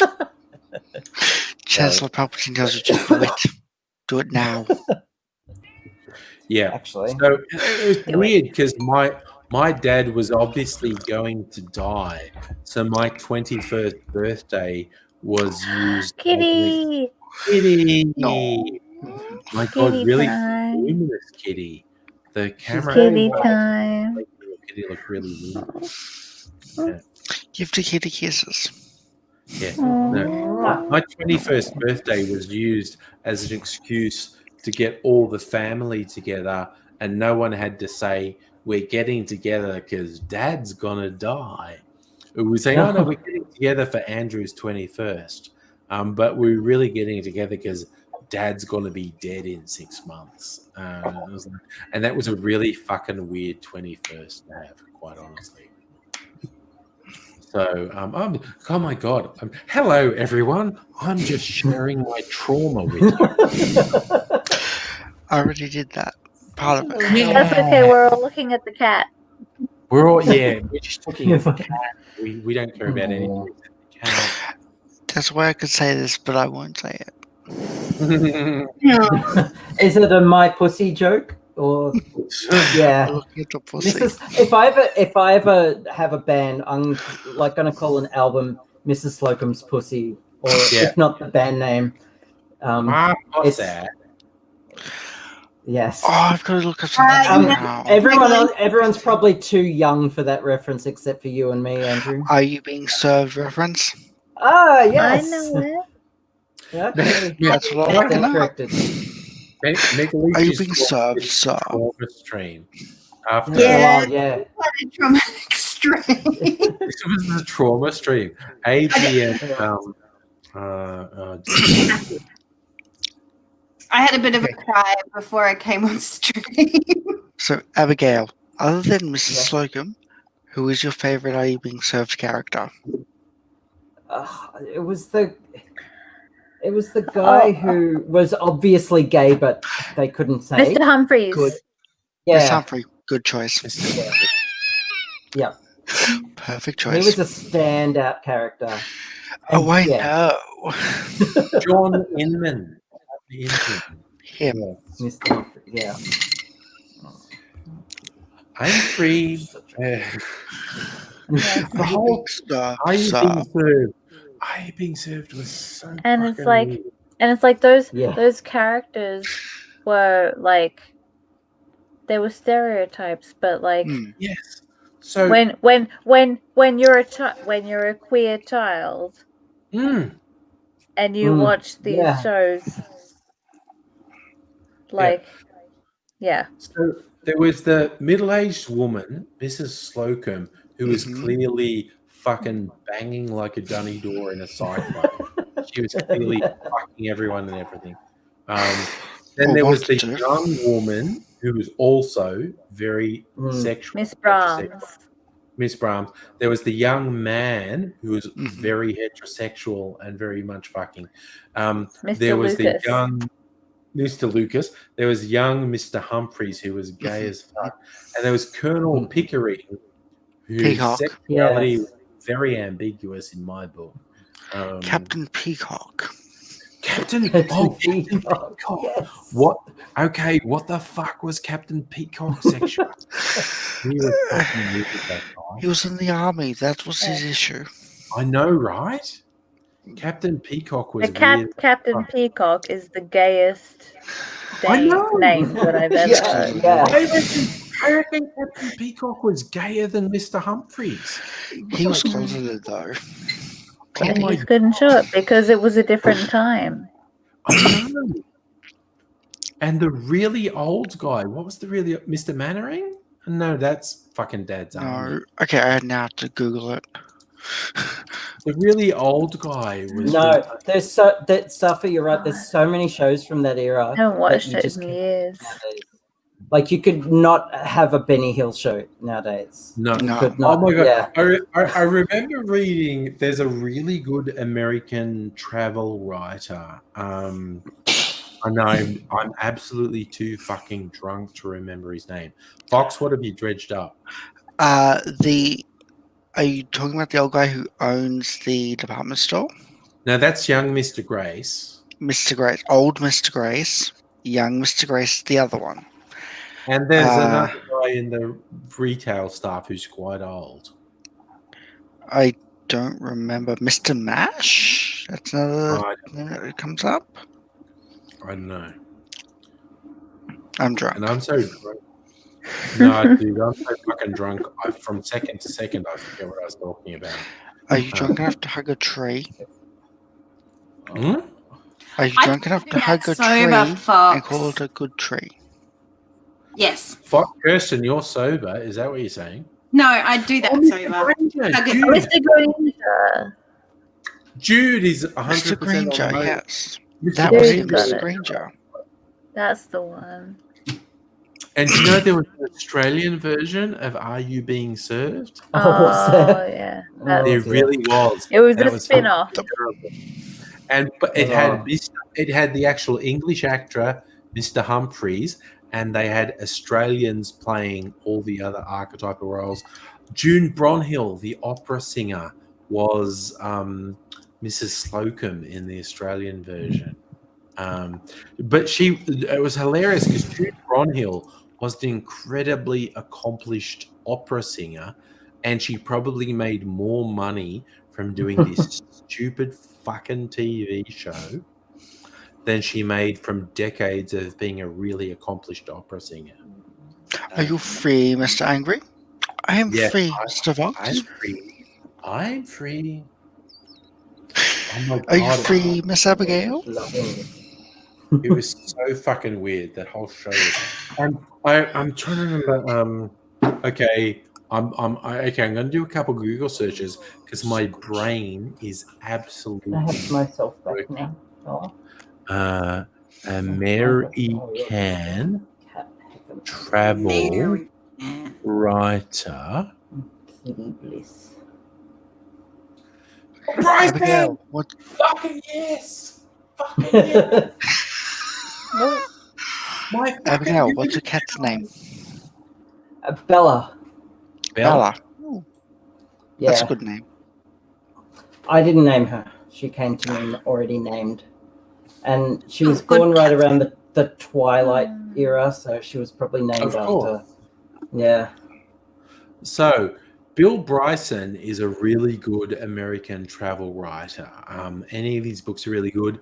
He's done a whole bunch of good books about America. He did a very good one about the British Isles. He did a very good one about Australia. But the one he wrote about the British Isles, he said, like, my first trip to Britain is probably, I think he was in his 20s, and he's in a boarding house, and this old Scottish lady was running it. And of course, there was only one TV station in all of the UK, and they're arguing over what they're going to watch on TV. And the way he said it, he goes, the TV show appeared to be called "Oh My God, My Neighbor's a Darky," and Oh, he's talking about Love Thy Neighbor, and that is the best summary of the TV show. The BBC comedy Love Thy Neighbor is oh my God, my neighbor's a darkie. And like an American showing up and seeing this show on TV and just looking at it going, what the fuck is this? And Bill Bryson's not a bleeding heart levy, but he just looked at this show going, what the fuck is happening here? I do not understand. As soon as he said, there was this show called, and I think it was called My Neighbor's a Darkie, and I went, oh, he's talking about Love Thy Neighbor. I watched that. That was like, and I have to admit, his one about Australia is beautiful and insightful, and as an outsider, he was able to put some real insight into Australia and a wide Australia's association with Indigenous Australians. And he was just like, dude, do better. What the fuck? Going, no, I'm an outsider, but I'm looking at you. I'm going, I don't know what's happening, but I'm fairly convinced you need to be better than you are now. And it was pretty good. God, I'm getting dark again. We had the dark bit of this live stream earlier. Okay. Let's- Hey, Charlie, how much of your wine is left? Oh. Let me put you down. I seriously better not make another cocktail because Do it. I'm an Don't enabler. listen Yes, to you him. can A tell. fair amount. I was tempted. Here are a couple I found earlier that I was tempted to make. One's called the Colonial Cooler that has gin and vermouth and curacao. Covered in cat hair now. Oh God! I better not make that. I really better not make that. Oof. But it does sound delicious. Look, seriously, this is gin and sweet vermouth and curacao and a bitter and Angostura. Make it a highball. Really sounding delicious. It does sound pretty good. It's a highball. You top it with lemonade. It's fucking great. Sounds good. Safa's throwing out what's the cheapest alcohol in Australia? Goon, my friend. Goon. Yeah. Alcohol in Yeah. this fucking land is Also, goon. Oh, but do they know I what don't goon is? Really fucking Fair enough. bad. Safa's been here a while. Okay. Also, Safa Safa's knows, from one. Australia. Safa knows what You should- goon is. Okay. Safa's, Fox. yeah. Also, Ask Jude, I don't know if Jude is talking about me or Angry. In that, Jude Could said, be either. pay no attention to the man slurring behind the glass. Jude's been cheeky. She lives in Vegas. Everything is corrupt and debauched in Vegas. I will not comment. I will. So I was tossing up between the Colonial Cooler, which is a highball with gin and vermouth and curacao and a bitter and fucking lemonade, or a Red Lion, which is gin and an orange liqueur, an orange juice and lemon juice and grenadine and sugar syrup. Do the Red Lion.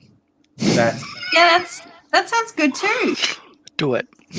God, you guys are so fucking bad. Me and Kirsten are enablers. Do it. You are. Don't listen to them. Oh, Don't have to do anything you don't want to do. Abigail's Yeah, the exactly. voice of reason. There you go. How dare you? Dude, Vegas is cool. Yeah. It's hotter than- I'm so the angel on the shoulder that my favorite D&D race is Asimar. I mean, And only people who play D&D will get that. I kind of like that I've got an angel No on idea. one shoulder and a devil on the other. I'm kinda- you have two. So my devils. favorite Disney Kirsten. movie, my favorite Disney movie, is Groove, and I probably quote it like once a day. The problem is that nobody else has seen this fucking movie. The What Emperor's movie is New it? Groove. The I haven't Emperor's seen it. I haven't New watched it. Groove. I've seen it. Oh, I Incredible. love that movie. Is the I best. don't remember it, but I've seen it. Well, it's on Disney Plus, so if anybody has that. Yeah. No, I had Because that you when have my to watch kids it. were little. Watch the Yeah. Emperor's New Groove so many times. Lion Right. King for me. So there's the devil and the angel. Yeah, yeah. I'm going to lead you down the path that rocks. And at one point, the devil tells him to do a particular thing, and the guy looks at it, and the angel goes, "No, he actually makes a good point." And it's Yes. In this case, the devils make a good point. Ooh. To the Red Lion. It's just like it's so good. It breaks the fourth wall, and Kronk is the best character probably ever in a Disney movie. And what I loved, someone Voiced by Patrick Warburton. Yes, Patrick Warburton. Someone commented Love at some him. point the actors who do the voices for Emperor's New Groove could perform in a live action version of it, and it would be perfect at the time. You know what? Yep. I see that. Like I can picture, like I can visualize David Spade in a llama costume. Oh, absolutely. David Spain as the Emperor, Patrick Warburton as Kronk.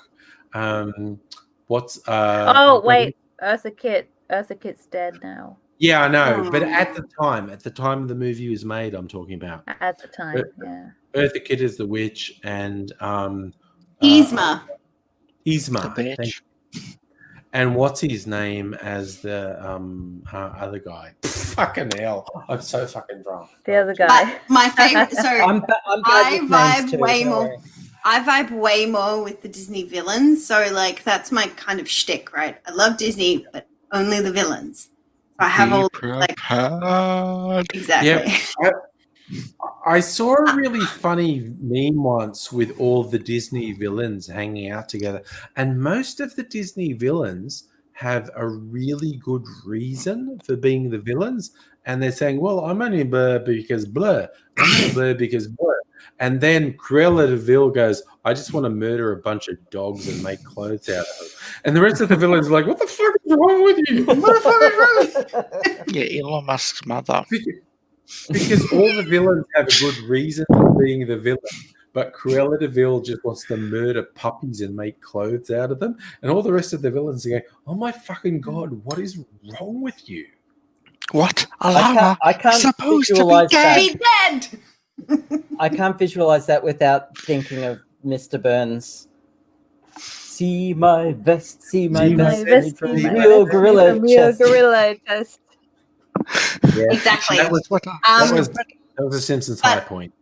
My new Yeah. favorite TikTok Excellent. is a thing of people who have like Ursula collections. So people really vibe with Ursula. Ooh, She's my yeah. favorite Disney villain. Yes.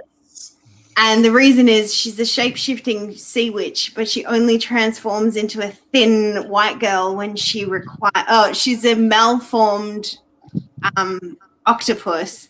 She only transforms into a thin white woman to manipulate men. Yeah. And that's something I can get down with. And I'm Yeah, like, absolutely. Gen Z Zoomers on TikTok are fucking hilarious because savage. they rip on millennials so bad, and it's just like, Yeah. damn. This is the thing, because I went through this. Like, you hit your 30s and you think you're cool, but teenagers Yeah. think you're pathetic, and millennials hit their 30s and Zoomers start saying, "Hey guys, you suck so bad," and Oh, I already millennials know are that. going, But I agree. "Yeah, no, but this is what happens. This I'm has like, happened to me as Yeah, we do suck. when you hit your 30s, the millennials the Gen Y were ripping on us, and it's like, yeah, that's fair. Yep. But then the millennials hit their 30s, and Zoomers are just fucking Brutal. savage. Yeah. Oh, Zoomers but I are love it. I brutal. love it. It's I love I love Zoomers. Zoomers. It's They're like so good. inject that shit straight into my veins. That is the best. Oh my god. As the mother of a Zoomer right now, who's 15, I get a direct live feed into the mayhem, and it's great. Yeah, It's so No, great. I'm so on board with it. I'm so fucking on board with it. It's just Yeah, bang. definitely. The savagery is brutal but beautiful. Yeah. Every generation needs to be fucking eviscerated by the generation that comes. Like my generation, Gen X, fucking savage boomers. Boomers were so full of themselves. And Zoomers going at boomers? Oh, Well, Zoomers. I just think it's weird So that what, their the war grandparents? eventually was millennials versus boomers, and Yeah. Gen X are just sitting here. Yeah. Remember us? Like Gen X just Nettie. Well, Nettie. depends on the definition of. Yay! Yay, Nettie. So I am an elder millennial. Where the fuck have you been? I was born in 1990. I am a millennial. You're at the end of the 93. spectrum. 93. I'm at the top. No, the end of the millennial spectrum is 97. Now you're a younger millennial, Fox. Kirsten's an older millennial. I'm Nettie baby. and I are Gen X. Fuck yeah. Abigail's I'm Gen X as well. Yeah. Boomers. Yeah, Charlie's millennial as well. So I love this. This is I was marginally Gen Y, but they've been conflated. I could generations. be. I could be an X or a millennial, but considering that I'm 1985, right? So I'm literally on the border. Yeah. 83 I'm too young is to be the earliest for Too millennial. young to be X, too old to be Y. Yeah, and I'm the same. I'm Yeah. 20 years older than you, Kirsten. So I'm the older Gen X. I'm definitely. But not I very much Sword. agree with that sort of like elder millennial kind of I have a thing. spot. I have a thing. Well, what I have you have got a there? thing. Fox? Newton's Oh. Cradle. God, there's a name for that. What's that called? Newton's Cradle. Newton's Cradle. Thank you. I have a thing. Yes, and I have a thing. He's just got. are you just proud of your penis all of a sudden, or? Well, I'm proud of my proud of thing. that.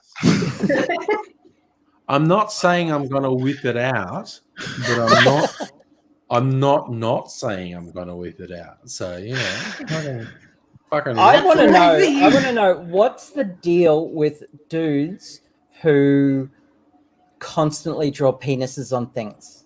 I don't get it. I don't know. I think that's. I don't get it. I mean, I'm It's I'm a girl and I draw penises on things. And it's not a new thing. They found ancient Roman graffiti where men drew graffiti penises. at Pompeii. Oh, I in have Yeah, insight to that. and in Rome. I have insight to that one. Mhm. That was actually to direct people to brothels. Oh, really? yeah. Mhm. Ah. But also, Okay. yes, That don't makes get sense. it. Also, dudes draw penises on everything, and I don't get it. And my son is going through that right now, and I mean, I draw like- penises on things, and that's because penises are funny. they're Yeah. pretty I never drew hilarious penises on to look things. at. Penises are funny. They're pretty funny. Yeah. I never drew penises on things for some odd reason. I'm No, gender I know. fluid. I have no idea why. I They don't get it. they're very silly. Penises are very silly. They're ridiculous. They The are. most Someone who ridiculous appendage. As someone who has one, I agree. Yep. No, they're weird. Penises are just weird. Having external genitals is really fucking weird. All because- genitals are funny. Yeah, genitals Yeah, generally are true. weird, but external genitals are kind of dumb because they're so susceptible.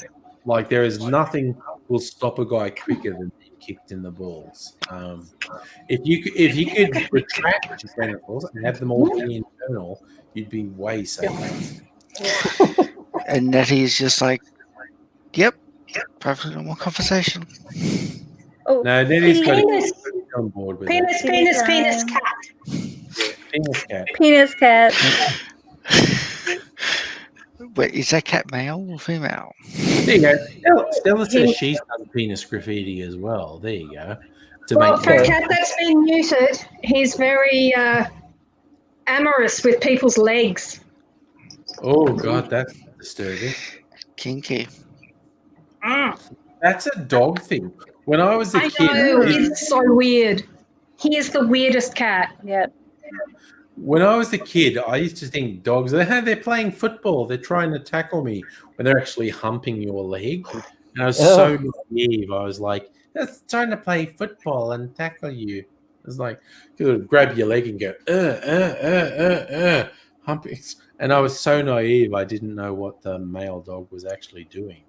But Yeah, that happened to me once at a friend's house, their dog. Isn't well, it a more I was doing like stuff. I was playing, and the dog got on top, and the dad came on and went, "Get off her, you dirty mutt!" And I'm like, "What? Isn't What it happened?" more of a domination thing, like an alpha? No, it's just more dogs just are like overstimulation, really. yeah, Okay. They're just I'm not too a dog excited. person. male dogs are just really horny. Yep. Even Ludo, he has no testicles, and yet Oh, that's bad. If he's sometimes Lipstick. and of course, sometimes human he just gets silly. human males are above that sort of thing. They never rub up against females and try and be sexual. That's not a thing that happens. Oh, push, push. Yeah, that's never happened in a St. Leonard's nightclub ever. No, never, ever, never. You look very awkward, Bella. Oh. The last Well, gin that actually, I a had was Singapore not a nightclub. straight drinking gin, and I'm a bit sad about that. I've had a couple of gin drinks tonight. I've probably had enough drinks tonight, in all honesty, but soldiering on. Abigail, I stand your to kitty do. has almost the same markings as my kitty. Not the black one, the other one we call Sir Pounce. Yeah. She's a calico. Cool. How old is she? She's about 10, I think. Really? Oh, because Yeah. mine was really huge. And yours She's tiny. Yours is lovely. Lovely size. Yeah. She's very cuddly. She wants me to go to bed because that's prime snuggle time. That's fair. That is absolutely fair. Our oldest cat, Mimsy, who's probably about 15 or maybe older, is very into sleeping next to me. Mrs. Angrius makes sure you're going to be dead soon. And I'm like, do you hear that, Mimsy? She's talking about you dying again. Rude. A little bit rude, but it's like because our slightly younger cat Shadow is weird and boring. So it's like, sorry, if Mimsy dies, we're gonna have to get another cat because Shadow's too boring and weird, and we'll want another cat who likes to snuggle because Mimsy actually likes to snuggle. So it's a weird thing. Although the weird we're all doing online meetings and shit at the moment. When Mrs. Angry wants to mess with Mimsy because Mimsy's basically just hanging around and saying, "Feed me some more." Mrs. Angry will pick her up and go, "You want to be hugged, don't you?" And pick her up and and when you squeeze her, she goes, "Ma, ma." And I was in a fucking meeting with a few people, and in the background, he's going, "Ma, ma, ma." And I just cracked up and said, "I'm sorry, I can't keep talking because my cat's in the background making really weird noises." And the people in the meeting are going, "Oh my God, I thought that was a parrot. Is that a cat?" And That's so cute. Could you please demonstrate that one day? Because I would love to see I used to squeeze her and she just goes, "Ma, ma, ma." I was in hysterics and I had to stop the meeting and say, I can't keep talking because I'm losing it because my cat's being really weird in the background. And everyone else went, "Is that a cat? I thought it was a parrot. And I was like, I said, no, it's just a cat. My favorite was we were in a very serious meeting and our finance director's kid came in and said, Mom, I want to do a poo. Oh, We were having a very serious meeting. Very oh. serious meeting. There's a At the end of that. YouTube. Oh, go on. At the end of that, we were just in like literal tears running down our faces. We were like, Yeah. that's what we needed to do when discussing the budget. So there's a YouTube video of a Zoom meeting, and they don't show what the meeting's about. All they do is like they show one guy says he has to go, so he tries to log off, but he didn't actually log out of the Zoom meeting. No. He just turned off his like he couldn't see everyone else, but they could all see him. And he leaves the room, comes back with a box of tissues and moisturizer, whips down his pants and starts giving it a go. And they're all just losing it. They're like, oh, it's your worst nightmare. There's a couple of those actually. Oh, really? Like someone like thinking they had turned off their camera and taking the laptop into the bathroom with them. Oh, Yep. no. Oh, No. There's been some very funny media ones where people's kids have come in and because they're just cute. Yeah. They're not awful. They're cute. There was one, it was like a BBC one where the guy in the studio is talking to a woman who's doing the talk from home, and the kid comes in and starts talking to her, and she's going, no. And he's going, what? and the kid's trying to arrange stuff on the bookshelves. Does this look better, Mum? And it's like, and then the kid comes up, and the guy in the studio at the BBC says, like, tell her that I think it looks good with the book there.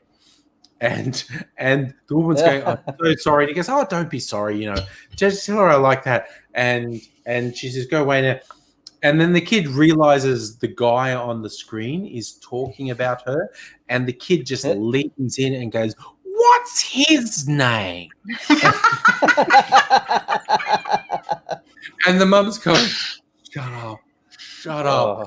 And the guy, he's just laughing, and he's going like, I'm Eric. And hi, I'm Eric. And this like 5-year-old is just not leaving the room. The mum's going, go out. And the kid's going, nah, who's that? Why is he talking to me? And it was just fucking best. And it's just like, oh my God. It's really humanizing to see like your boss and your boss's boss's boss in their home. Yeah, And, absolutely. yeah. Absolutely. So that's quite it's Very humanizing, yeah. okay with it. I'm generally okay with it. Yeah. I like my favorite story is of someone who was talking. She was a writer, and she was going to have her first really big important meeting with a publisher, and the publisher was the publisher couldn't come to the screen straight away, but her little girl came in and went, you know what she's going to say, right? Yeah. Mummy can't come. She's doing a poo. Mommy's in the toilet. Yeah. Oh my God. It is very, very funny. But yes, had a good laugh at our finance director and the kid. We're having a very serious conversation about FY21 numbers and blah, blah, blah. It was all very boring. Yeah. No, I've been in the one where there's a whole bunch of people and someone's kid is obviously in the back going, Daddy, what are you doing? I was like, and I've actually said, please sort it out. I'm not bothered. Just stop pretending it's not happening because it's really putting. Yeah. We're trying to talk and your kid going, Daddy, help this. It's like, stop pretending it's not happening and just mute your mic for a while and sort your kid out and Yeah. I'm absolutely okay with it. But I'm not really okay with you pretending it's not happening, because it's obviously happening, and it's like, fuck. I need to get another drink. That's fair. Speaking of Neville. drinks, Oh my god. Charlie, on the scale of 1 to 10, how drunk are you?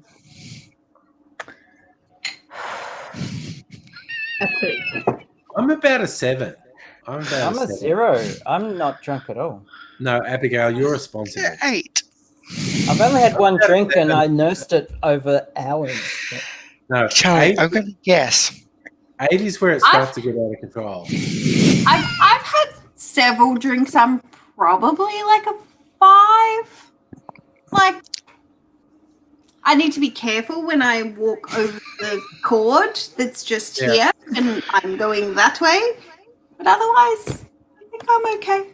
Like, Charlie's putting Yeah. serious thought into it. Where are you, Charlie? 10. 10. have you Okay, finished your no. bottle of wine? Oh no. Now, 8's about as far as I want to go. Sorry, I'm about 7. That's about as far as I want to go. 8 is like, no, Jesus, I'm written off for another day or so. I'm at my limit right now. I'm like, nope, no more. 9 is I'm going to leave the room for a minute to throw up. And, but 7 is I can hold. 7 is I can hold it together. So this is actually often laughs when I get to 6 or 7. I start to enunciate really clearly. I start to go, I'm not drunk. I can have a proper conversation. You know, And she's like, you know who "No, else don't." enunciates when he's really wasted? Oh, Henry. Henry. I'm So the I had a chat to our brand ambassador who did the stream on Wednesday night, and he was like, "Oh my god, I was lit at the end of." And I was like, "Oh, Maddie." Yep. He's just like, "How does that guy do that 3 times a week?" Henry is so good. Like, I find it he's almost inspirational. The idea that people whose job revolves around can actually be Oh, that was so. loud, Fox. That was really loud. Who? It That was was Fox. Fox. So you just breathed into your microphone. Don't do that again, please. Yeah, no, watching Henry get so impassioned about various topics and his jobs, it's hilarious watching someone whose job is about booze get really meaningful and deep about stuff. It's like, dude, He nerds out. you are nerding out hard about When he was talking about the soil types, about Andy, that was some hardcore nerdery.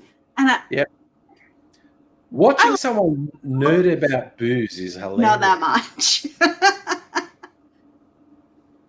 So yeah, the like general nerdery of some of the people who are and their, you know, genuine understanding of various types of alcohol. Yeah. And my favorite is the ones who like choose to specialize in something. So like Cara Devine, who specializes in sherry. Sherry. She loves Sherry, yes. She Oh, followed Megalee's going to Instagram bed. and my life was made. Good Yeah. night, Megaleech. I'm pretty impressed with myself the day that I woke up to a notification that Cara Devine and Fred Siggins had followed me on Instagram. Nice. And I'm telling my husband, I'm like, oh my God, it's Cara and Fred. They both followed me on Instagram. My husband's like, I don't. Still as highlighting, I repeat my stories when I'm drunk, and that's fair. That is very fair. You do. We heard the Mimsy story last week before. I repeat my stories when I'm sober, so Yeah, so do I really. That's kind of how our constantly. family. My son just will tell me at the start of a story, "You've told this one, Abby," and God, just let me finish, please. My husband is like, yes, I've heard that story 6 times. Like, I haven't told it to you 6 times, and you've got a really bad memory, so sometimes I can tell you a story more than once, and you still think it's original. Yes. You go in the chat, Stella. You should go on Facebook if you use Facebook and find the Applewood Distillery live streams on Monday, Wednesday, and Friday.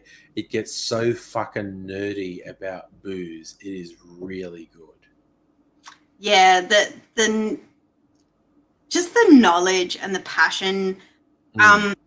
You know what? I do have a bit of a girl crush on Henry's boss, Laura Carter. She is so young and so knowledgeable and like just so interesting. Brendan's all right, but Laura's like the powerhouse. Yeah. But the Australian distilling industry is full of really knowledgeable people, and they're super fucking nerdy about the stuff they do. They're very passionate about using native ingredients and being sustainable and using local. It's absolutely astounding that there's this whole sort of range of ethics around the Australian distillers. It's really cool. And just Stella, it's streamed on the Unico Zello YouTube page, and it's also streamed on the Applewood Facebook page. You only get the first hour. Sorry, not on Facebook, Instagram. You're going to get the first hour on Instagram. You want to do the long form ones that are going on at the moment, because like today's was a 2.5 hour stream, and they got deep and real nerdy. Yeah, today's got very deep and nerdy. It's supposed to go for an hour. It's supposed to go from 6:30. It's definitely not going for an hour at a moment. It's going for an hour and a half at least, and sometimes more. And because Henry, who runs it, is the brand ambassador for Applewood Distillery. And the idea is when everything went into lockdown, he'd probably do it for 6 to 10 weeks. And of course, he's now up to 80-something episodes. 88 episodes. So we're planning episode 100. So, which is going to be incredible. Yeah. And Henry's really knowledgeable and really nerdy about this stuff. And so young. Like so young. 20-something, isn't he? 27, I think. Yeah. And he brings on really knowledgeable guests as well. But it's really good. So, but yeah, it's on Facebook and Twitch and Instagram and YouTube. Yeah, various places. I had a good laugh because I couldn't work out why I wrote asshole and Henry said dickhead. Because it is censored. Because on Twitch it censors it. He uses a Restream. He's probably using Restream.io, and it censors the chat. So if you say anything mildly rude, he only sees asterisks, which is really funny. But anyway. Yeah, so he was making approximation guesses as to what we were saying. So myself and like Yvette and Sarah. By the end of the stream, there was literally 3 of us there. Like, no one stayed. Well, I believe it ain't start this stream. Well, that's it. He usually starts and he's got like 20, 25 people, no worries. And then there's like the hardcore ones who stay on, and even the hardcore guys are like, this is taking too long. It's such a laugh. Yeah. Well, 2.5 hours instead of 1 hour. Like I said, it's meant to go from 6:30 to 7:30. And I often have to dip out because he doesn't finish before 8. And that's when I start the stream. But yeah, tonight he ran till 9. And it's like, it's just like because he's sitting at home and he's having cocktails. Well, he is doing that. But like he didn't have the first cocktail to 40 minutes into the stream. It's just like, Henry, get your shit together. tonight, particularly, they went down rabbit holes talking about indigenous ingredients and the spirit of the land. I think, okay, here's the funny one, Kirsten. Tell me if you saw this. I think Henry thought it was really dodgy that I called an Australian version of a boulevardier a walkabout. He seemed to find that really dodgy. He was like, okay, dude, good. Did you see that? I didn't think that was. Yeah, I don't know. But like, I just got walkabout works. Yeah, no, I just got this vibe that because I called it a walkabout, he was like, okay, cool, fine, you do that. But it's also because I'm just going like, no, that's just who I grew up with. I grew up with people who went walkabout and whatnot, and yeah, so did I. So is a man taking a stroll.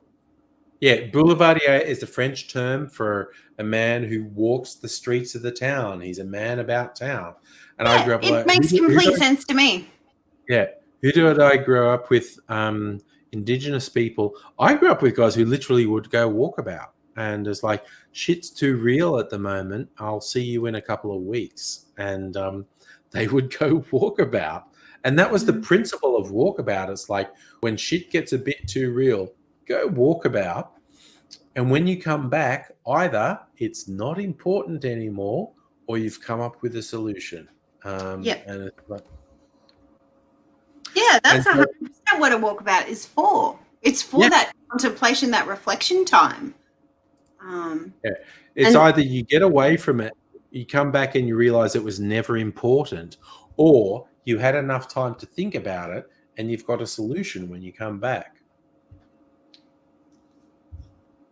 And yes, Stella, I'll send you all the links on Messenger later. Oh yeah, Stella, we'll keep you fucking in the loop. Don't you worry, Stella. We'll keep you in the loop. Oh my god, Charlie, are you still with us? Yes.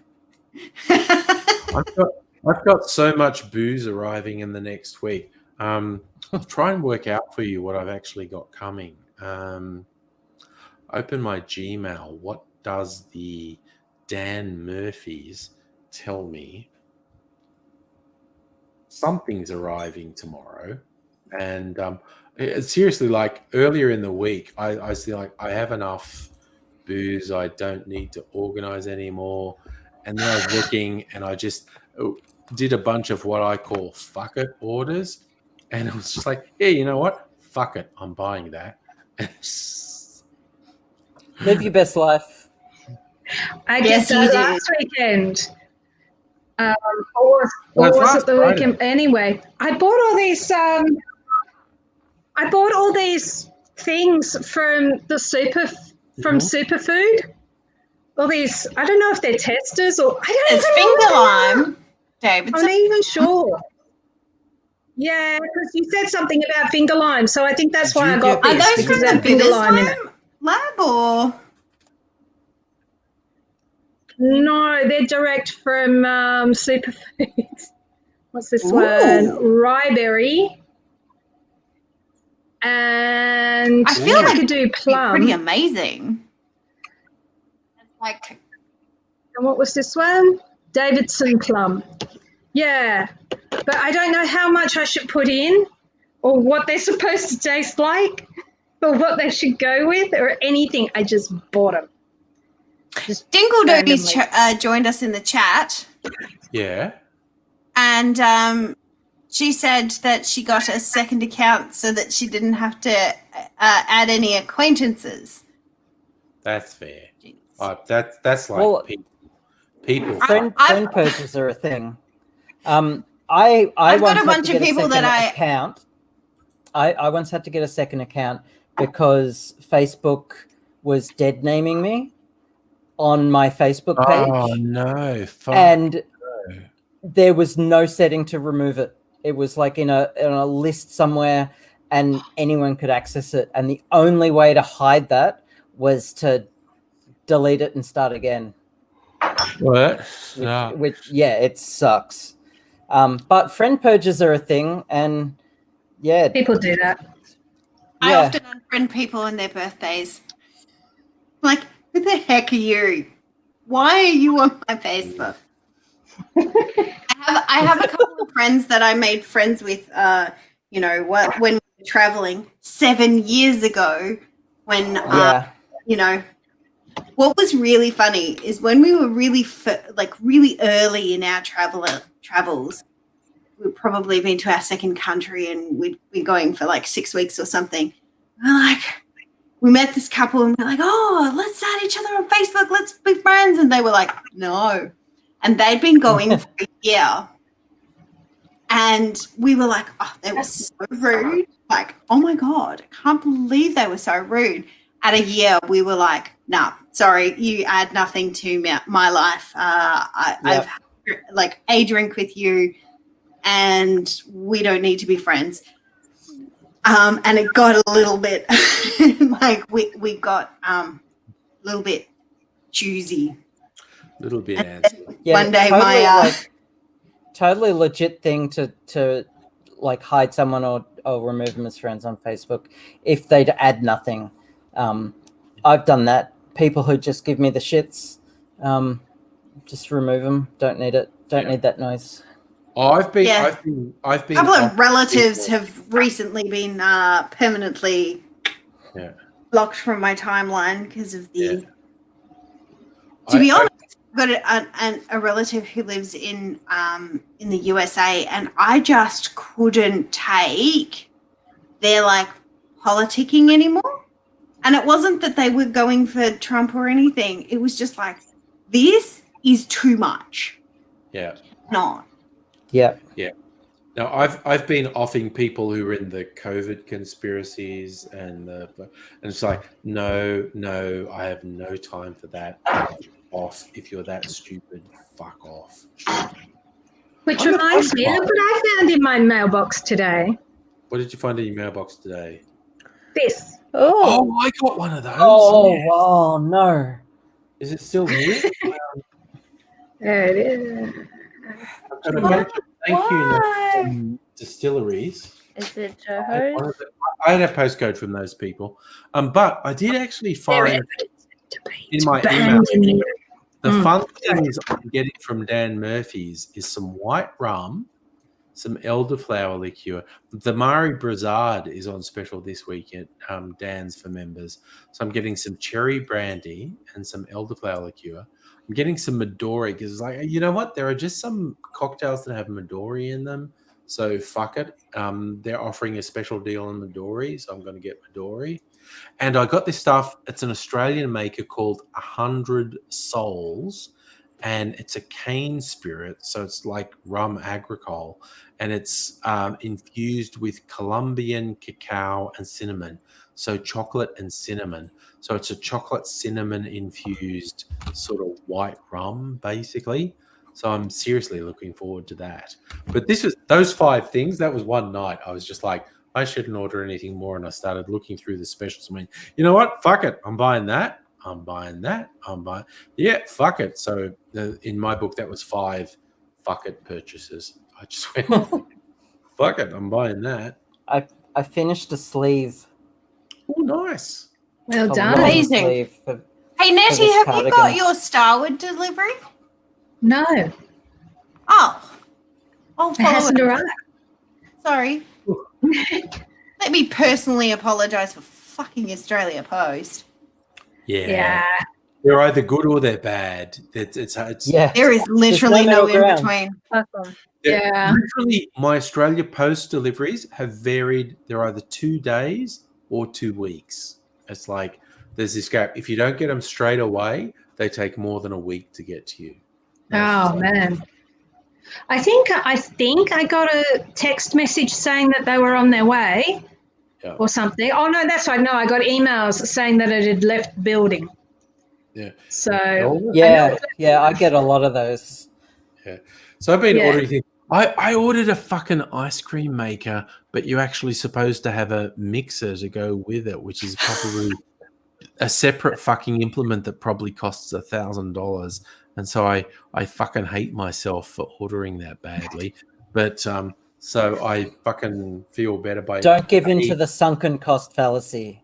No, I just consoled myself by ordering some booze and some clothes.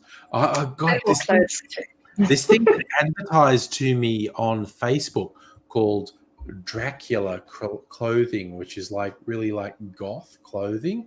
I thought that's cool, but I bet they don't have stuff in fat bastard size.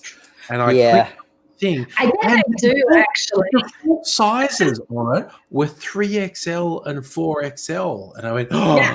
They've been data harvesting me, and they know I'm a fat bastard.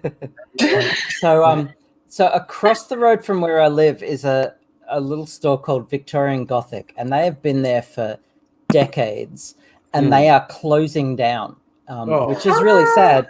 But I would totally buy heaps of shit from there if they had my size. Everything is little person size. Yeah. I ordered one of these apparently large sizes, a vest, because it was the cheapest thing on their fucking thing. Okay, if that comes through and it is actually the right size, because sometimes you buy, I'm getting a 3XL, and it's from a Chinese website, which means it fits a 12-year-old. And but if this comes through and if it's the right size, I'm gonna go to fucking town on this website. Like if I get one thing that's the right size, they had so much really fucking cool goth shit on their website. I'm just you wait for me to show up on live streams looking like an Edwardian cyberpunk gentleman. We should have a goth up night. Yes. I started a sewing class just so I can make my own clothes because I got sick of buying stuff that didn't fit. That's or just not buying stuff. Oh my god! So I found this jumper at Target last winter.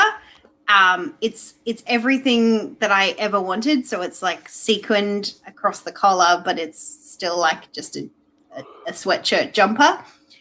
I paid $35 for the first one, and I was like, no, that's reasonable. I'm going to get a couple, so I've got backups. And then when I went back, they were all on special for $5.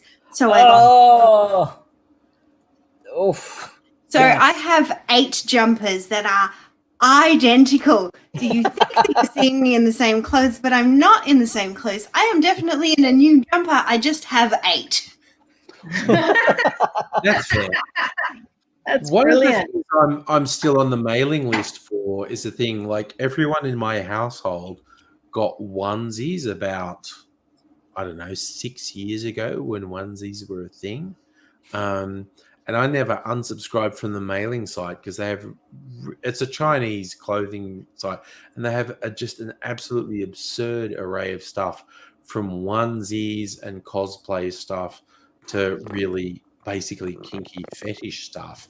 And I find Can you send me the URL? Yeah, no, it's called Milano.com, MILANOO.com. And they have just an absolutely hilarious array of stuff. And you know how, it's, particularly in America, there's been this weird thing with their Halloween costumes for the last, 10 years. It's like slutty nurse and slutty this and slutty. As we've gone on for a lot longer than that. Why don't they have that sort of costume for men? This year, Milano has gone, fuck yeah. Why don't we have that sort of costume for men? And they have all these fetish costumes, and it's like dudes in G-strings and corsets. And I'm like, you go, Milano. You fucking go with your costumes. And it's funny. It's just like, because for years people are saying, why don't they have costumes for men like those slutty nurse? And Milano have gone, yeah, why don't we have costumes for slutty men?